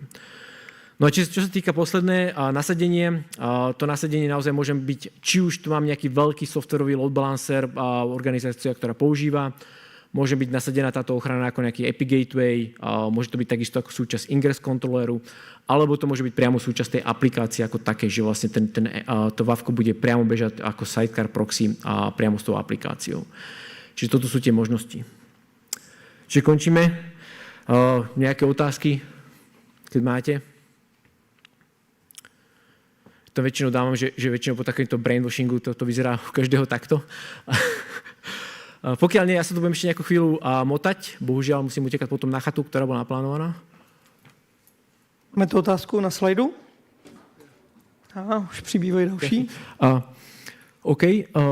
Čo sa týka tej prvej, tak naozaj nie, toto je myslené na štýl rýchleho nasadenia. Čiže tuto nezostáva ten čas na proces učenie. Je to naozaj, že kedy naozaj zoberiem, popíšem tú aplikáciu, čiže čo chránim, že mám tam Linuxový server, mám tam Mongo, mám tam Node.js alebo niečo takéto. Čiže on si z toho sám zbuilduje, aké má mať signatúry postavené a ja mu nahrám Swagger file. Čiže tento sa neučí, je to skôr naozaj o tom, že naimportujem ten Swagger file a to učenie preskočím. Keby sme riešili učenie, tak vtedy je vhodnejšie skôr použiť naše normálne appliances, zariadenia, ktoré sú naozaj skôr takého enterprise, že mám viacej času na to učenie. Pokiaľ je to skôr takýto DevOps, tak na to učenie proste nezostáva čas.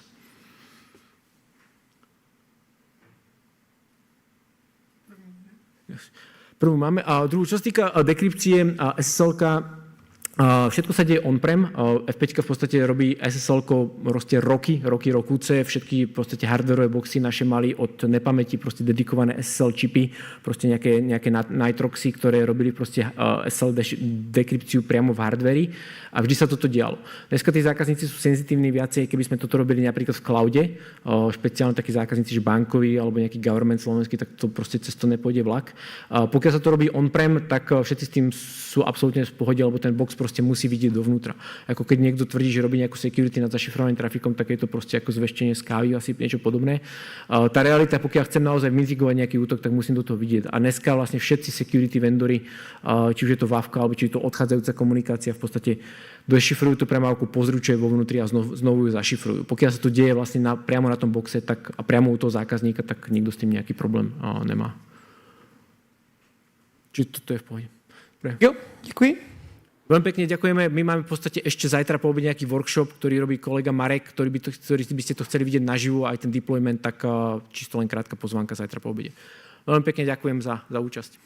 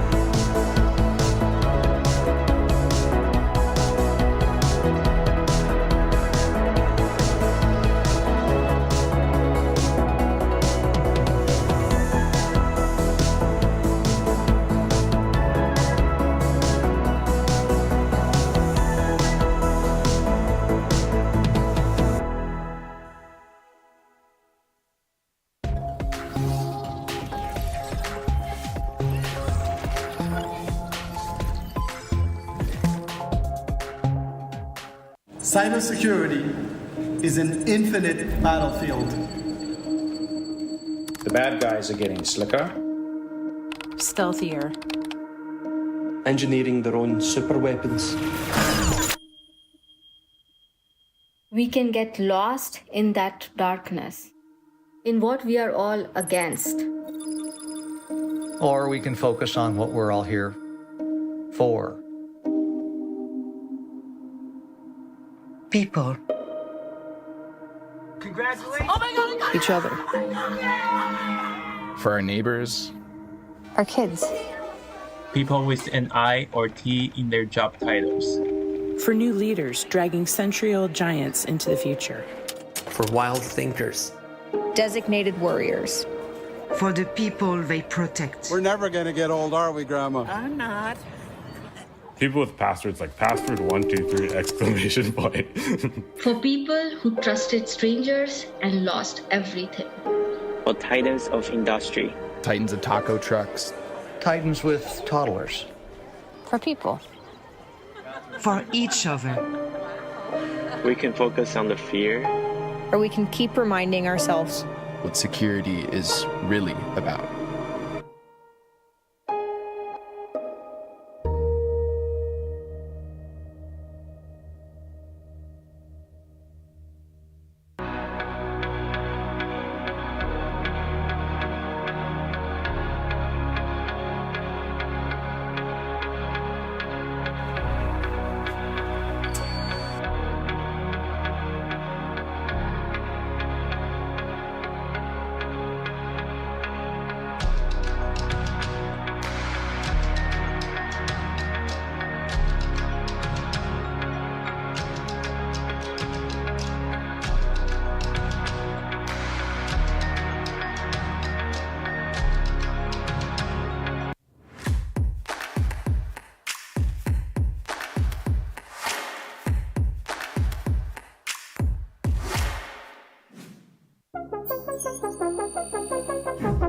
As containers and modern databases get widely adopted and enter production, all data needs to be secured and protected. A backup strategy is a major component of this plan. Without a comprehensive data protection plan, malicious actors can take hold of your mission-critical Kubernetes data, and you won't have a way to fully recover.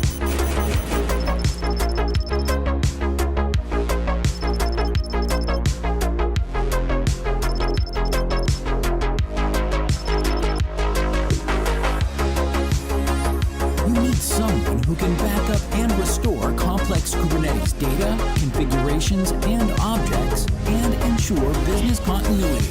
With Portworx Backup, you can save the day. Portworx Backup offers full-service, app-aware, and container-granular data protection with ransomware protection, disaster recovery, and application migration to any environment.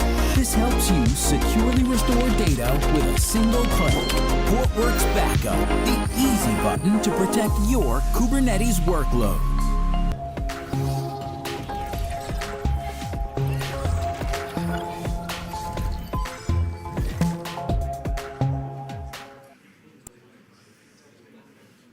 So, it's the time for the next presentation. It will be the cluster API, operating Kubernetes with Kubernetes, by Alexander Demitrev. So, feel free. Hey, thanks for coming. This talk will be about cluster API and operating Kubernetes with Kubernetes. But first, I will introduce myself a bit. I'm a software engineer at a company called SUSE, where I work on Rancher, and Rancher is a Kubernetes cluster management platform, includes a lot of things, so I will not go into details about it because it will take a longer time. And today I will try to explain you the problems of cluster lifecycle management, then explain a bit what cluster API is, some building blocks, extensibility of cluster API, then I will tell you a bit about how we play with it in Rancher and also do a short demo. So our first thing is problems of Kubernetes cluster lifecycle management.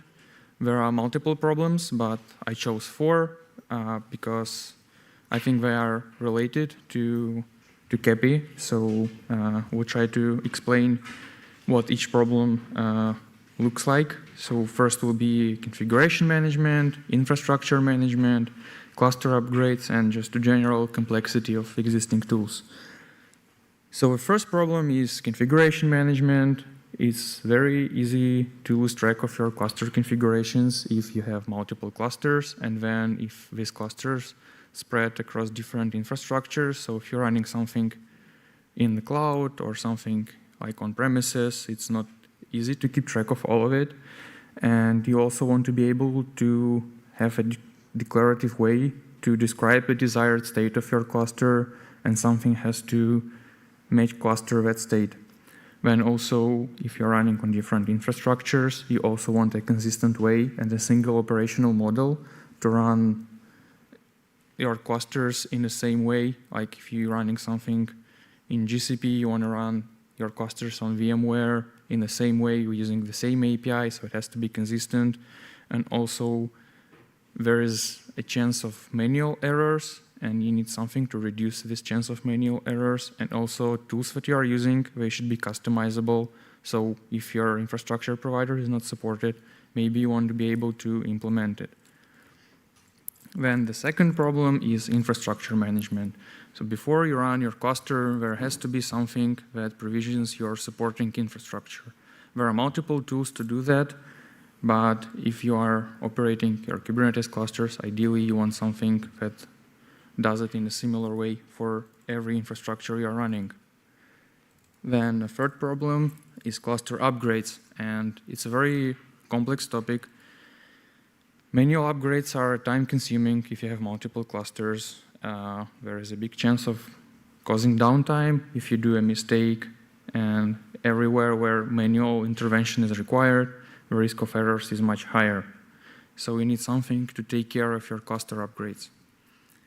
And Cluster API is a Kubernetes 6 project that provides Kubernetes-style APIs to manage your clusters in the same way that you manage your applications in Kubernetes. So you should be able to manage your clusters in the same way that you manage your containers. And KEPI has this concept of management cluster, where all cluster API controllers and custom resources are hosted. And your management cluster looks over your workload clusters, and it provides ability to create them, update, delete, and some other things. So I want to talk a bit about building blocks of KEPI. I will not mention everything, but the most important ones. So our most important object is cluster object, and it represents a Kubernetes cluster. It doesn't matter which infrastructure it's running on. So if you create it, it's just a Kubernetes cluster, and KEPI treats every cluster in the same way. And what's interesting about this resource is that it contains two references. The first reference is a reference to an infrastructure cluster. An infrastructure cluster, by infrastructure cluster I mean any cloud that you are using, and it's responsible for provisioning supporting infrastructure like networks, load balancers, VPCs, and so on. It really depends on where you are running your Kubernetes. Then we have a second reference, is a reference to a control plane provider that is responsible for creating control plane machines, generating a cloud config, and helping you upgrade and keeping etcd quorum safe and so on for your control planes.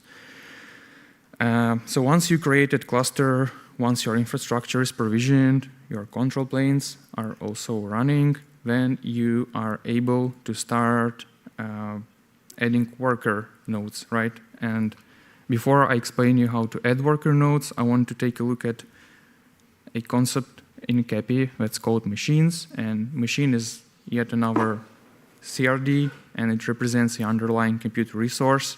It can be a VM or a physical server, and it's the compute resource that is running your Kubernetes components like kubelet. And KEPI provides an API to manage them. So you can look at machines in the same way as you look at pods. You don't manage your pods by hand, right? You don't create pods. You don't do kubectl apply pod. You don't scale them manually. You don't upgrade them manually. You use something else. That's why we have Kubernetes. If you want to manage the amount of replicas of your pods, you will be using replica sets. And then if you want to do things like rolling upgrades, you are going to use deployments that operate on top of replica sets. And in KEPI, it's similar.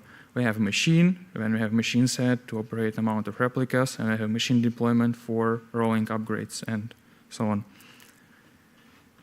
So in order to add a set of worker machines, we have to create a machine deployment. And a machine deployment is similar to cluster in a way that it also includes a couple references. One of them is a reference to infrastructure template, and infrastructure template is a host specification for your machines, like instance type, storage size, etc. All depends on provider that you are running. And the second reference is a reference to a bootstrap config, and it's a component that provides you your cloud config. And I think the most popular and the default one is kubeadm based bootstrapping. So if you just run KEPI by default, it will use kubeadm to bootstrap your control planes and kubeadm to bootstrap your worker machines. There is much more that can be included, and I don't have time to, unfortunately, but that's autoscaler. Then there are also machine health checks that help remediate unhealthy nodes. Then there's also IP address management. Then there are also add-ons that help with day 2 operations, also cluster classes that are templates for creating clusters, and so on. But what's really important is this KEPI can be extended with your own providers, so you can swap Azure for AWS, for example, like in this picture, or you can just create anything, any provider you want. And as I mentioned before, Rancher is a Kubernetes management platform, so there are a lot of things that are overlapping with what KEPI does. So we started to play with KEPI a lot in Rancher, and one of the things we did is we created a provider for bootstrapping clusters using our Kubernetes distro called RK2, stands for Rancher Kubernetes Engine. It's a Kubernetes distro that is focused on security, all batteries are included, it's easy to install, so we implemented a KEPI provider for it, meaning that control planes and worker machines are based on RK2. And this can be achieved in KEPI by following API contracts that's a screenshot from KEPI documentation, just one of them. Basically, API contracts is just a set of rules that your API should follow if you want your component to be able to talk to core KEPI. So I'm going to show you a short demo. So I make it bigger. Should be okay. Yeah. So I created a management cluster already to not lose time. Let me check if everything is running.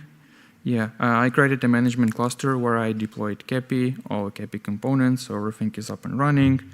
And I also created 2 clusters here.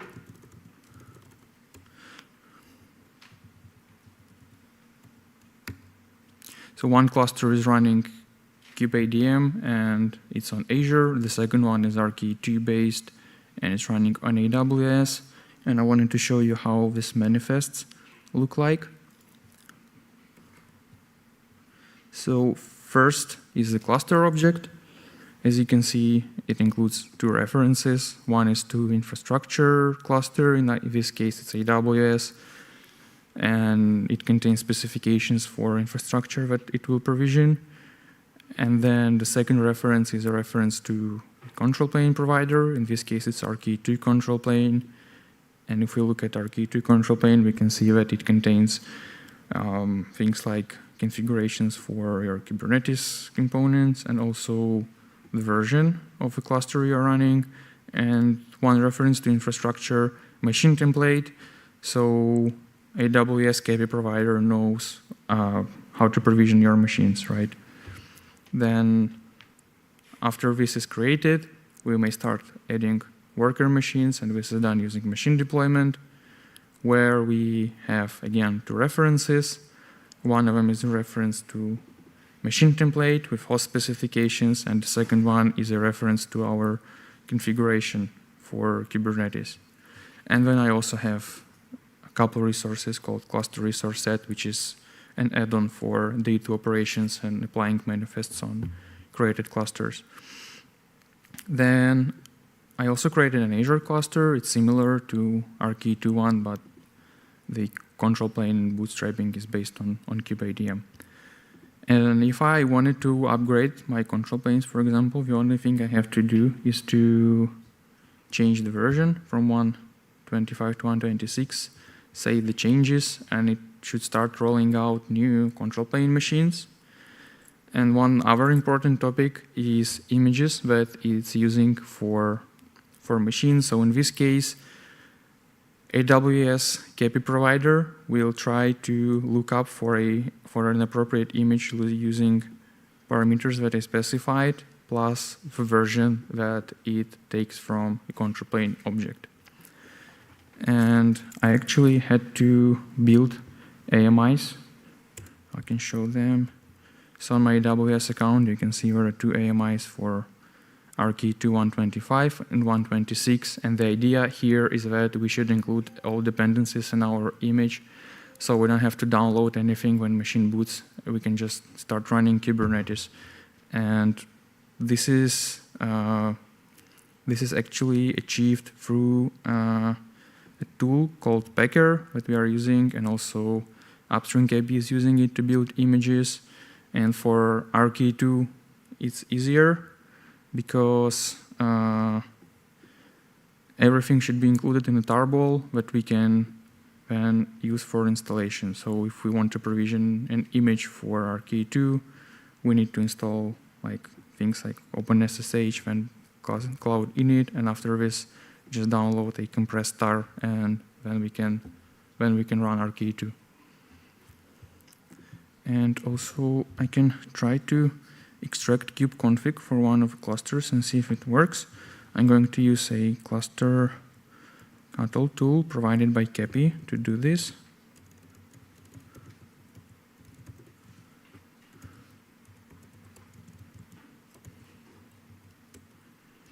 And now I will use this to interact with the cluster that I created.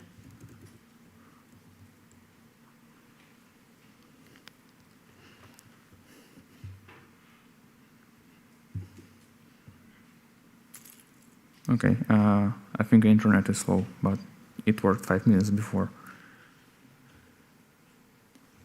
Yeah. So that was it. I was a bit shorter than expected, so we have room for questions, and if you have anything, you can submit it, and I will try to answer it. There is one question on Slido.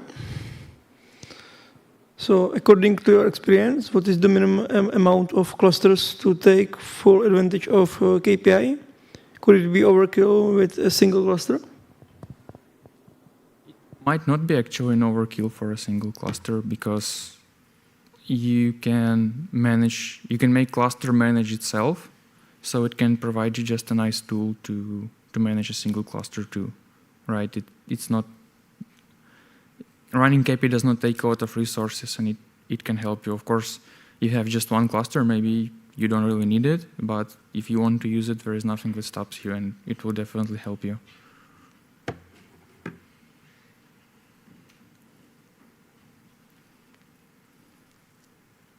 Any other question, even from the audience?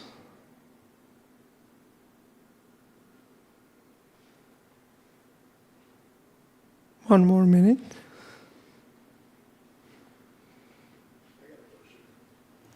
Sure.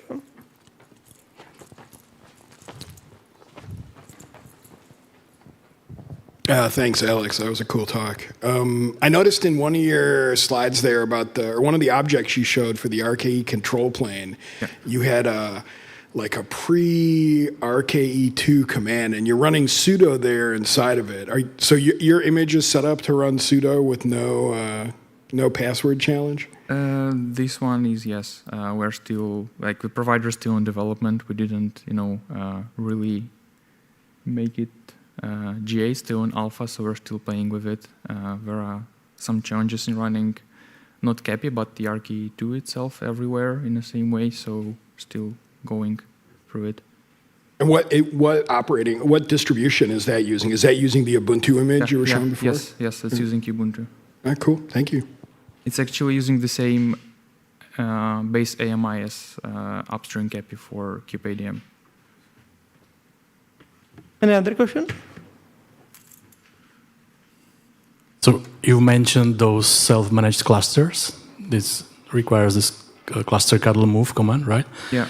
And what's your take on the ability to delete itself? It's not supported, at least from my experience in infra providers, but are you going to support it for Rancher? No. Okay. Short question. So last chance, anyone else?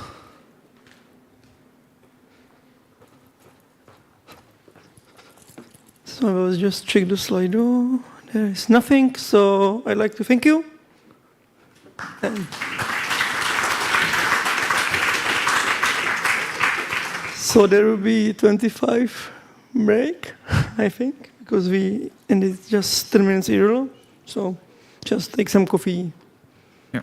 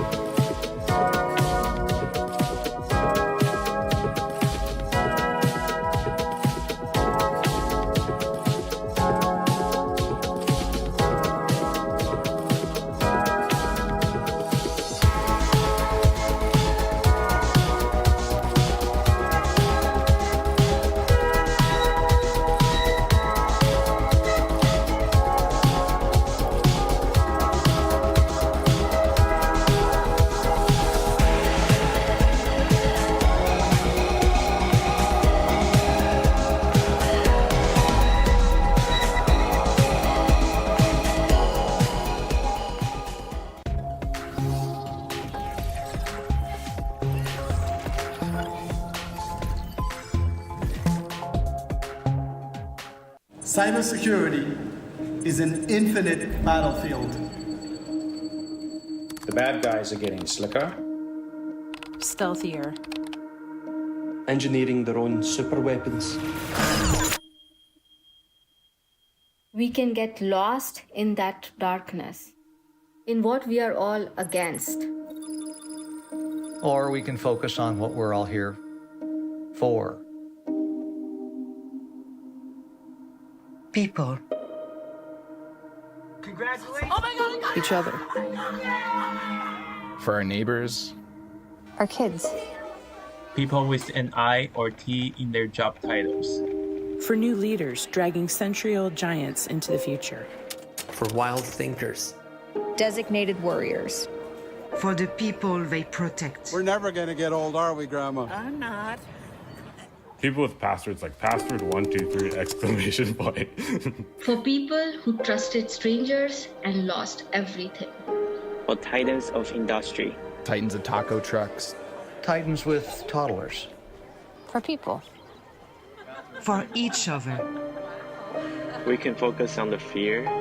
Or we can keep reminding ourselves What security is really about.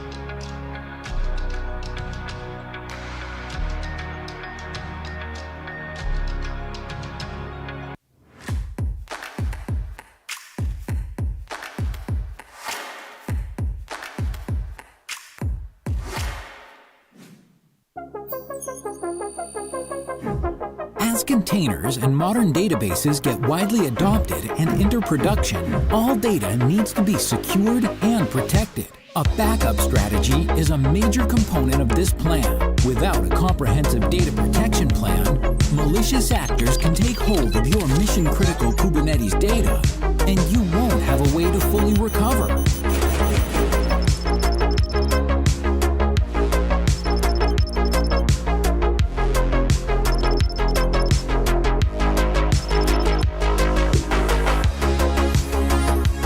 Someone who can back up and restore complex Kubernetes data, configurations, and objects, and ensure business continuity. With Portworx Backup, you can save the day. Portworx Backup offers full-service, app-aware, and container-granular data protection with ransomware protection, disaster recovery, and application migration to any environment. This helps you securely restore data with a single click. Portworx Backup, the easy button to protect your Kubernetes workload.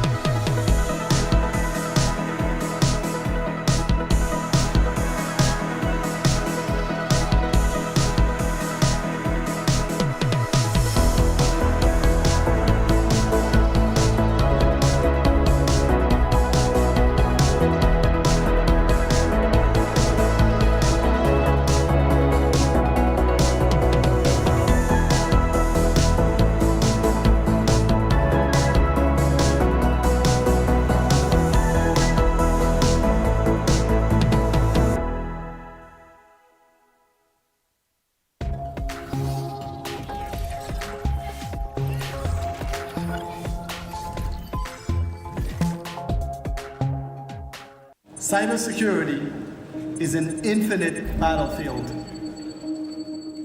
The bad guys are getting slicker. Stealthier. Engineering their own super weapons. We can get lost in that darkness, in what we are all against. Or we can focus on what we're all here for. People. Congratulations! Oh my God! Each other. For our neighbors. Our kids. People with an I or T in their job titles. For new leaders dragging century-old giants into the future. For wild thinkers. Designated warriors. For the people they protect. We're never gonna get old, are we, Grandma? I'm not. People with passwords like password123 exclamation point. For people who trusted strangers and lost everything. For titans of industry. Titans of taco trucks. Titans with toddlers. For people. For each other. We can focus on the fear. Or we can keep reminding ourselves What security is really about.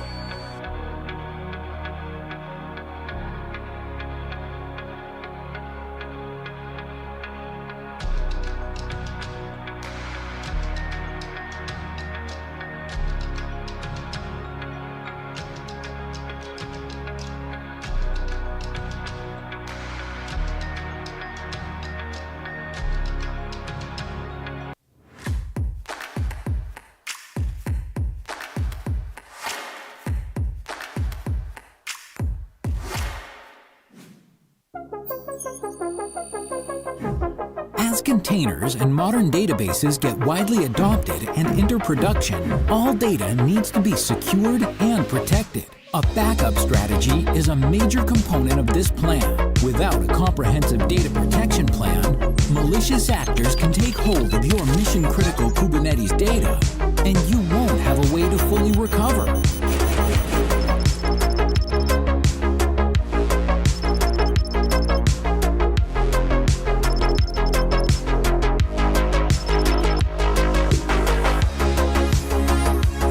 Someone who can back up and restore complex Kubernetes data, configurations, and objects, and ensure business continuity. With Portworx Backup, you can save the day. Portworx Backup offers full-service, app-aware, and container-granular data protection with ransomware protection, disaster recovery, and application migration to any environment. This helps you securely restore data with a single click. Portworx Backup, the easy button to protect your Kubernetes workload.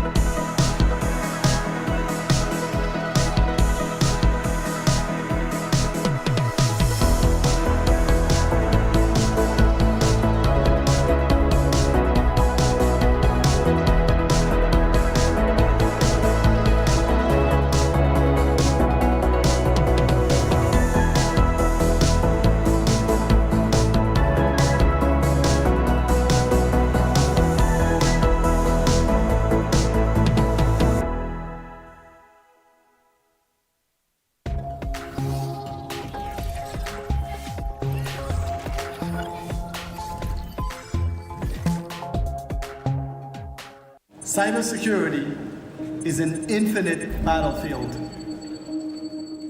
The bad guys are getting slicker, Stealthier. Engineering their own super weapons. We can get lost in that darkness, in what we are all against. Or we can focus on what we're all here for. People. Congratulations! Oh my God! Each other. For our neighbors, Our kids. People with an I or T in their job titles.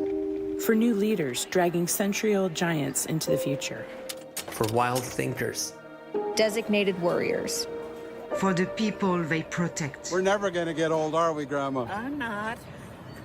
People with passwords like password 123 exclamation point. For people who trusted strangers and lost everything. For titans of industry. Titans of taco trucks. Titans with toddlers. For people. For each other. We can focus on the fear. Or we can keep reminding ourselves What security is really about.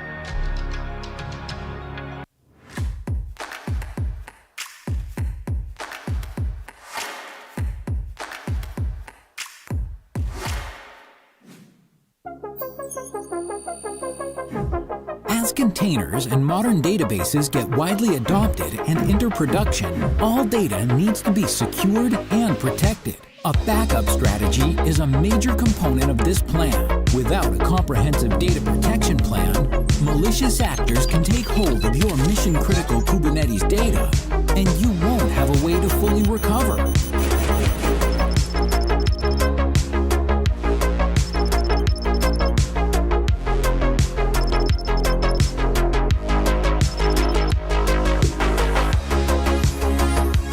Someone who can back up and restore complex Kubernetes data, configurations, and objects, and ensure business continuity. With Portworx Backup, you can save the day. Portworx Backup offers full-service, app-aware, and container-granular data protection with ransomware protection, disaster recovery, and application migration to any environment. This helps you securely restore data with a single click. Portworx Backup, the easy button to protect your Kubernetes workload.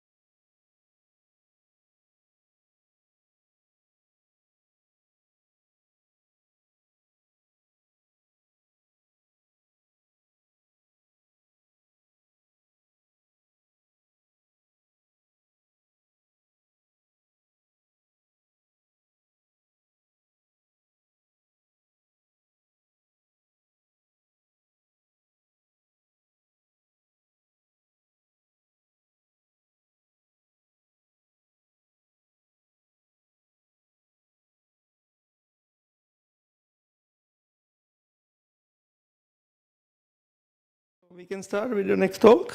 We'll be building an API with the OpenTelemetry. So you can start. Thank you. Hello, everyone. Thank you for coming in. Bratislava is beautiful, by the way, and I'm super excited to be here. And today we're going to talk about building an APM with open source and OpenTelemetry. So I'm Gautam. I am a product manager for the past 3 months. But before that, I've been a software engineer working on Prometheus, hosted Prometheus, Cortex, Mimir, Loki, all the observability tools. But right before I became a PM for a couple of years, I was working on the OpenTelemetry project, mainly on the Prometheus and OpenTelemetry bridge between the two projects. Cool. Yeah, and for the past 3 months, I've been a PM. Honestly, I spent the 3 months figuring out what a PM does, and I still don't know. Yeah, cool. So this is the agenda. We're going to talk about OpenTelemetry. We're going to talk about APM. I'm going to do a live demo and hope nothing burns down. And I'm going to talk to you about some of the caveats if you try to do this at home, what you should be looking at. And we're going to there's a surprise new section in there, and then we're going to end with a Q&A. But before I start, how many of you already know what OpenTelemetry is and why it's so important? Okay, there's like few people. Okay, perfect. That's awesome. How many of you are developers? Okay, some of them. How many of you are on the platform teams or DevOps teams? Wow, okay, this is a good mix. Perfect. I'm in the perfect room. All right, so what is OpenTelemetry? But before I talk about OpenTelemetry, I kind of want to talk about the problem OpenTelemetry is trying to tackle, or one of the problems it's trying to tackle. So let's say your organization has no observability. It did a bunch of analysis and say, hey, this new and cool observability tool or vendor looks really promising, let's adopt it. So all the developers then go ahead and start instrumenting their services with this vendor or with this tool or with this SDK that this vendor or tool provides. It could be Prometheus, it could be InfluxDB, or it could be a vendor like New Relic or Datadog. And then suddenly you have thousands of metrics and thousands of lines of code where you're incrementing these metrics or measuring things in your code. 2 years happen, and let's say this observability vendor gets acquired by another vendor, and suddenly the prices increase 3x. Or maybe you want to move from backend 1 to the new backend, the new and shiny backend written in Rust, just because it's written in Rust. You want to move. And suddenly you notice that you have to go and tell all the developers to re-instrument all these metrics with a new SDK. You're stuck. The developers, it is not a priority for the developers, and this becomes harder the more mature your organization is. Some of the APM vendors and APM tools, they also provide auto-instrumentation agents. You could remove one agent and drop in the new agent, but suddenly you will find that all the metric names are different. So not only do you need to learn the new UIs and new workflows, but you should also learn the new metrics and new attributes that you need to query on.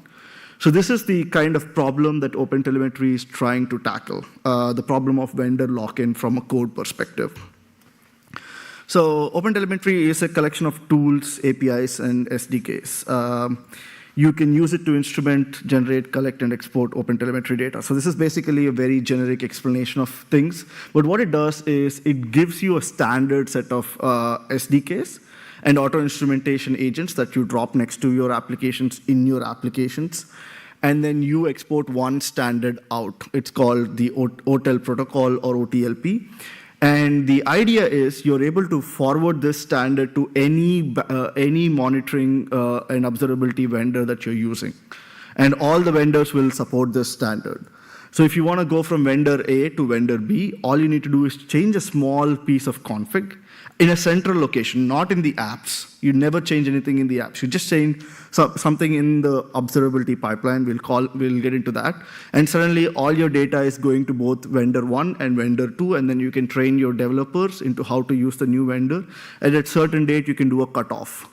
So basically, that's what OpenTelemetry does. It is a set of standards, specifications, and conventions. It's a set of client-side SDKs and auto-instrumentation agents, and it's also a few things in the middleware category. In terms of the standards, they also kind of define the OpenTelemetry API. So basically, what function calls or how should an OpenTelemetry SDK look like. So if you're instrumenting an application in Python and then you go and try to instrument another application in Java, it will be very similar and you don't need to learn a completely new paradigm. So that's kind of the spec of how a SDK should look like. Semantic conventions kind of define what it needs to be measured and what does it need to be called. So for example, for HTTP requests, it says, okay, the metric name should be HTTP request duration. It needs to have these recommended labels and these, it needs to have these required labels and these recommended labels and these optional labels. Like it kind of defines the data structure for the most common operations. We'll talk about why that is important, and it's also the final protocol. So if you instrument your applications with the OTel SDKs, your applications will emit data in OTLP. Yes, and it's also a set of client-side libraries. So basically, the standard OTel SDK API that has been specified is being implemented in more than 10 languages. All the popular languages that you're building your apps with will have a OTel SDK that you can then use to instrument your applications, collect logs, metrics, traces, and for some of the applications in, for example, Python, Node.js, Java, .NET, there's also auto-instrumentation agents that you can just drop beside your application. You don't need to change any business logic, and you get all the good observability data out. Even for Golang, there is some cool new stuff happening in the eBPF space around auto-instrumentation in OpenTelemetry. Cool. Finally, we kind of come to the middleware. So I said if you instrument your applications with OTel SDKs, they will emit OTLP. But maybe your vendor or backend doesn't support OTLP, and that's where the collector comes in. The collector is the observability pipeline. All your applications send data to a central collector cluster that your platform team or DevOps team manages. And then you can kind of aggregate data, add new attributes, remove attributes, like sanitize it, use it as a pipeline and route the data to where it needs to go. And because it's in a central place, you don't need to change anything in your applications. You just need to change the config of this collector. Yeah. We also have the OpenTelemetry operator. For those who are using Kubernetes, you can basically enable the operator. It deploys a collector, manages the collector, and also if it detects that you're running Java applications, it auto adds the Java auto instrumentation next to those Java agents, so you don't need to kind of even mess with the manifests. So yeah, so this is kind of typically how the OTel pipeline will look like. Your applications will write to a central collector that will send it to a vendor. If you want to try a new vendor, you just say, hey, collector, forward it to both.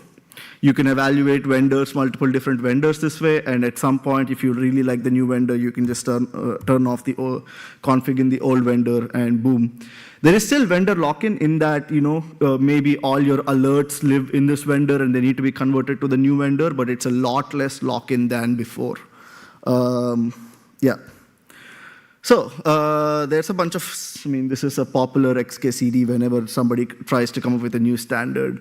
Why is OpenTelemetry different from all the other efforts that came before it? I would say it's because the whole industry is kind of backing it. It's part of the CNCF, and all the major observability vendors are all in on OpenTelemetry.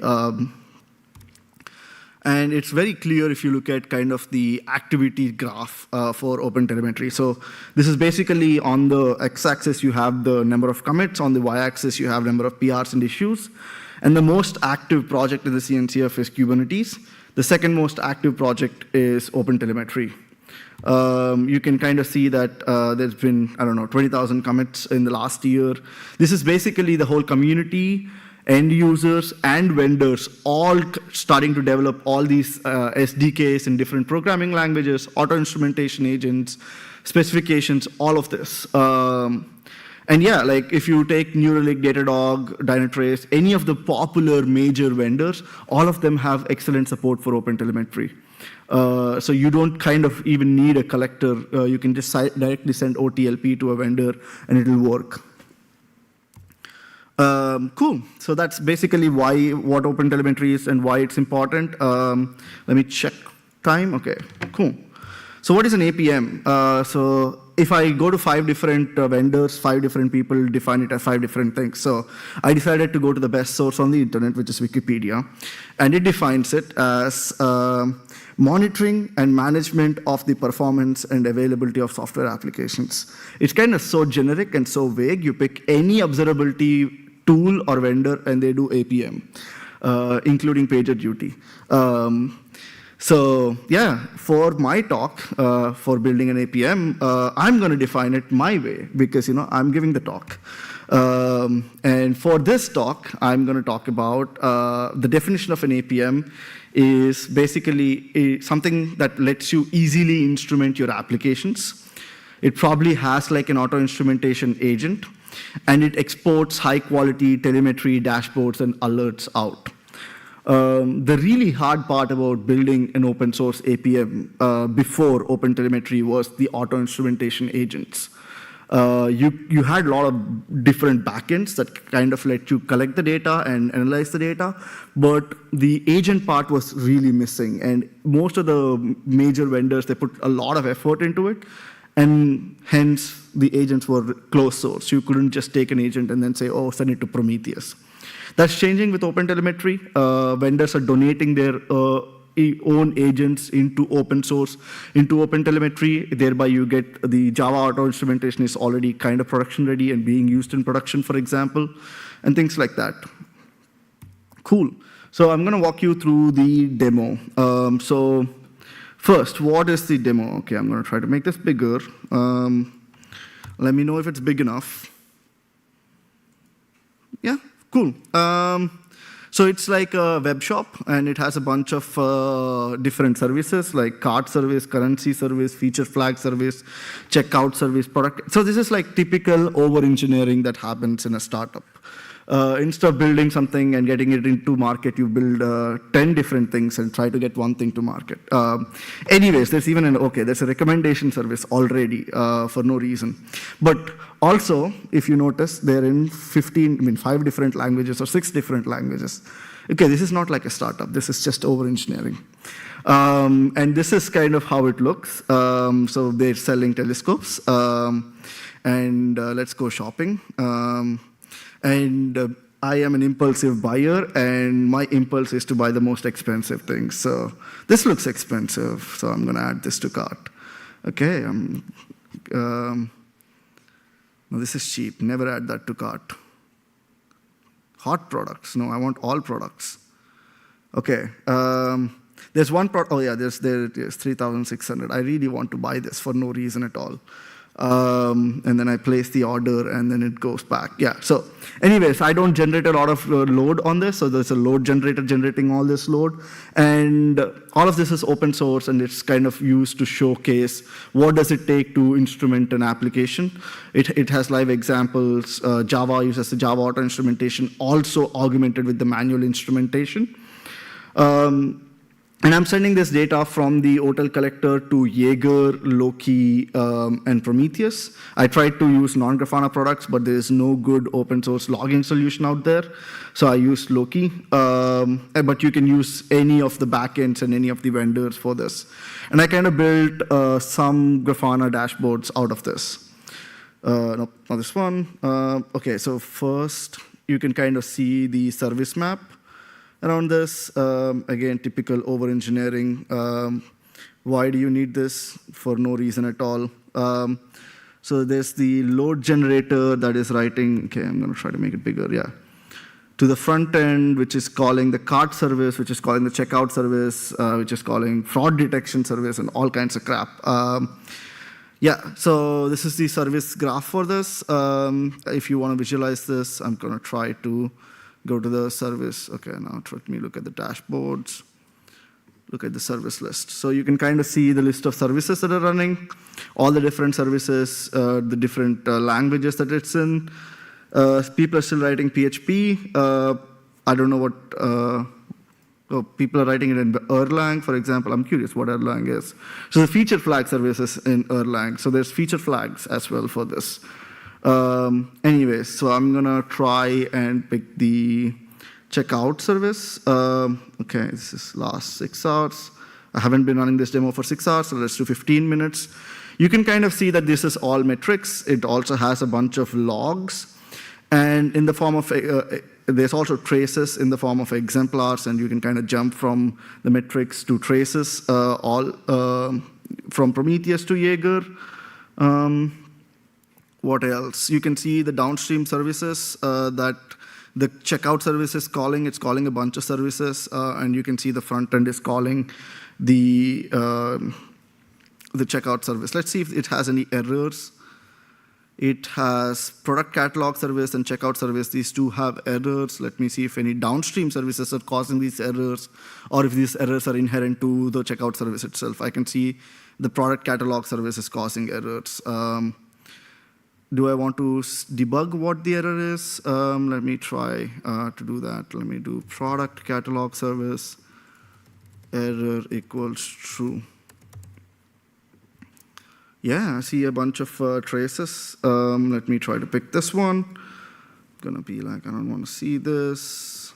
Nope, nope, there you go, close. I see this is the error. Let me see if there's any logs here. Okay, so basically, there's a feature flag enabled that says, please fail this call, and that is why this is failing. So this is how you can kind of debug errors and issues. Yeah. Oh yeah, I also want to kind of show you, like, you can also jump from logs to traces. Let's just do that. You can say, I don't know, show me the ad service. And you can be like, okay, this is an interesting log. Let me try to find the trace for it. And you can jump from logs to traces as well. Yeah, so that's the kind of OpenTelemetry demo. I will talk about some of the caveats of OpenTelemetry and then jump into some of the goodness of OpenTelemetry. Yeah, cool. So the caveats. So OpenTelemetry is still very early. It has been formed through a merger of OpenCensus and OpenTracing. So it has a really, really stable and production-ready tracing APIs and tracing SDKs that you can use. But the metrics SDKs is getting there. The spec is stable, and then now people are implementing this spec. Not all SDKs do good metrics. So this demo, instead of relying on HTTP metrics, generated metrics from the traces, because the traces are so good. The semantic conventions are not very stable. So you could build your automation on top of the existing semantic conventions, bump the version just to see all the metric names changed. However, there is an effort that is happening right now on stabilizing the semantic conventions. The runtime metrics, they're coming. Logging is still pretty early. There's only 2 services that were logging. I'm just showing those logs for all the services because it's a demo. I get to do whatever I want. But yeah, in the future, logs should also automatically flow through OTel. It's a big project. There's a lot of special interest groups, and if you like a particular language or you want to improve the logging situation in Java, you can just get involved. It's a very open community, very big community, and the vision is great on how it will remove vendor lock-in. You want to play with the same demo that I had, you can use the APM with OTel demo. It just is the OTel demo with some better dashboards. I will open source these. I mean, I'll upstream these dashboards as well, so you can get rid of this repo. So I want to talk a little bit about why OpenTelemetry is really cool. So at Grafana, we had a lot of success rolling out SRE initiatives because of standardizations. For example, we measure most of the things that we measure are RPC services, and we have a methodology called the RED method: request, errors, duration. So whenever there's a complex distributed system and your user says, I'm seeing 500s, you want to know which service is causing these 500s. If there's a chain of services, and if the second service is causing 500s, you will see that the topmost service is also throwing 500s because it's just proxying the error message through. And it becomes hard, and that's where the RED method, the RED dashboard shines. So this is kind of a typical RED dashboard. Requests and errors are shown on this QPS panel. Latency is shown here. And here, in this case, let's say the critical path is gateway to distributor to ingester. And your users see 500 errors on the gateway, you get paged. And you can take a look and see, okay, the distributor has 500 errors, so the gateway is not the culprit. The ingester has 500 errors, so the distributor is also not the culprit. Maybe I should go look at the logs of the ingester. So this is how most of our services have their dashboards, the RED dashboards. And because we use the same library across to build all our services, the metrics exposed are same. So we can then template out these dashboards and roll these across all the services at Grafana. So you could be on team A and then you move to team B. You can look at the first dashboard that team looks at because they look at a RED dashboard and you know what a RED dashboard is. And we had a lot of success through this. How many of you tried implementing SLOs at your organization or had some experience with SLOs? So SLOs are kind of difficult to adopt. So what we did is we made them extremely simple and we incentivized things. So we built a library. I mean, we built like a JSONet library. It's kind of scary, but that's what Grafana uses. It looks very complicated, but for a team to add an SLO to our SLO platform, they need to send just this config as a PR. It has the name, it has the alert name, it has the successful request expression, total request expression, and a threshold. They just send this, and we automate the generation of the alerts. We help them find out, okay, in the past, would you have burnt your SLO, the burn dashboards and all of that. And we also generate this report every week that's sent to the entire company. And I know the CEO looks at it because one time the report failed, we got an email saying, hey, you know, I love to start my day looking at this report. It's not there anymore. So this is the company-wide SLO performance. And you can kind of see, like, you know, it's very easy. It's very high vis. So the managers they want their services to be listed here. And we made it very easy. I mean, not everything is green, you know. We are also software engineers. We're not AI robots. So, you know, sometimes our services fail a little bit. Yeah, so the reason we could do this is, again, because the metric name and the metric structure is standardized. If you know that every single application in your organization generates the same or similar set of metrics, you can build awesome awesome automations and roll out SRE and best practices without developers even knowing. And that's what OpenTelemetry does. It has semantic conventions. It defines what the metric name should be. It defines what labels it should have. It defines what buckets the histogram should have. It's kind of rigid, but if more and more people are adopting OpenTelemetry, you know exactly what metrics will be there, and then you can build SLOs, you can build dashboards, you can build all kinds of cool optimization and analysis on top. So yeah, so that's one of the reasons to adopt OpenTelemetry. Cool. Yeah, I'm kind of done with my talk, and I still have 10 minutes, so do you have any questions?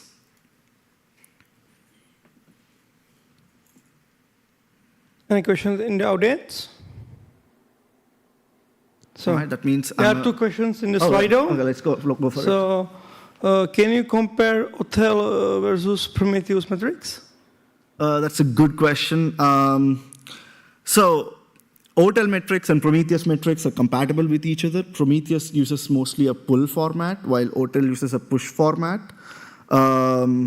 So you can convert Prometheus metrics to hotel metrics and hotel metrics to Prometheus metrics, and the spec is really defined. So pick whichever is more useful for you. If you want a library that does logging and tracing and metrics, go for hotel.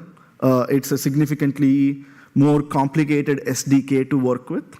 While you can use the Prometheus libraries, they're much simpler, but they just do metrics. However, because of the tight integration between the two, you can instrument your applications with Prometheus libraries and emit OTel. We're working on this in the future. We're working on this currently. And if you instrument your applications with OTel, you can expose Prometheus already. It works.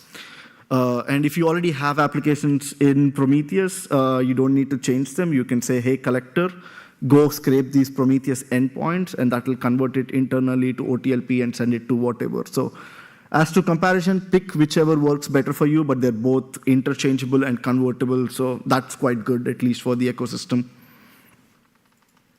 So there is a second question, but I think that it was already answered.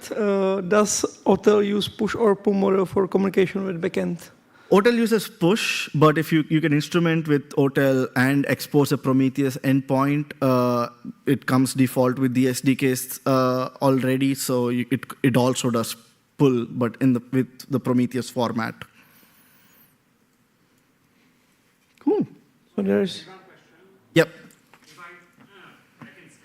Okay. One question. When I read documentation for logging, this OpenTelemetry has a very weird severities. They have 20 levels, just maybe 5 types of the errors, which some was less important, very important, and I don't know. It is some like, you need a little change mindset if you won't start using OpenTelemetry. Yes. Yeah, okay. The question is, if you look at the logging spec, you will see that there's a severity level, which is as a field, but the number of severity levels is 20 plus or 20 something, which is bonkers. You would be like, what? And trust me, I had the same reaction. But again, OTel is trying to be like a generic standard that satisfies most of the use cases. And some use cases require 20 levels. I don't know which ones. I hope I never come across those use cases, but I need like 3 levels or 4 levels, right? So just use 3 or 4 levels. I think they also have guidance saying, okay, this is critical, this is warning, this is error, just use those. You don't need to use all 20 unless you hit those weird use case where you need 20. Yeah. Again, this is the pitfalls of trying to build a spec that works for most people and most backends. Yeah. That brings me to this question, more personal question. What's your feelings about not OpenTelemetry now, but the journey of the OpenTelemetry? But because, as I remember, it's quite a long journey and not easy journey. To be honest, I stopped watching OpenTelemetry 2 years ago because I thought that it will be never done. What's your personal feelings about this journey? I mean, yeah, so the question is, so OpenTelemetry is, okay, it has been going through a journey, and there's a lot of discussions whenever you need to decide something, and that sounds like slow development process. I'm paraphrasing you. Would it be ever ready? That's a good question. Again, the pitfalls of trying to work with everybody and all the popular backends. Whenever you try to add a feature or remove a feature, 20 vendors will come and say, this feature doesn't work for me.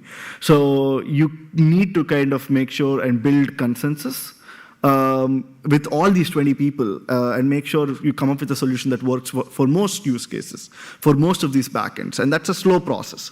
However, the fruit at the end of the process is you can move from backend A to backend B to backend C without losing feature parity.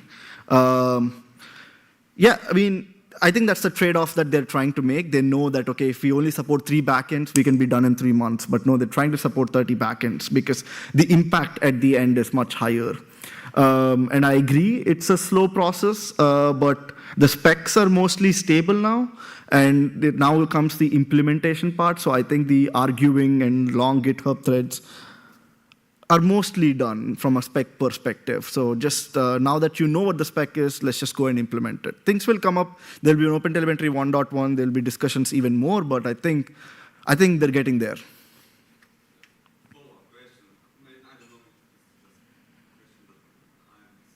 Just in time, because now we see all these observability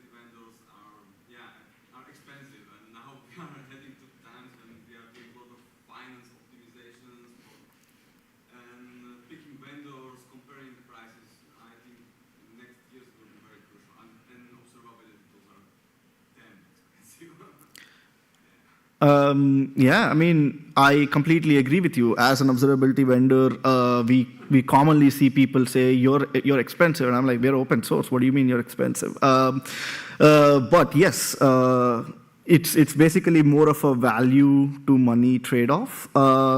And most observability vendors have cost optimization levers that you can pull nowadays. But I agree. Sometimes it might feel like there's too much data but not enough value. And I think every observability vendor is aware of it, and there are vendors that kind of prioritize, that have really good solutions for cost optimization and cost control nowadays. Yeah. Any other question? So it seems not. So thank you. Thank you.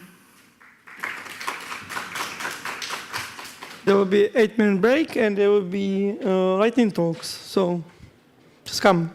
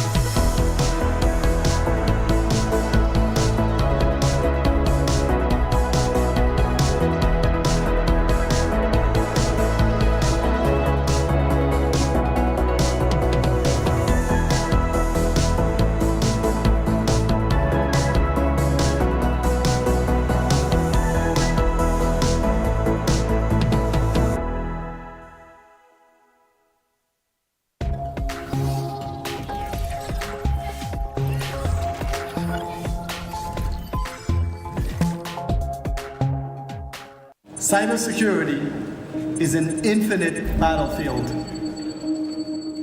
The bad guys are getting slicker, Stealthier. Engineering their own super weapons. We can get lost in that darkness, in what we are all against. Or we can focus on what we're all here for. People. Congratulations! Oh my God! Each other. For our neighbors, Our kids. People with an I or T in their job titles. For new leaders dragging century-old giants into the future. For wild thinkers. Designated warriors. For the people they protect. We're never going to get old, are we, Grandma? I'm not. People with passwords like password 123 exclamation point. For people who trusted strangers and lost everything. For titans of industry. titans of taco trucks, Titans with toddlers. For people. For each other. We can focus on the fear. Or we can keep reminding ourselves what security is really about.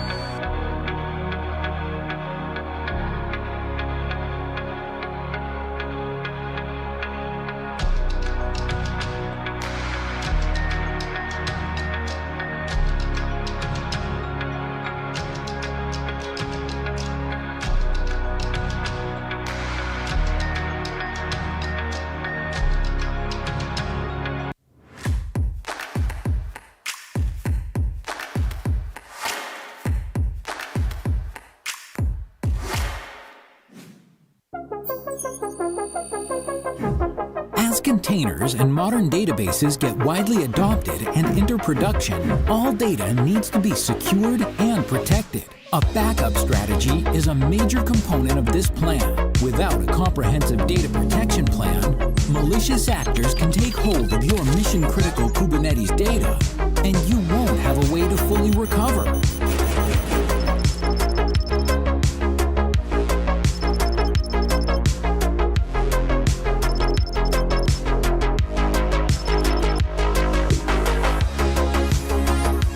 Someone who can back up and restore complex Kubernetes data, configurations, and objects, and ensure business continuity. With Portworx Backup, you can save the day. Portworx Backup offers full-service, app-aware, and container-granular data protection with ransomware protection, disaster recovery, and application migration to any environment. This helps you securely restore data with a single click. Portworx Backup, the easy button to protect your Kubernetes workload.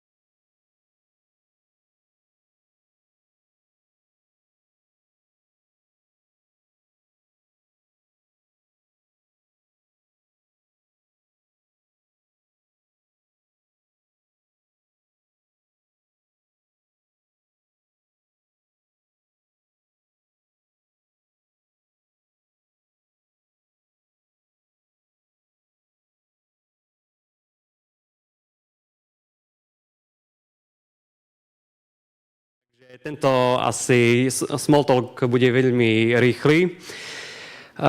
Technicky je to, ako založiť, alebo moja otázka je, ako založiť nejakú Cloud Native komunitu v Košiciach, keďže aktuálne pôsobím tam a predtým som študoval v Brne, žil tu v Bratislave a sa mi páči, ako tu pekne, povedzme to, Cloud Native funguje, že raz za mesiac je nejaký meetup, kde prídu ľudia, prezentuje sa niečo priamo s firiem, môžete si dať pivo, niečo zahryznúť, pokecať, spoznať nových ľudí. A problém, ktorý možno riešite vy 2 mesiace, vám zrazu niekto, povedzme len tak, medzi rečou povie do 3 minút. A mňa by teda zaujímalo, povedzme z publika, koho niečo také zaujíma? Kto navštevuje tieto, povedzme, meetupy? Niekto? No. Dobre, 2 ľudia, 1 organizátor. No tak aspoň ten jeden. Čo teba na tom zaujíma? Čo? No, OK, ale čo teba zaujíma na tých meetupoch? Čo je pre teba, že prečo by si prišiel na meetup?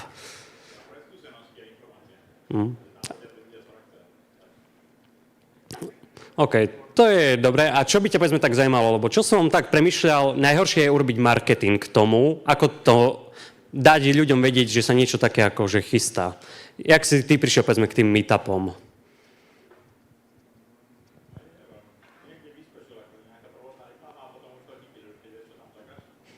Áno. Áno, vidím, že to nie je veľmi zaujímavé, už troška dokecám. Ja som sa tu už rozprával s organizátormi. Tak ja osobne poznám stránku meetup.com, tam som aj našiel vlastne Cloud Native, takže túto stránku doporučujem, koho to zaujíma. Je tam veľa vecí, väčšina meetupov nemá dlhú životnosť. A potom ešte ďalšie možnosti sú hlavne networking, takže cez nejakých kolegov poslať, že niečo sa organizuje, nech to pošlú ďalej. Tieto veci Facebook, LinkedIn a to je asi tak všetko, čo mi bolo doporučené.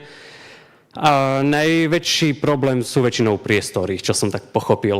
A keďže asi o tento small talk nie je veľmi zaujímavý, aby som to asi takto ukončil. A keď bude možno úspešný, tak niečo podobné bude aj v Košiciach, ale chce to ešte čas. Tak, ďakujem. A prečo? Chvíľku mi tu ostaň, počkaj. Čakáme na potlesk. A ostaň mi tu ešte chvíľku. Ja chcem povedať, že teda s Jurajom ťaháme meetupy a s kolegami už 4 roky v Bratislave. Veľmi radi uvítame akúkoľvek pomoc. Máme aj skúsenosti, takže vieme aj poradiť, čo robiť, čo nerobiť, ako robiť prípadne. Môžeš si z toho povyberať, čo sa tebe hodí do komunity budovanej v Košiciach. A za nás držme si palce a naozaj to funguje. Akože to zdieľanie otázok a tá komunita, najmä na tých meetupoch, ľudia sa stretnú a častokrát po tých 2-3 prednáškach, keď sú tie prednášky, už to väčšinou je nudné pre tých ľudí, ale tie 2 prednášky sú úplne inšpirujúce a následne sa proste rozprúdi, niekedy je hodina a pol debata. A to je vec, ktorú si myslím, že je neoceniteľná práve pre komunitu a tí ľudia radi prídu druhýkrát, tretíkrát a už sa poznáme navzájom, stretávame sa a je to proste vec, ktorá sa oplatí udržiavať a budovať. Takže to je za mňa asi k tejto téme, čo by som mohol povedať. To všetko zatiaľ. No a keďže nám Michal... hello.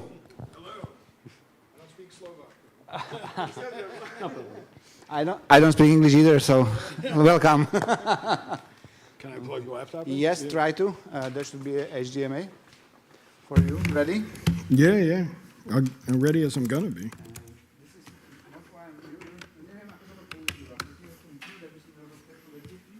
Položiť? Ako dobre, že máme režiu.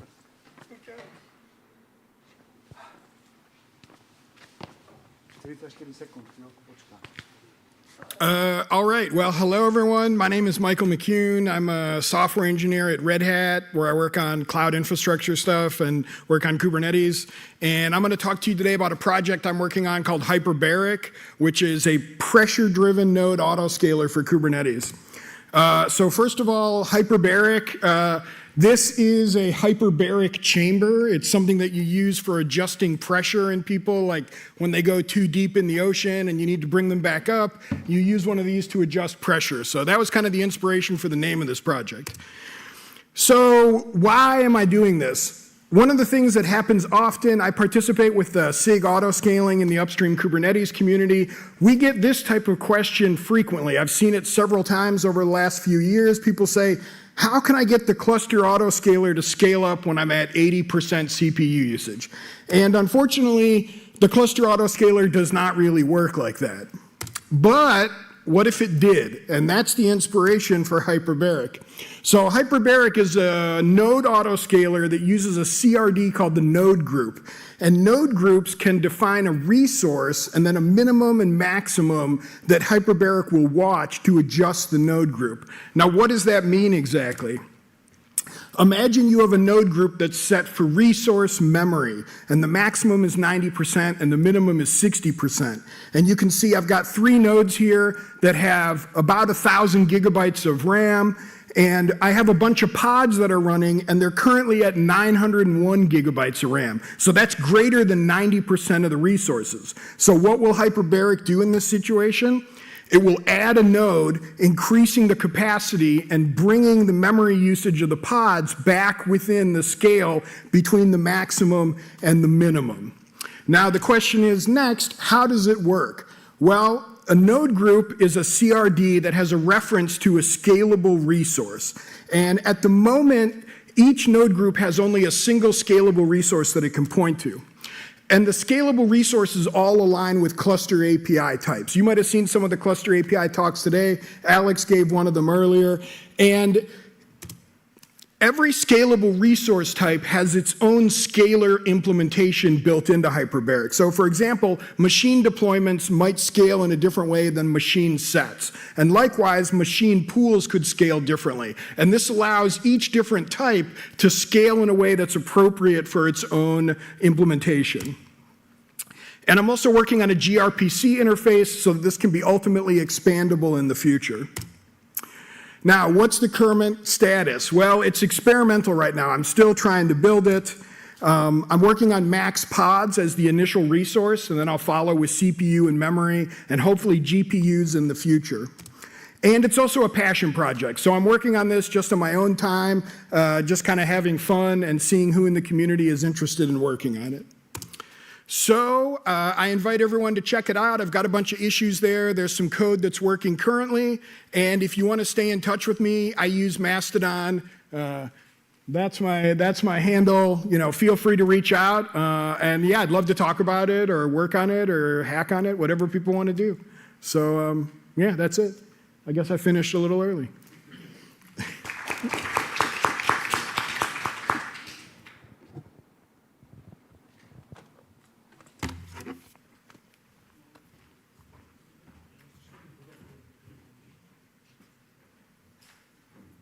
Ja vám všetkým ďakujem. Na dnes je to všetko. Vidíme sa zajtra.